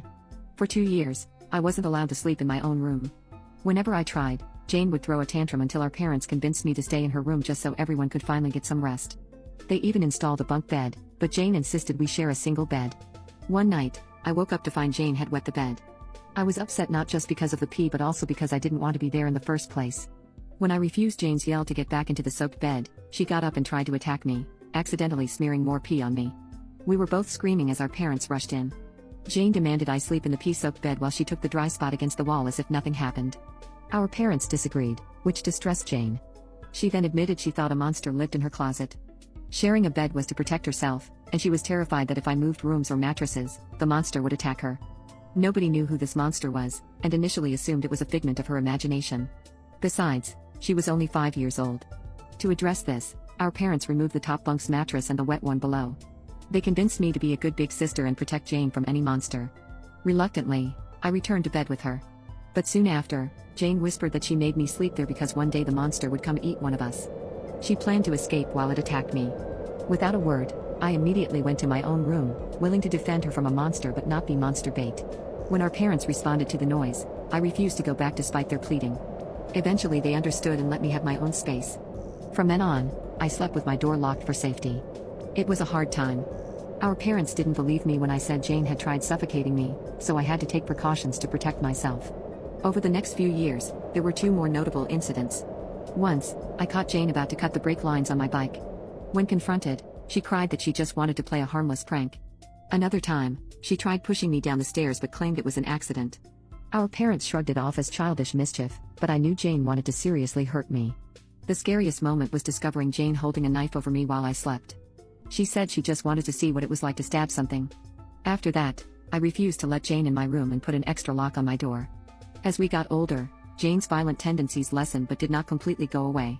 When I was 15 and Jane was 13, we went on a family camping trip. One night we were roasting marshmallows by the fire. Out of nowhere, Jane shoved me off the log we were sitting on, making me fall backwards into the fire. My legs got burned, though thankfully not severely. Jane apologized and said it was an accident, but I knew she had done it intentionally. Another time, we were hiking through the woods when Jane suddenly pushed me into a thorn bush. I was bleeding from all the scratches and again Jane claimed it was an accident. She said she tripped and fell into me. Our parents believed her, even though I insisted she had attacked me. The worst incident happened when I was learning to drive at age 16. Jane asked me to drive her to her friend's house across town. As I was driving, Jane suddenly grabbed the steering wheel and jerked it sharply. We went off the road and crashed into a ditch. Thankfully neither of us were seriously injured, but the car was totaled. Jane pretended to be distraught and said she had accidentally grabbed the wheel when she lost her balance. Our parents believed her, but I knew Jane had tried to make us crash. After each of these incidents, I begged my parents to get Jane more intensive treatment. They would punish her mildly but still excused her actions as accidents or carelessness. Jane was clever at hiding her violent tendencies from others. I felt isolated and afraid as it seemed I was the only one who knew how dangerous Jane could be. Finally, when I was 17, Jane tried to stab me when we were home alone. I managed to lock myself in the bathroom and call 911. This was the definitive proof I needed to show she was still a threat. Our parents could no longer deny Jane needed serious long-term treatment. She ended up going to a facility for troubled youth for several years. When she was released, my parents kept in touch with her from a distance, but I refused to speak to her. My parents weren't the ones that cut contact with her. Jane cut contact with them. Nobody heard from her for 2 months. Nobody knew where she lived. Nobody knew if she was even alive. That is, until we saw the news. We would have thought the police would have warned us beforehand, but we woke up one morning so see Jane on the news for first-degree murder. We couldn't believe it. After my parents went down to the station and demanded our questions to be answered, they told us that Jane had cut up the bodies and stored selective organs in jars, and dissected the rest. She got 50 years, 25 for each murder. I'm creepily obsessed with a guy I barely know. There's this guy in my math class who I want to ravenously. He would never look at me. I'm a nerdy girl with pretty bad acne. He, on the other hand, is perfect. Every girl at my school loves him. He's hot, kind, and smart. He is literally a physical manifestation of perfection. I keep having weird thoughts about killing him and keeping his body so he can be with me forever. 24/7. I want to kiss him so hard that his lips bleed. He's the most beautiful, gorgeous guy I've ever seen, and every time he talks it's like a drug. He also smells like heaven. Sometimes when I'm out and about I can smell him. He smells a pure, clean human male. Mixture of lovely man cologne, Clean male pheromones and male skin. Why can I smell him when he's not even around? I'm constantly fantasizing about him. Whenever he's not looking, I stare at him. He has a habit of rambling and I know how to trigger it. I'm always triggering his rambling button and it's heaven. I'm so obsessed. Weirdly obsessed. Recently, I've constructed a shrine of him in my room. I printed out all of the pictures he has on his Instagram, and even found some baby pictures of him online. I know everything about him, his family, and his love life. I want to unalive the girls he. It's not like I crave male validation or that I lack good male family members. I'm very close to my single father, always have been. I've got 3 uncles who are very good men. I'm close to my younger brother, my male cousins are good men. So why am I obsessed with this man I see regularly? I have no clue. I don't even care if he secretly hates me. I can't even put into words how effing obsessed I am with him. Am I weirdo? My ex-girlfriend came back after 10 years and called me a liar when she found out I had already moved on. Back when I was 14 years old, I fell in love with one of my classmates in school. She's kinda gullible in a cute way, and laughs so hard at my jokes even at her expense. I started courting her, and she was hesitant at first given that we were very close friends, but she told me she'd give me a chance since she loves being around me. After 3 to 4 months of courting, she then said yes, and we became officially boyfriend and girlfriend. We fell in love so hard and dated until we graduated high school. After the graduation, it was summer break, she told me she needs to live with her sister in the capital city to attend college. I told her that it would be okay for us, and that we could make a long-distance relationship work. I studied at one of the universities in our province, and she went with her sister to the city. We communicated a lot over the few months of us being away. I called her for our 4th anniversary, and told me that no matter what I should wait for her. But, then a few months later, she suddenly disappeared.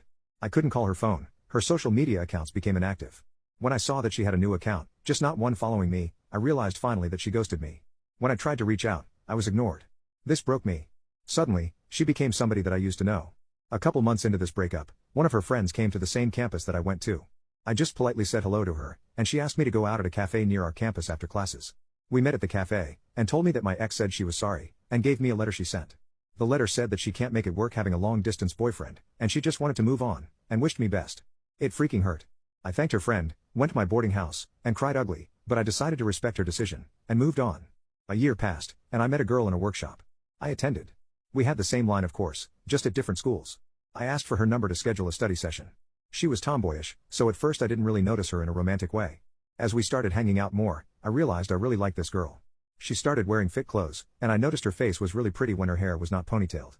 After almost a year of hanging out, I courted her, and she excitedly said yes, saying that she liked me for the longest time. She just didn't want to initiate something because it was kind of frowned upon in our country.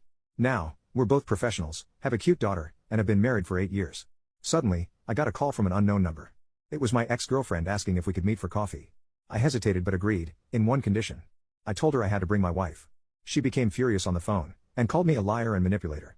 But she still insisted on meeting me without my wife, so I told her I would meet her in a public place. When we met, I started the conversation with "Hi, how have you been?" She told me she had a 4-year-old son, but got separated from her partner. She also told me that she went back to our province for me, and when she found out I was married with a family, she was shocked because I promised her that I'd wait for her. I was stunned with the audacity, as she stuttered, trying to control her crying. I stopped her, and told her while gritting my teeth, "Thank you for coming back for me. But, you can't just come back in my life after 10 years, after abandoning me, and having a son and other relationships."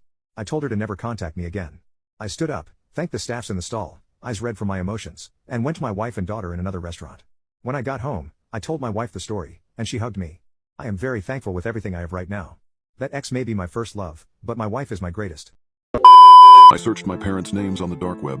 The videos I found were horrifying. When my friend first introduced me to the dark web, I was amazed at how such an unknown thing could house some of the most illegal things on earth. Up until today, I had only used it for learning how to code and commit small crimes, but after the horrifying videos I just found, I don't think I'll ever use the dark web again. I first met my best friend Rupert when I started my freshman year of high school. My parents had moved us to a new town and I had no friends.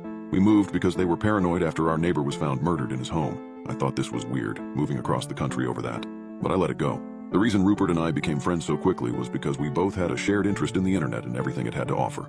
I was a gaming addict and a Tier 3 Pokimane subscriber, while he was more of a coder and developer. 2 years later we were still best friends, but now we were much older and smarter. Rupert had discovered the dark web and he was obsessed with it. He pretty much spent every hour of the day on it, searching through anything you could imagine. There was nothing wrong with this, but one search he made was the biggest mistake of his entire life. I remember waking up to dozens of text messages from him one morning. This wasn't normal. Rupert wasn't a very social person and it was very hard to get words out of him. I opened my phone to see what he had messaged me. "Dude, Jack, you have to come over right now, this is important. Jack, please wake up. This is urgent. Where are you?" These were only some of the messages, but the rest were very similar, with them all being urgent, and that I needed to go to his house immediately. My parents were both at work still, so I went over to Rupert's house. When I arrived, there were 4 cop cars parked in front of his house, and there were dozens of people in news vans standing out front. I made my way through the crowd, and Rupert's mother told the police to let me inside.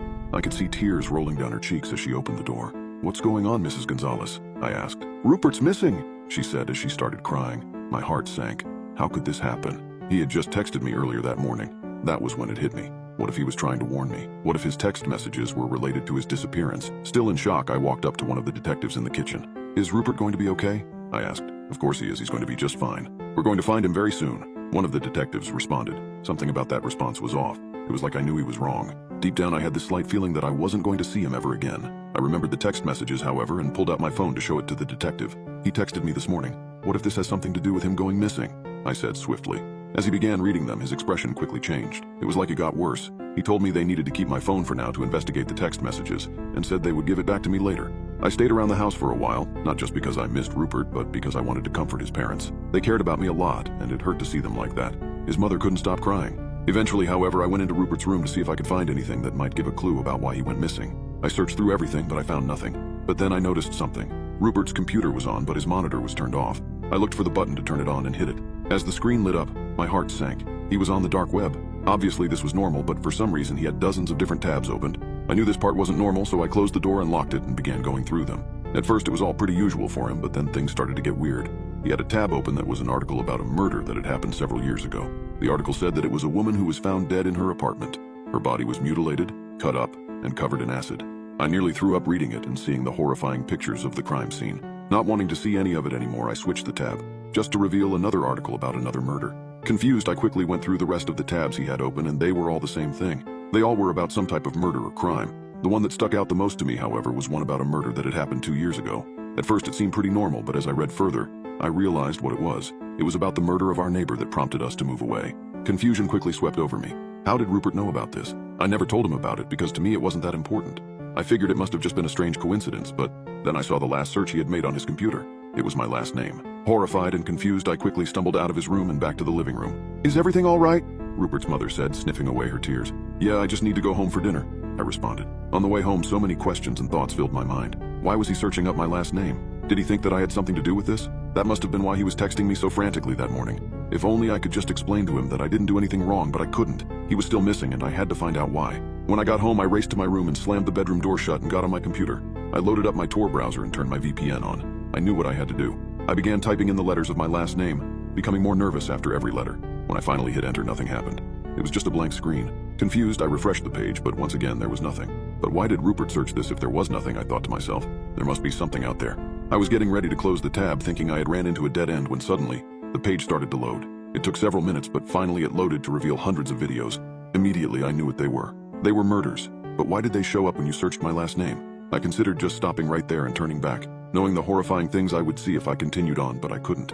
I knew this had to be why Rupert went missing, so I clicked on the first video.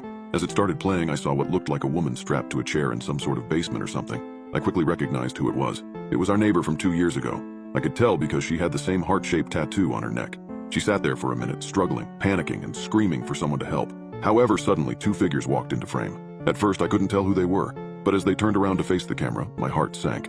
It was my parents. My father was holding a knife while my mother was holding a small scalpel. They paused for a moment before they started what was the most horrifying 5 minutes of my entire life. I watched as they cut her into pieces and listened as she begged for mercy, screaming the whole time. Blood filled the room as she took her last breath. When the video ended, it quickly went to another, revealing the exact same room and chair I had seen before. I was traumatized by what I had already seen, and I knew I couldn't watch any more of it. My parents were murderers, and I now knew the real reason we moved away 2 years ago. I knew there was something off about that, but I just never could have imagined that this was the horrifying secret that they had been hiding from me. This whole time I thought Rupert was trying to accuse me of being responsible for these murders, but I was so wrong. He was trying to warn me. I scanned through more of the videos, each in the exact same room. I was just about finished, ready to go to the police so that I could tell them about what I had just seen when I noticed something. There was a new video uploaded today on the website. I quickly clicked on it and pressed play to reveal what looked like a man this time, strapped to the chair. He had a sack over his face and I couldn't tell who it was. Once again, however, I saw my parents walk into the frame. My father walked up to the man and pulled the sack off his head. At first I couldn't tell who it was, but then I realized who I was looking at. It was Rupert.